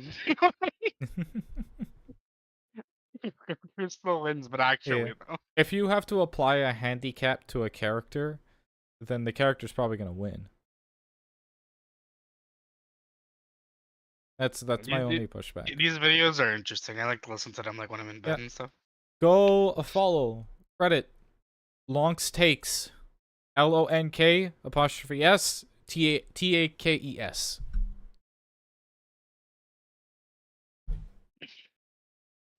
Yeah. And Pat, and I think like from a lot of the conversations that myself and Pat had in terms of like versus battle, because I know for the longest time, there was one point during like a party, it was myself and like one of Pat's friends. We were talking about who would win, Master Shifu or not Master Shifu, Master Oogway or Roshi, which I think is a really good mashup. I still think Roshi wins. Roshi might win. Now having some time to marinate on that thought, I think Roshi might win. But I do still think Oogway would give him a run for his money. Roshi clears, I fear. Yeah, but all that to say, a lot like every time that we would talk about Dragon Ball versus another character or X character, Pat always keeps saying that Dragon Ball power scaling is fucking ridiculous. It's dumb, especially like when you get to Super. Like it gets really stupid. Yeah. And it gets really dumb because Super is as inconsistent as it is, and they have to keep other characters like the weaker characters, or at least like Krillin's not beating Super Saiyan Blue Goku in a one like in terms of raw power, right? But you have to keep these characters relevant, and they have to be like within the same like tier, you know? Yeah. So because Krillin in the Tournament of Power needs to at least keep up with characters who are fighting Goku. It makes characters like Tien and Krillin and Roshi and like insanely strong versus like compared to other characters, right? Yeah, because Roshi still participated in the Tournament of Power and still held his own for a very long time. Yeah, so Roshi needs to be like at least like relevant enough for like Goku to consider him, right? So if for Goku to consider him instead of like Yamcha, you know, who and Yamcha would be like relative to Krillin, who is stronger than Super Perfect Cell, who could destroy a solar system.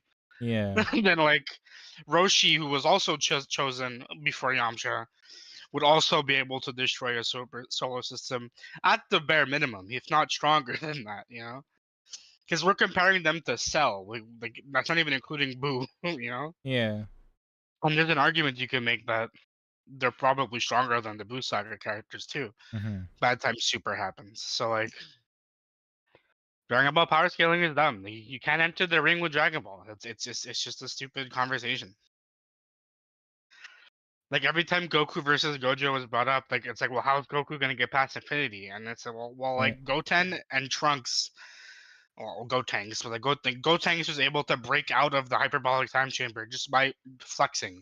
Yeah. Just by like screaming, and they were able to generate enough power to break out of an infinite space. So they've done. If Gotenks in the Buu Saga can break out of an infinite space, then Goku, current Goku, you know, like yeah, especially definitely current Goku at the very least can definitely like generate enough power to break past infinity. And I think what's Gojo gonna do? And everyone's like, well, the main expansion puts him into like a prison, like an infinite void. Yeah, but Goku can break out of that too. So like, oh my god, can I say something a little off topic? Because I caught this right now, and as I'm scrolling through fucking Twitter, without revealing who this person is, for the sake of because I don't want to shit talk on the internet. But Pat knows who I'm talking about. We have a mutual hatred for this content creator. I'll have to go on their Twitter. Yeah. That's who I think it is. Yeah, it's. Again, I don't want to say their name on stream for the sake of like I don't like shit talking on Twitter. I don't like shit talking on the internet because I think it serves no purpose. But like, God, he annoys me so much. There you go. Now you know it's a he. Really narrows it down. I think I just saw that post you're talking about. Yeah, it annoys me so goddamn much. But essentially, what this person was saying was it's not an annoying tweet. It's one of their lesser takes. I don't even know if it's a take or not. But it's because I feel like if I say what the actual tweet is, people are gonna know who it is. But it's something regarding the Penguin. And it's them essentially advocating the fact that Vic, who's a character in the Penguin, you should all go watch the Penguin. It's a pretty damn good show. There's a scene where Vic the character had a chance to Vic the Sonic character. Vic the character. Huh? Vic the Sonic character. Well, that's Vic the character. Yeah, Vic had a chance to escape the situation that he was in by leaving. And in the show he chooses not to. And this content creator is saying bro had his chance essentially. And I'm like, and then the Penguin official Twitter retweeted what he fucking said. And then in captions wrote, he had his chance. And posted a picture of the actual scene happening. And they're right. Within the context of the show, without divulging the ending of the show, they're right. But because this content creator is so fucking annoying. Norp. Hey, what are the gloves for? Read my name. Take a wild guess what the gloves are for. He's a cartoon character. Yeah. You'll probably guess it right. Anyways. Because I'm so annoyed with this content creator so much. Plus, I know what the context of the Penguin is. Boy, does it grind my gears. Anyways, Pat knows what I'm talking about. I think you know what I'm talking about. I'm not sure. I think I know what you're talking about. Yeah. Also, Norp, hello. Welcome to the stream. Welcome to us just talking about just dumb social media shit. Right now we're talking about geek and nerd shit. Oh boy, I should put back the music so it's not completely silent.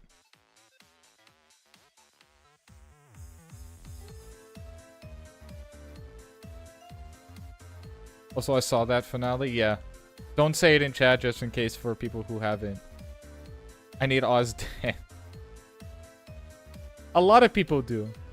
Like, not 2 seconds after, because myself, Pat, and a couple of other friends watched it the day it came out, like on the hour. Because we decided to watch the first half of The Penguin. Took not a hiatus, but because of scheduling and whatnot. It just took us long to continue The Penguin. But it went so long that the day that the final episode was coming out, that's when we picked it up again. It just so happened to align perfectly. So we watched the second half of The Penguin, and I think it was like it was like an hour. I'm deadass planning to buy a PS3 to get Arkham Orange to beat his ass. You can get it on PC. Not on PS4 in any capacity. Not even like a port? Really? I'm surprised it's not even on like a port. I know it's never included in like the Arkham trilogy. Whenever they release the Arkham games, they never include Origins for some reason. Yeah, I mean you get it on the PC for relatively the same price, if anything cheaper. But when we got to the point, I think it was like what, an hour after or an hour like right on the dot that we saw the episode. PS4/5 streaming is ass. I'd rather get oh, so it's on the cloud. That's weird. Oh, that's weird. It's not on PS4 at all. That's interesting. Yeah, that's so weird because the PS4 could run it. Why would you put it on cloud version? Yeah, they always like exclude it for some reason. That's so weird. Yeah, so we saw the final episode. We had our little hubbub about it. And then like 2 seconds later, I opened up Twitter and it's the tweet that's like the second the Batman signal turned on, and it's Batman taking the Penguin and throwing him against the window. Maybe I'll play Arkham Origins. Maybe that's the game I'll play. Yeah, I went through my little Arkham phase. I went through all. I currently have all 3 games, and I think I've played those games back to back to back to back. You gotta play Origins, the 4th game. You gotta play that one instead. The 4th game? Yeah, Arkham Origins is not part of the trilogy. It's a separate game. I thought. I think I'm. Isn't it? Oh no, it's Asylum City and Night. And there's Origins 2 stuff. You gotta play Origins. Come on. Then I might be thinking of something different. Is Origins on Steam? Origins is on Steam. Yeah. It's just not on PS4 or PS5. That's weird. When they released the Return to Arkham and then the Arkham trilogy re-release, they don't include it. It's always just Asylum, City, and Night. They never include Origins. Batman Arkham Origins. Do I not have this? Apparently, it's very positive. It's good. It's the worst Arkham game, but it's good. Oh, I see. Okay. This is also the game that like Kevin Conroy and Mark Hamill aren't in this game. It's oh yeah, this is the game Roger Craig Smith voices Batman in. Oh, I see. He does a good job. Yeah, I like him. Omni wanted Oz dead as well. It's canon to the trilogy, but it's not in the trilogy. Okay. Yeah, that's it's like fine. a prequel. Also, Norp, Roger I Craig don't know. Smith also voiced Batman in that Batman Beyond thing. Yeah. That Batman Beyond movie. I don't know if that's going to become detrimental to WB later on, but like. Well, he's not credited. That's yeah. That's why he's not credited, but it's so obvious that it's him. Yeah, I really like it that the voice actors. I like the notion that actors, voice actors, some directors, like anybody who is like super big in the industry. I like it that they kind of just look at a script and just go like, yeah, sure, I'll do it. Fuck it. I really like this script. And if it's a problem because of maybe they can't pay them as much, maybe because of this, that, and the other, that they'll just still find a way to do it. Like, okay, fine. In order to get around it, just don't credit me. It's yeah, so cool. He's not credited, but like it's him. Like it's so obvious that it's him. Origins is underrated as fuck. Sonic and Joel are in the game. Oh, is it Chris that voices Joker? Not Chris. Nolan. Is it Nolan North who voices Joel? Or am I thinking of Chris? Chris, who's Chris? It's Troy Baker is Joker in Troy Baker. Origin. And who am I thinking? Voice actor Chris. You mean Chris Redfield? No. Troy Baker, yeah. Sorry.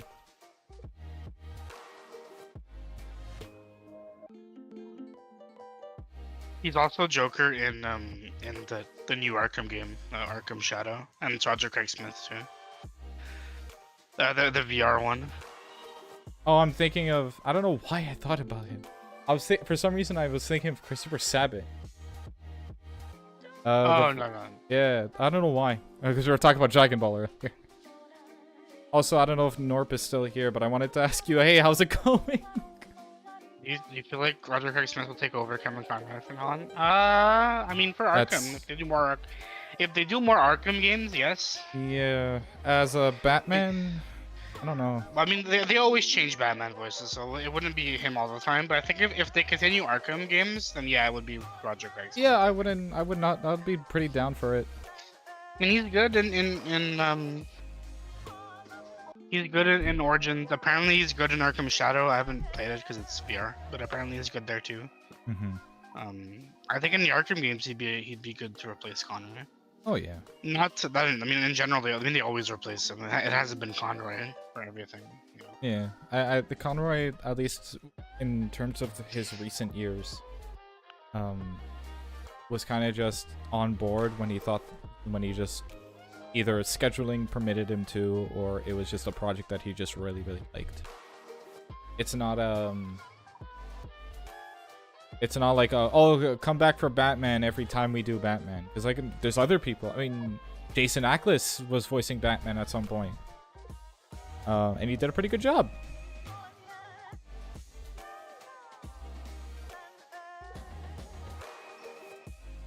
Pat and I were talking about it, and we have a theory.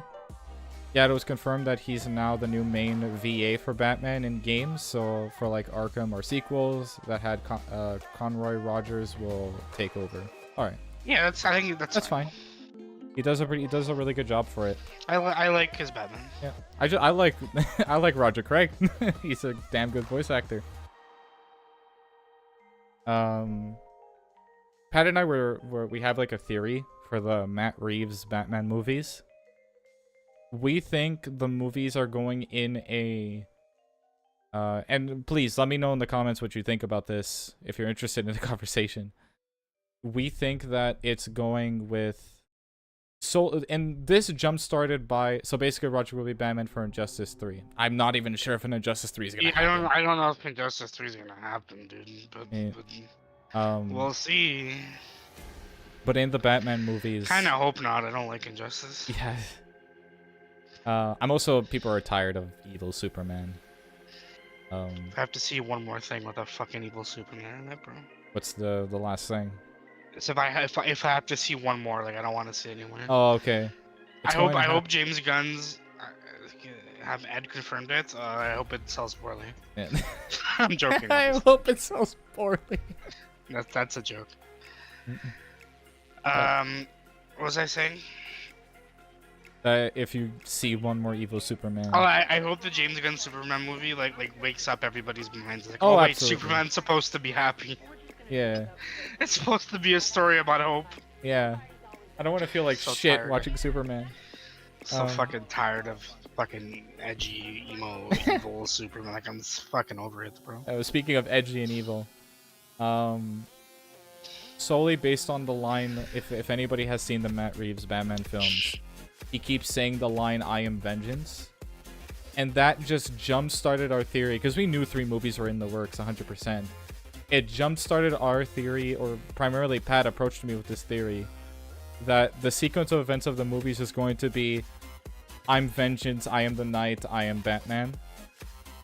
And the whole story, and just to support it, the whole story of Batman 1, or The Batman, was a story about, like, oh, I can't resolve everything through violence. It's not a matter of, like, this doesn't solve anything, because now it's just going to influence people to just kick the shit out of each other if they feel like they've been wronged.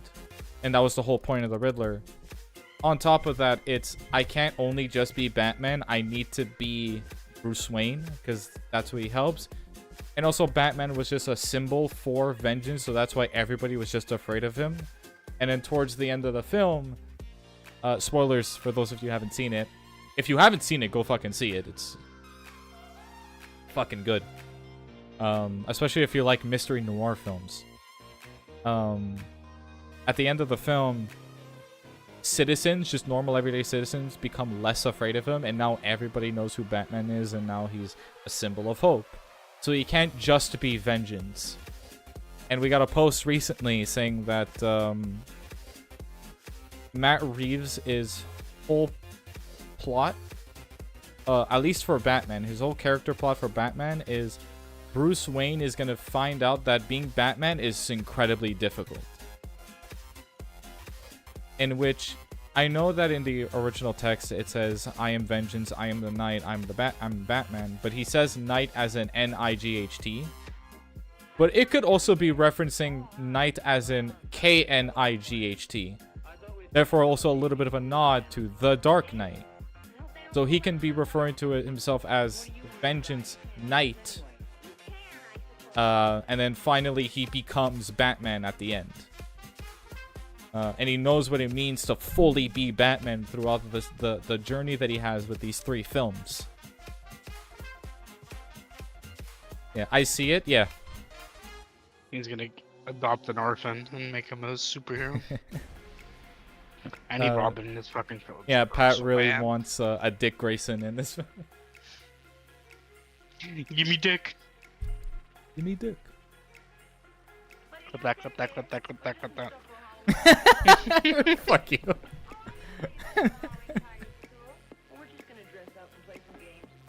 I still have to change that Nightbot link. It's not linktree.r/toonmen anymore. It's Jazzwalkers. Yeah, the page you're looking for doesn't exist. Yeah, that's how we think it is, and I'm 100% guaranteeing by like the third film, it's going to end off. The final sentence is just going to be, "I am vengeance. I am the night. I am Batman." And then it's gonna be a nice little text saying, it's just for Kevin Conroy. That's my guess. I think they're gonna save it until the third movie.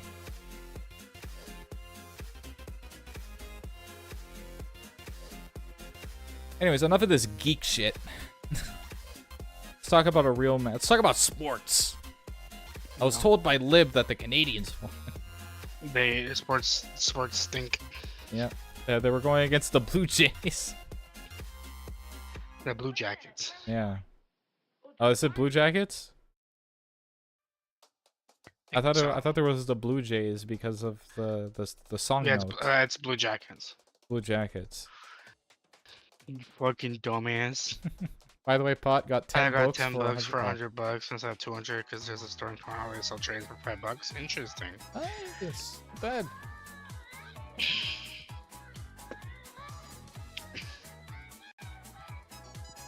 Did you get anything interesting? Well, 550. Okay.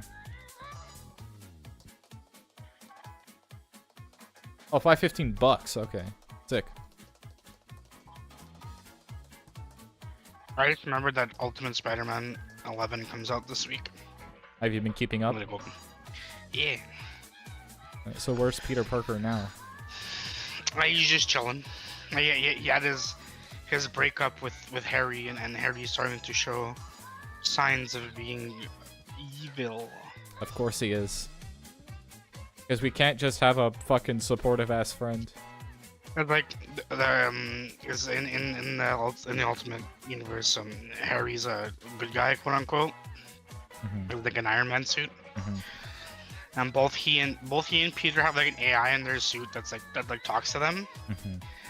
And it's clearly being built up to like the AI in Peter's suit is gonna become like the symbiote at some point later, probably in like year 2. But like Peter's voice is like his voice, like it talks back to him in his voice, and it's like a neutral voice. So he's having conversations with himself essentially. Ah, so Peter's schizophrenic in this one. Sure. I'm just kidding, by the way. It's probably just an inner conversation. Yeah, it's like they treat it like an inner conversation, like he's just talking to himself. But the AI in Harry's suit is his father's, and his father's an asshole, and he's mean to him, and he says a lot of bad stuff. Oh boy. So he's like swaying Harry down the dark path. So I'm sure year 2 we're gonna get like the Green Goblin but evil. Right now we're still dealing with like Kingpin and the Sinister Six. Next issue is introducing Selena Kyle. Nice. So. How do you feel of Zendaya returning in Spider-Man 4? Depends on what capacity. I hope it's a small role. Or yeah, like if it's a small role, like Peter like goes to the coffee shop she works at and stuff. Yeah. And like he tries to talk to her, like yeah, like that's fine. I don't want them to get back together. Yeah. I think I don't. Or if they do get back together, like I'm not against them getting back together.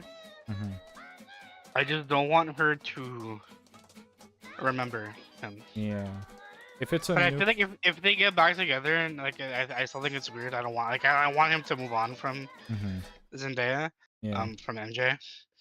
But obviously like they're dating IRL, so like sure. It's easy, and they have good chemistry. Like they're good together. Like they're on screen together. Yeah. Like I get it. But I don't love that she's back. I hope it doesn't mean they're undoing the sacrifice. Yeah, I would say the wish.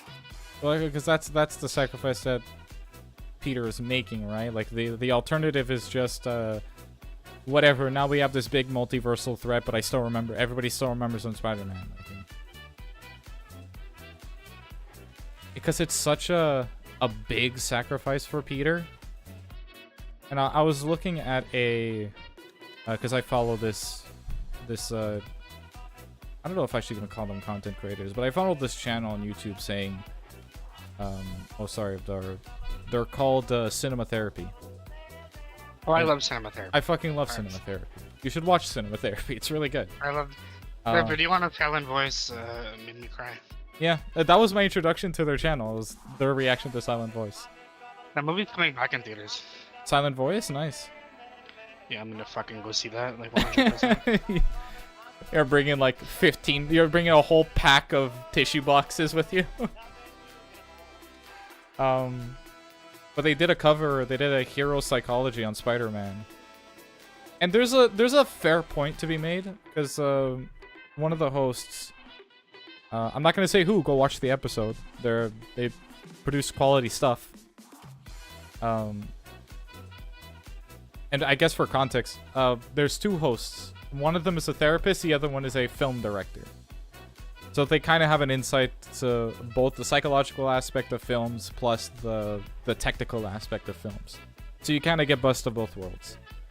But the therapist was analyzing the scene where Tom or Peter was making that sacrifice, and he goes to the coffee shop, and just as he's about to say something, he decides not to because he knows if he does, I'm putting them back in danger again. And the argument that the therapist was making, he said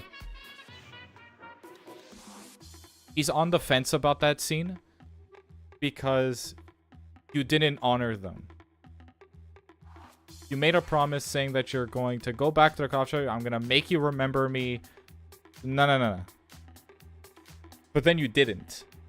And you didn't consult them with that concern before this happened. And that's a fair point to make. But, like, how do you have that conversation? Because, like, obviously... it's a hard I think where he's coming from is, like... Like, you can view it as he's not honoring their wishes, right? Because he made them a promise and he's not going to keep it. Mm-hmm. But like I view it as like it was a promise he made with false pretenses to begin with. Like he wasn't gonna. Like I think he maybe wanted to, but he saw they were happy and they were safe without him, and like he made the decision to reintroduce that to them. Yeah. Well, because the real world comparison that you would make with this is like an Alzheimer's patient who like forgot you. I don't know about that, but like that's an extreme one. That's a very extreme one. I'm saying like in There's terms like of someone who like lost their memory, you know. Or either that, or I think a better real world example of this is making a promise to their friend of like, hey, I don't know, if there's something wrong, tell me. And you say like, okay, I promise. And then something wrong happens, and purely because of whatever reason, or actually, you know what, better example, you hear something or somebody talking shit about your friend, but like, oh, you know this is an ongoing problem, you know that they're aware of it, so on and so forth. And instead of telling them, you don't.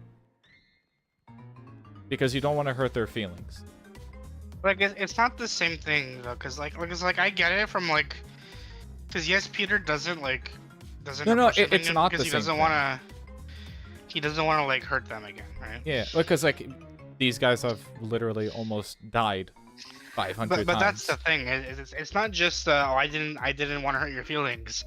It's I don't want to put you in harm's way. I don't want to risk your life.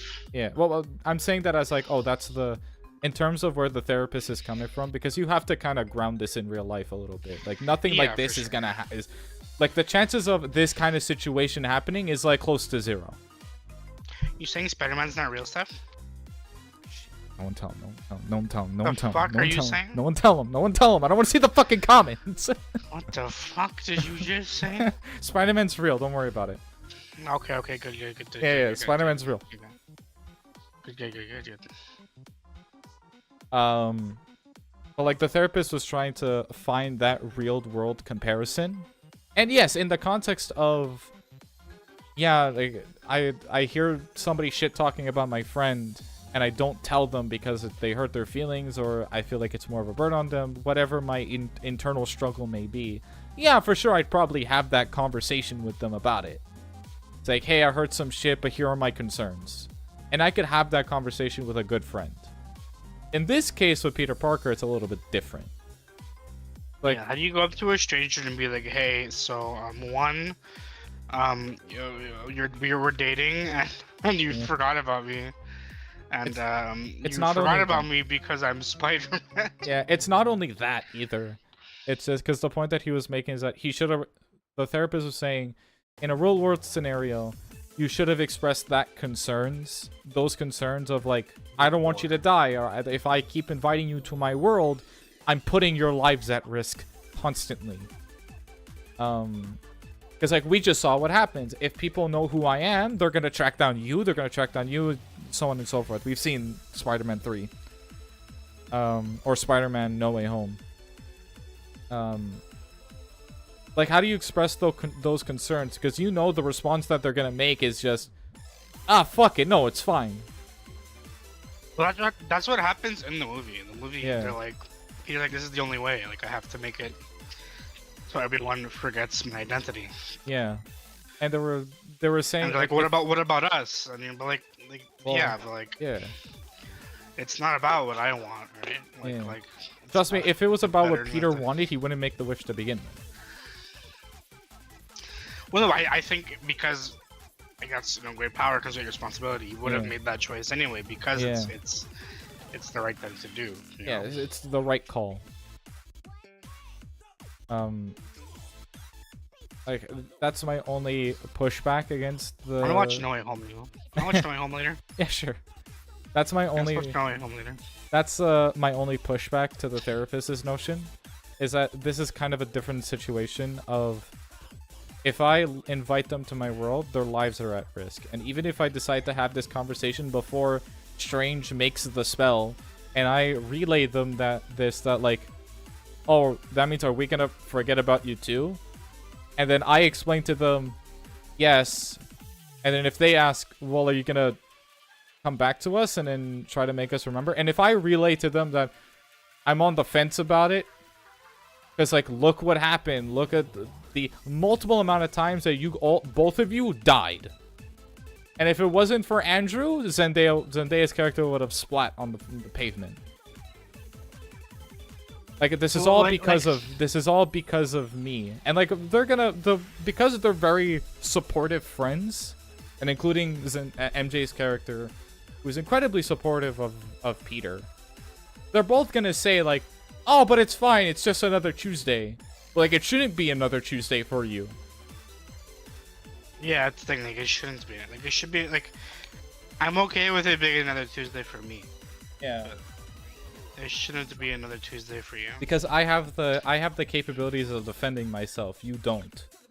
Well, I feel like, because if he said that, like, no, I'm not gonna come after you. Yeah. Because of X reason, I think it's cruel. Yeah, it's a little bit cruel. Because yeah, they're gonna forget anyway, right? But like, it leaves them in their last moment of their lives that they're gonna remember, right? Because as far as like they're concerned in the moment, like in that moment when Peter's leaving, like that their life is over. Like everything they know is gonna be different. Like it's done, you know. Or like they've experienced their life without Peter in it. Yeah, but they're not gonna know what that feels like. Cause Yeah. when it's like different people, you know. Yeah. So like their life is over essentially, and you're leaving them like in a state of like they're angry, they're sad, like what the fuck? What do you mean you're not gonna like it feels cruel to leave them that way, or at least if you leave them off with a little bit of hope. Yeah, you're an asshole, but you're an asshole to people who like won't remember, right? Like they're never gonna know that you lied to them. Yeah. Peter has to live with it, Mm-hmm. and I'm sure that's gonna play into his arc going forward, like in Spider-Man 4, where he's gonna have to learn to live with the decision he made, right? Yeah, and I kind of want him to. It's a I 100% they're gonna do the plot line of Peter kind of needs to reintroduce people to his life, but he has to make better decisions about it than what he made with Ned and MJ. He'll like keep people at arm's length, and then Yeah, because like inevitably, like in order to keep, because in order to keep the entertainment value, in order to make the sauce, eventually they're gonna know, or like something's gonna happen. Because we've seen it's very tricky to be Spider-Man, because the amount of times that Peter Parker would do that, would like keep himself in arm's distance with either a significant other or a friend, the friend and the significant other is going to perceive that as you're detaching from me. If you don't want this friendship, I'm not going to reciprocate anymore. You know what I mean? But like, he also can't explain to them that, oh, I'm dipping out because I'm Spider-Man. Yeah, but that's like the struggle of. That's like the struggle of early Spider-Man, you know? Yeah. So I think the fourth movie could have a really interesting story to tell. They just need to do it right. It's like, how do you have that? How do you have that balance of being Spider-Man and still having a social life? Because if Peter doesn't have a social life, then I think he's just he's digging himself a hole.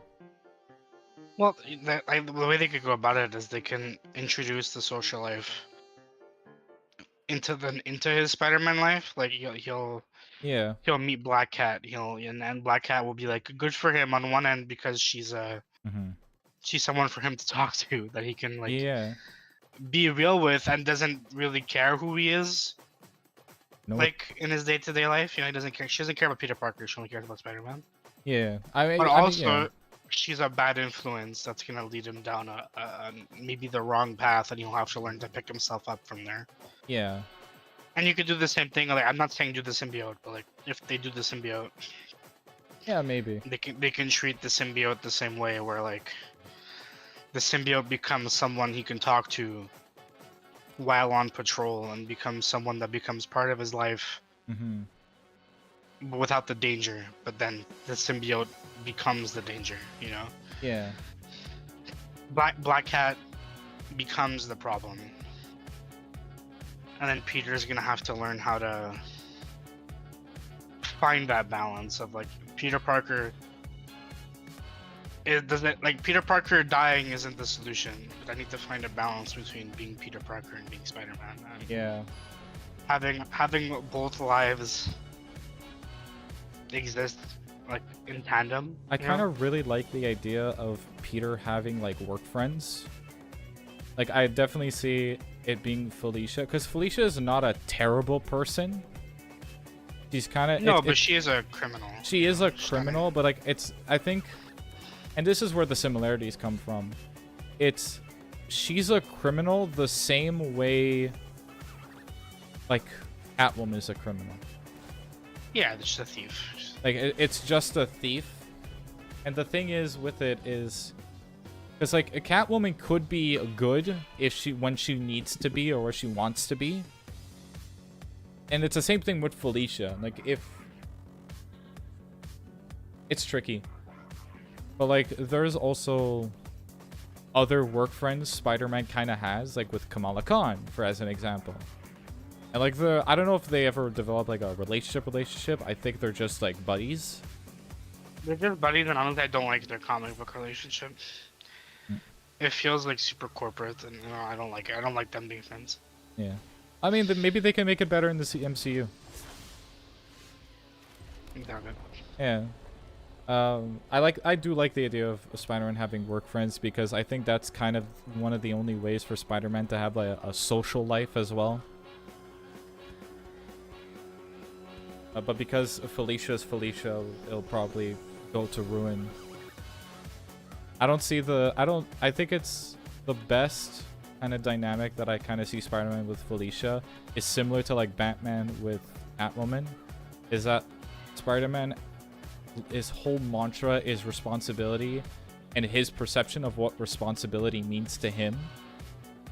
But then there's Felicia's whole perspective of what responsibility means for her, because she doesn't just steal for the sake of stealing.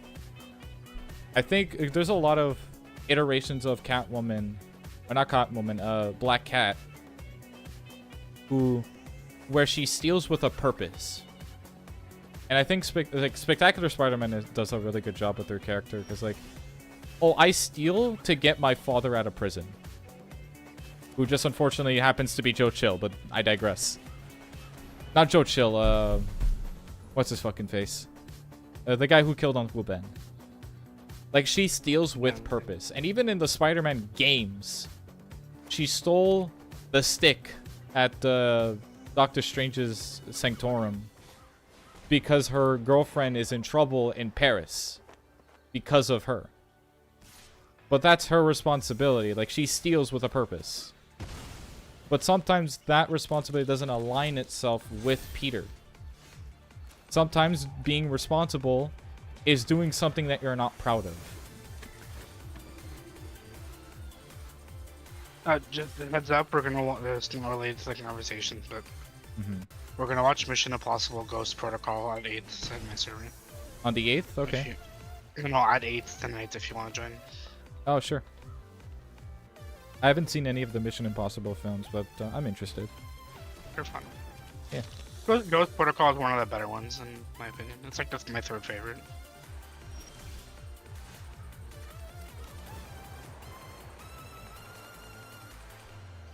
Carlos just pinged. He wants that 8th, so I'm done.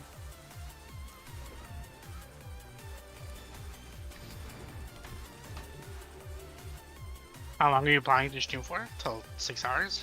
It's around. I've currently. How long have I been streaming? Until 5 hours. Until 5 hours, I'll finish. I think that's been roughly the amount of time that I've been streaming.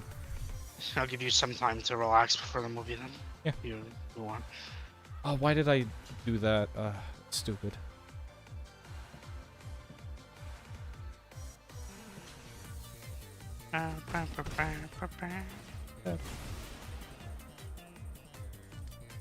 So that's our Spider-Man conversation. I just need like a I know it's way too soon, but I'm just waiting for a confirmation of some sort of what Spider-Man 4 is gonna be. Yeah. Like, are we doing another multiverse movie? Is it taking place between the two Avengers movies? Like, is it gonna be a street level thing? Is it gonna be Devil's Reign? Yeah. Like, I just want to know. I don't know why they're doing Devil's Reign, but like whatever. Yeah, I don't know. I mean, I like Devil's Reign. I think Devil's Reign would make for like a good season of Daredevil. Like for like, you know, Born Again season 2. I don't know why they're choosing that for a Spider-Man story. It's Peter. That story has 2 Spider people in it, and neither of them are Peter Parker. So I don't know why. Yeah. I don't know. But regardless, I just want to know like what it is. Yeah.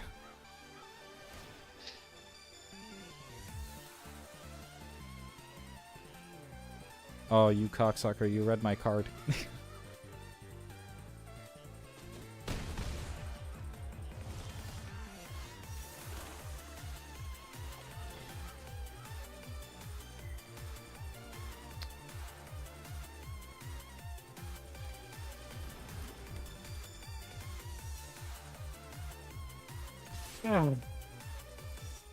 It got dark, man. It's only fucking 5.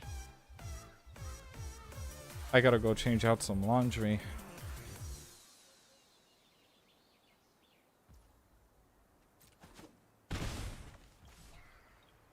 You read my cards, you know my plan, you son of a bitch.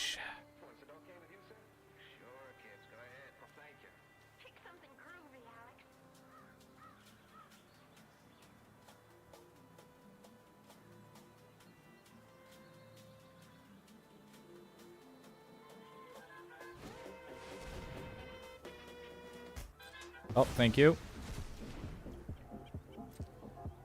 Oh, does it just destroy it entirely? Okay, I guess it has to die. I can't just do need that. to get some water. Just give me a grounded Spidey, one where Peter Parker... One where Peter Parker... Oh, what Jesus thing? Move this out of the way. Peter just has himself MJ and Ned. No multiverse, no other heroes, just the three and a villain. Like, no shield or multiverse either. Yeah. My worry is that we're never gonna get another Spider-Man movie like that again. Yeah. Like, the MCU is so, like... Not even, like I don't mean multiverse, but I feel like... There's always gonna be another hero. There's always gonna be some connection to something else. Like, we're never just gonna have another Spider-Man story anymore. Yeah. And that kind of sucks. But we'll see. Mm.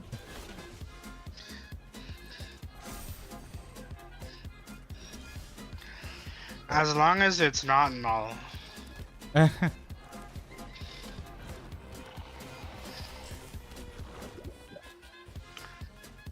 is probably gonna be null. I really don't want it to be null. No, can't. I can't attack.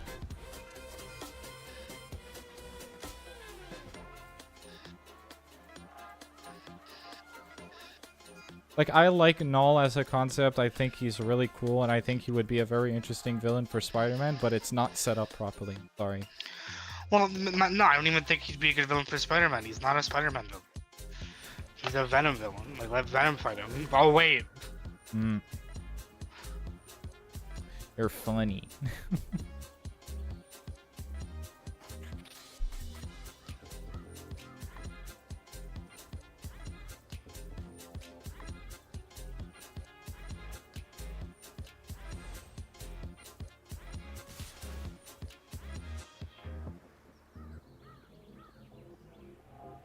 I have a good video to show you after stuff.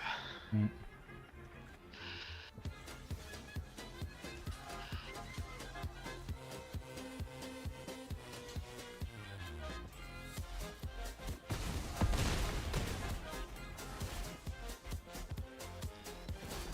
Null is the Venom villain. Pat is the Rebirth and Batman Beyond comic. Any good? I haven't read it.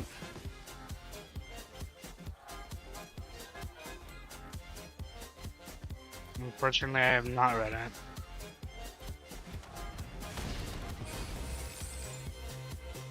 I think I own some issues of it, but I haven't read them. At least not the full, not the whole run. GG. I botched this.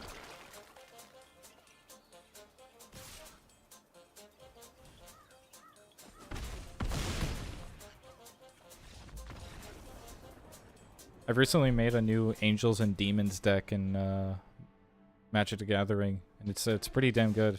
Not gonna lie. So I think it's one of my favorite decks so far.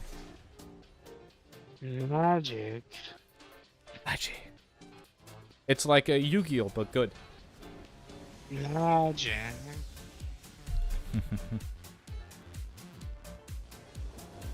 I know Null is a Venom villain. I'd like to see Spider-Man kind of fight a god. It'll be interesting. I like power scaling. I'm a shill like that.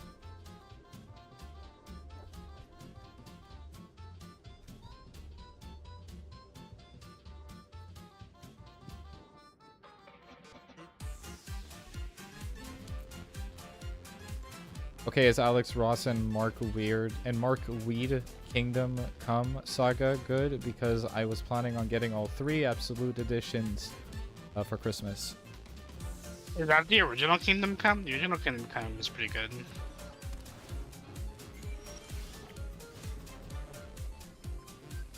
Yeah, man, I like Kingdom Come. It's a good story. I've heard that name before. I can't put my finger on it. It's that DC story.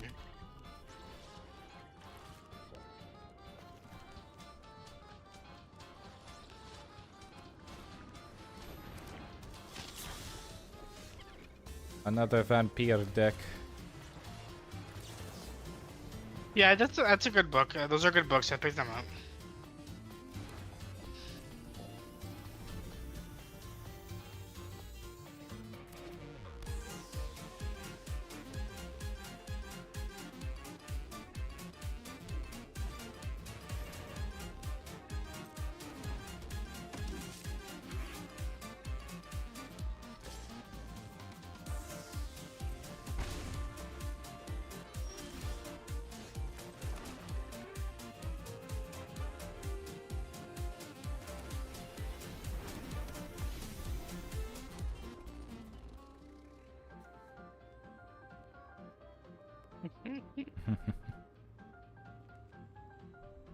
Let's show you this video after stream. It's so fucking funny. Yeah, alright. Oh, he has my cleric, you jackass. Dinkelberg.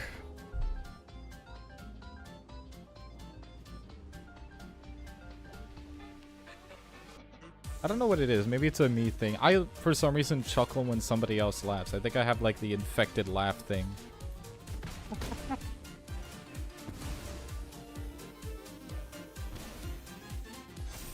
Mark Weed, though, Pat still got magic in him to make stories impressive. Yeah, Mark Wood's a good writer. I like him.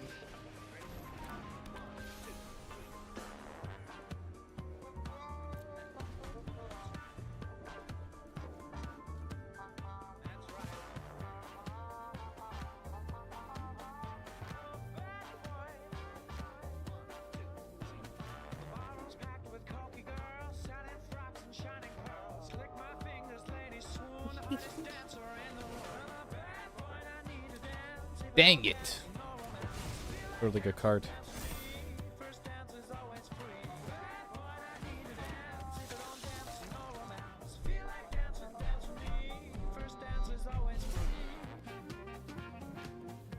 I'll take the 5 damage. I want this alive.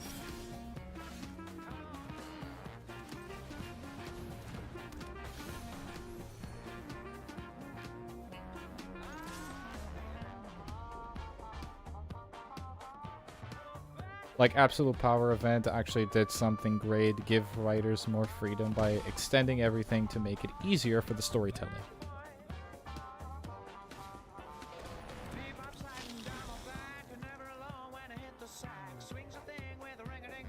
Hello. Hello.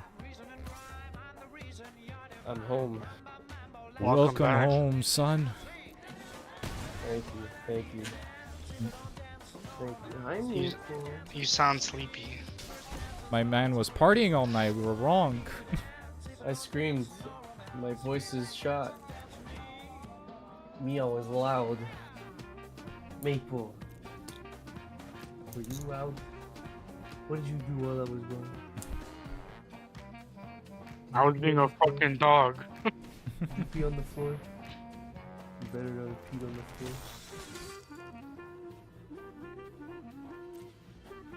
Whoa. I'm playing Magic and I finished my Angels and Demons deck. Nice. Why don't you finish some bitches? We're bringing back jokes from 2018, huh? Why don't you bring back? Why don't you bring back some pussy?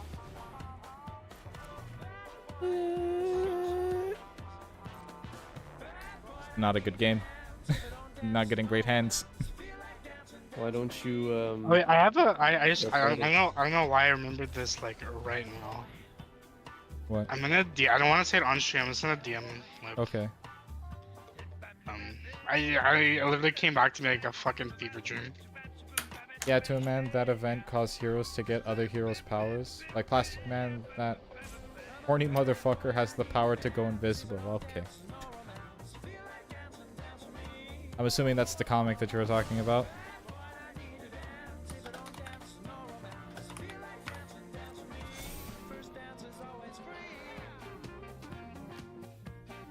Are you texting it to both of us or just Lib? Just living. You suck. I don't like it. I'll message you. Oh, it's fine. If it's a private conversation between you and Lib, It's I don't not. care. It's not at all. I thought you might have more information than he does. What's this new letterbox logo?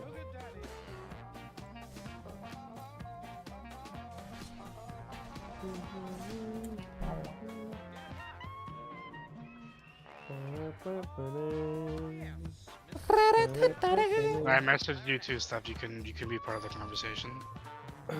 So guys, I'll be right back.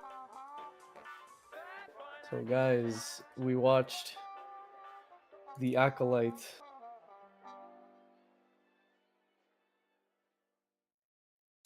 What do you think? No good. He's no good. He's bad. He's very bad.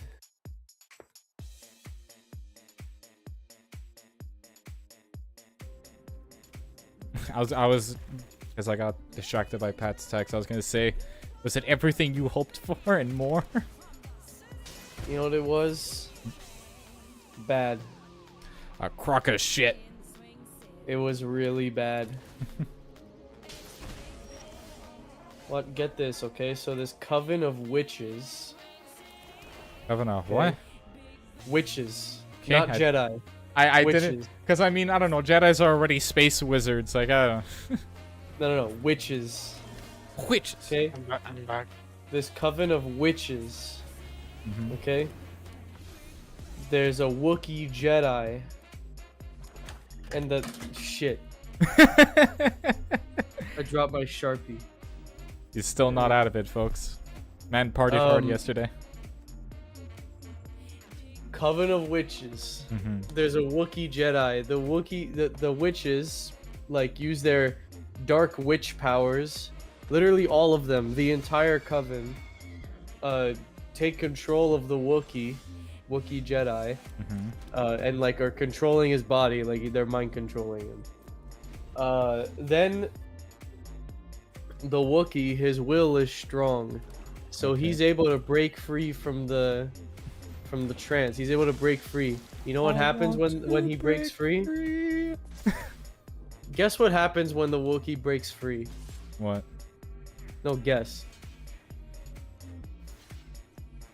What do you think happens after that? Uses his lightsaber. I'm confused with where this is going. All the witches die. Okay. Because they were connected to him, and then he severed the connection, all of the witches immediately die. Okay. Except for one. Oh. The main witch, the mother witch. She becomes a smoke monster. Oh, okay. But one of the Jedi killed the smoke monster, so she's dead too. This all happens in the same scene. And the guy the Jedi that killed the smoke monster was the guy from Squid Game. Okay. Yeah, he's in the show.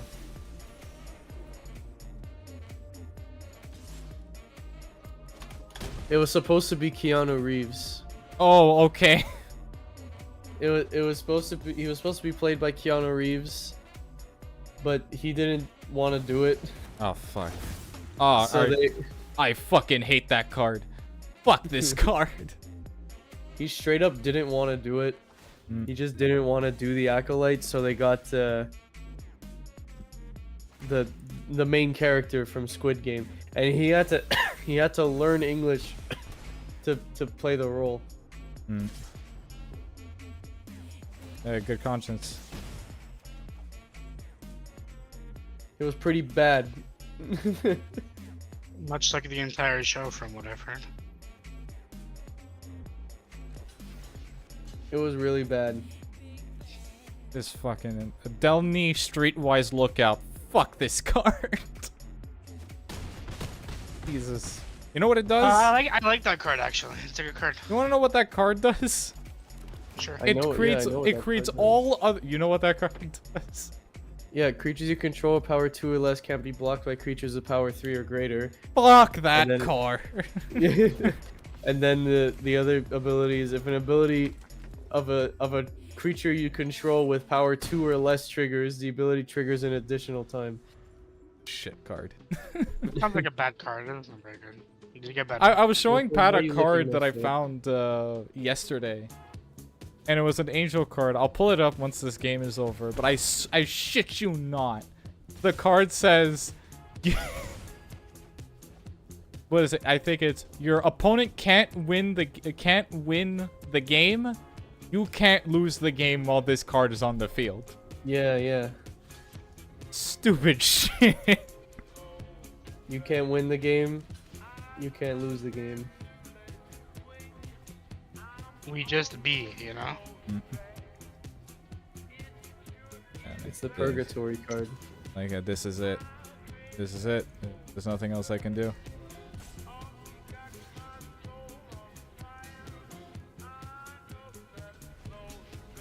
Nothing else I can do. Gigi. Giga Chad. All he wanted to do it was the stupid grifters making that. The stupid grifters making that made that rumor. He just didn't have the time with scheduling, so Keanu was interested, but conflict happened. Honestly, life happens sometimes for a good reason. Keanu was actually as busy being my friend, you know? We were hanging out. Me and him, we go way back, bro.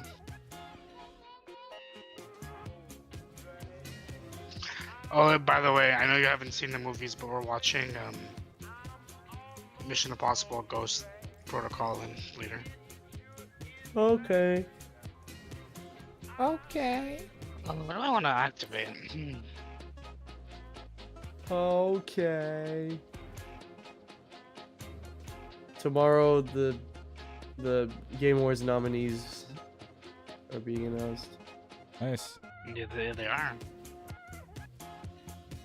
I think games will be nominated for awards tomorrow. What do you guys think? I think you're stupid. You'd be correct. I think you're stupid. You'd be correct. It's in here somewhere. I am quite stupid. I'm so hungry. How hungry are you? I could eat a horse. What? What? What? What the? Yeah. What the? What the? Why did you surrender? I have a joke about TGA, but Pat would murder me. You can make a joke. Now you have to say it. Yeah. Why would Pat murder you? I also have a hot take about the TGAs. I have two hot takes about the TGAs, actually. TGA, more like... My first take is that new rule they put in place just to nominate Shadows of the Earth Tree for Game of the Year is stupid, and it shouldn't be there. I agree. And it doesn't deserve to be nominated for Game of the Year. It's not a game.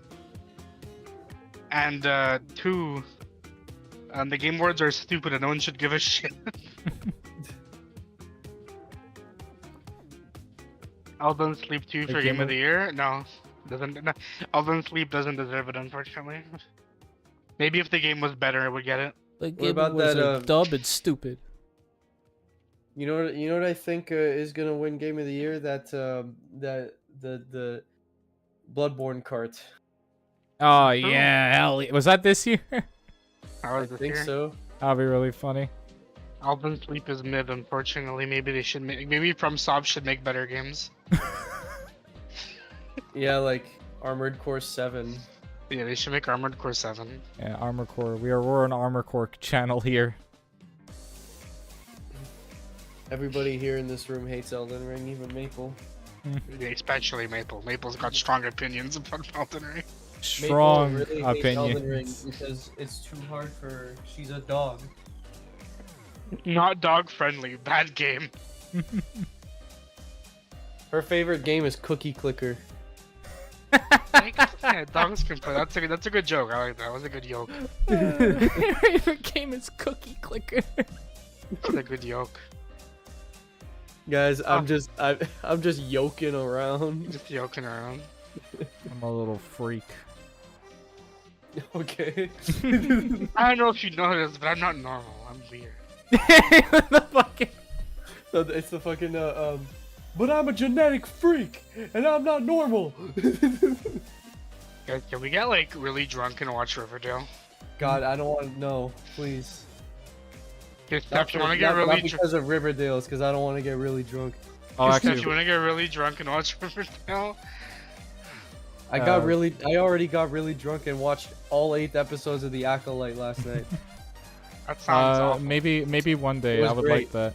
Okay, not today. Not today. Lib, look at my stream. This is the card. I wanted to show you this card for a bit. Atraxa's a bitch. If you make a commander deck with Atraxa, then you're an unloved psychopath. I only have the Phyrexian deck that I have only has white and black. I don't have green and blue. Yeah. I Well, think you could adding put green it and blue in. would just make it overcrowded. That's all. You know, you could put it in, but you'll have to substitute some lands, and it's not worth Yeah, it. it's not worth it. I'm just telling you that I have it. Yeah, Trax is a bitch, and if you make a commander deck with the Trax as the commander, then you're an You're a unloved bitch. psychopath. You're an unloved psychopath. What does Okay. it do? What does that card do? Are you ready to hear this? Hold on. Yes. Remember when I read you that one band card and you were just like, bro, it just keeps going. Yes. Yeah, hold on, look. Listen to this, okay? Trax a Grand Unifier. It has 7 health and does 7 damage. That's a lot. Okay. Wait, hold on. Pat Lib told me Riverdale is better than both Dune movies. Lib's right. It is better than both Dune movies. Yep. You know, I might have said that in a drunken stupor. I'm wrong. Riverdale is actually the best thing ever created. Like, actually. So here's what Atraxa does, okay? So it's a 7/7. That's flying, which means it can't be blocked by creatures that are not flying. It has Vigilance, which means attacking doesn't make it tap. It has Death Touch, which means if it does any amount of damage to anything, it kills it. And then Lifelink, which means it has 7. It does 7 damage. So when you deal damage with it, you gain 7 life. You also forgot it also has Money Link. It costs money because it's a trading card. Yeah, it's a $40 card. So when Atraxa Grand Unifier enters the battlefield, reveal the top 10 cards of your library. For each card type, you may put a card of that type from among the revealed cards into your hand. Put the rest on the bottom of your library in any order. You just said so many words. I get scammed. You know what my favorite like comment about Yu-Gi-Oh is, but it applies to all trading card games. What? You just said so many words that don't mean anything. How do you say that many words that don't mean anything? Did I get scammed? I can't find this card. Which card are you looking for? The one that says, your opponent can't win the round, you can't lose the round.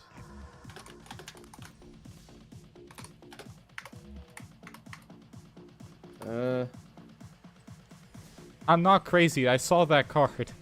It's called Abyssal Persecutor. Yeah, you showed it to me yesterday. That card's real. Yeah. Oh, there's another one called Platinum Angel. Yeah. I looked it up. I looked it up. You're thinking about Platinum Angel. Platinum Angel. Yeah. Yeah, but if I type Angel, I bought it. I bought the thing. Right, Platinum Angel. Right, Platinum Angel. Platinum. P-I-N? What? Platinum.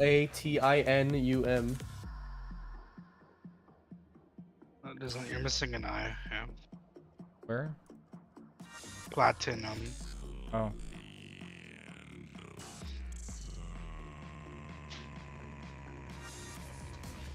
Wait, no, now you're confusing me. Platinum. Yeah, no, I had it right before. Yeah, and then Angel. Yeah. Not here. Then you don't have it. You showed it to me yesterday. Yeah, it was in here, and I bought it with an orb. You didn't buy. That's not what you bought. Oh. That's a card. That's a alternate art. Oh. That's not a card. That's an alternate art. Oh, okay, I thought that also counted as a card. Okay, I get it now. No, you bought an alternate art. Okay, you're right. Well, now when I get that card.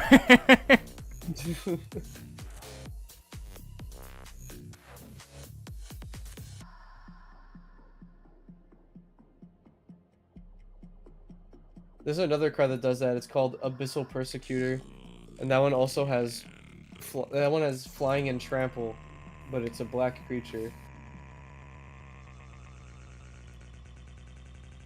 Oh, I'm stupid. Get this out of here. There's one, if both of those are on the table, if both those cards are on the table, because Platinum Angel makes it so you can't lose and your opponents can't win. But if you play Abyssal Persecutor, that one makes it so you can't win and your opponents can't lose. So every player is put into a state of infinite purgatory, and it'll be a draw immediately. Oh, you're cool. Unless you're able to remove both, unless you're able to remove both creatures, which you should be able to do if you're playing right, if you're playing the game correctly. I need this plane. Can I make it? Nope.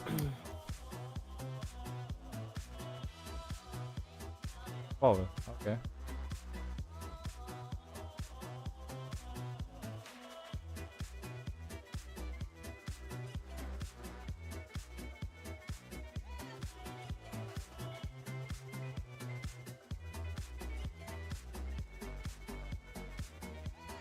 Oh, you're cool.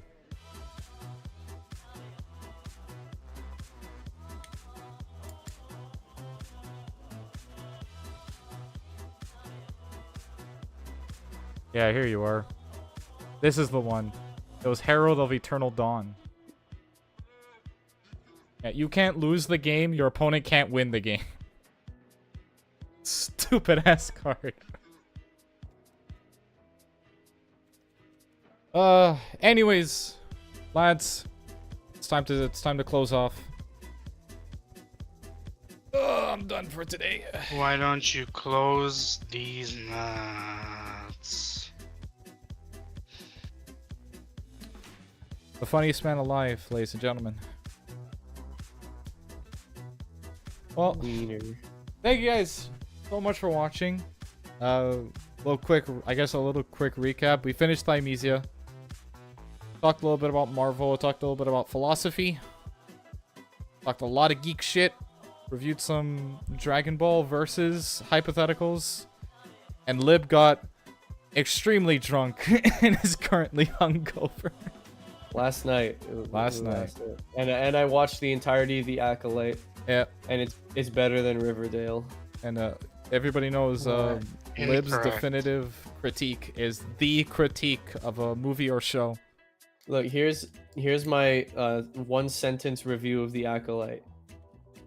Don't watch it, comma, it sucks. Period. Well, do you guys want to say anything to the lovely people at home before we sign off? There's a new episode of Fresh Off the Reel out. Go watch it. New episode!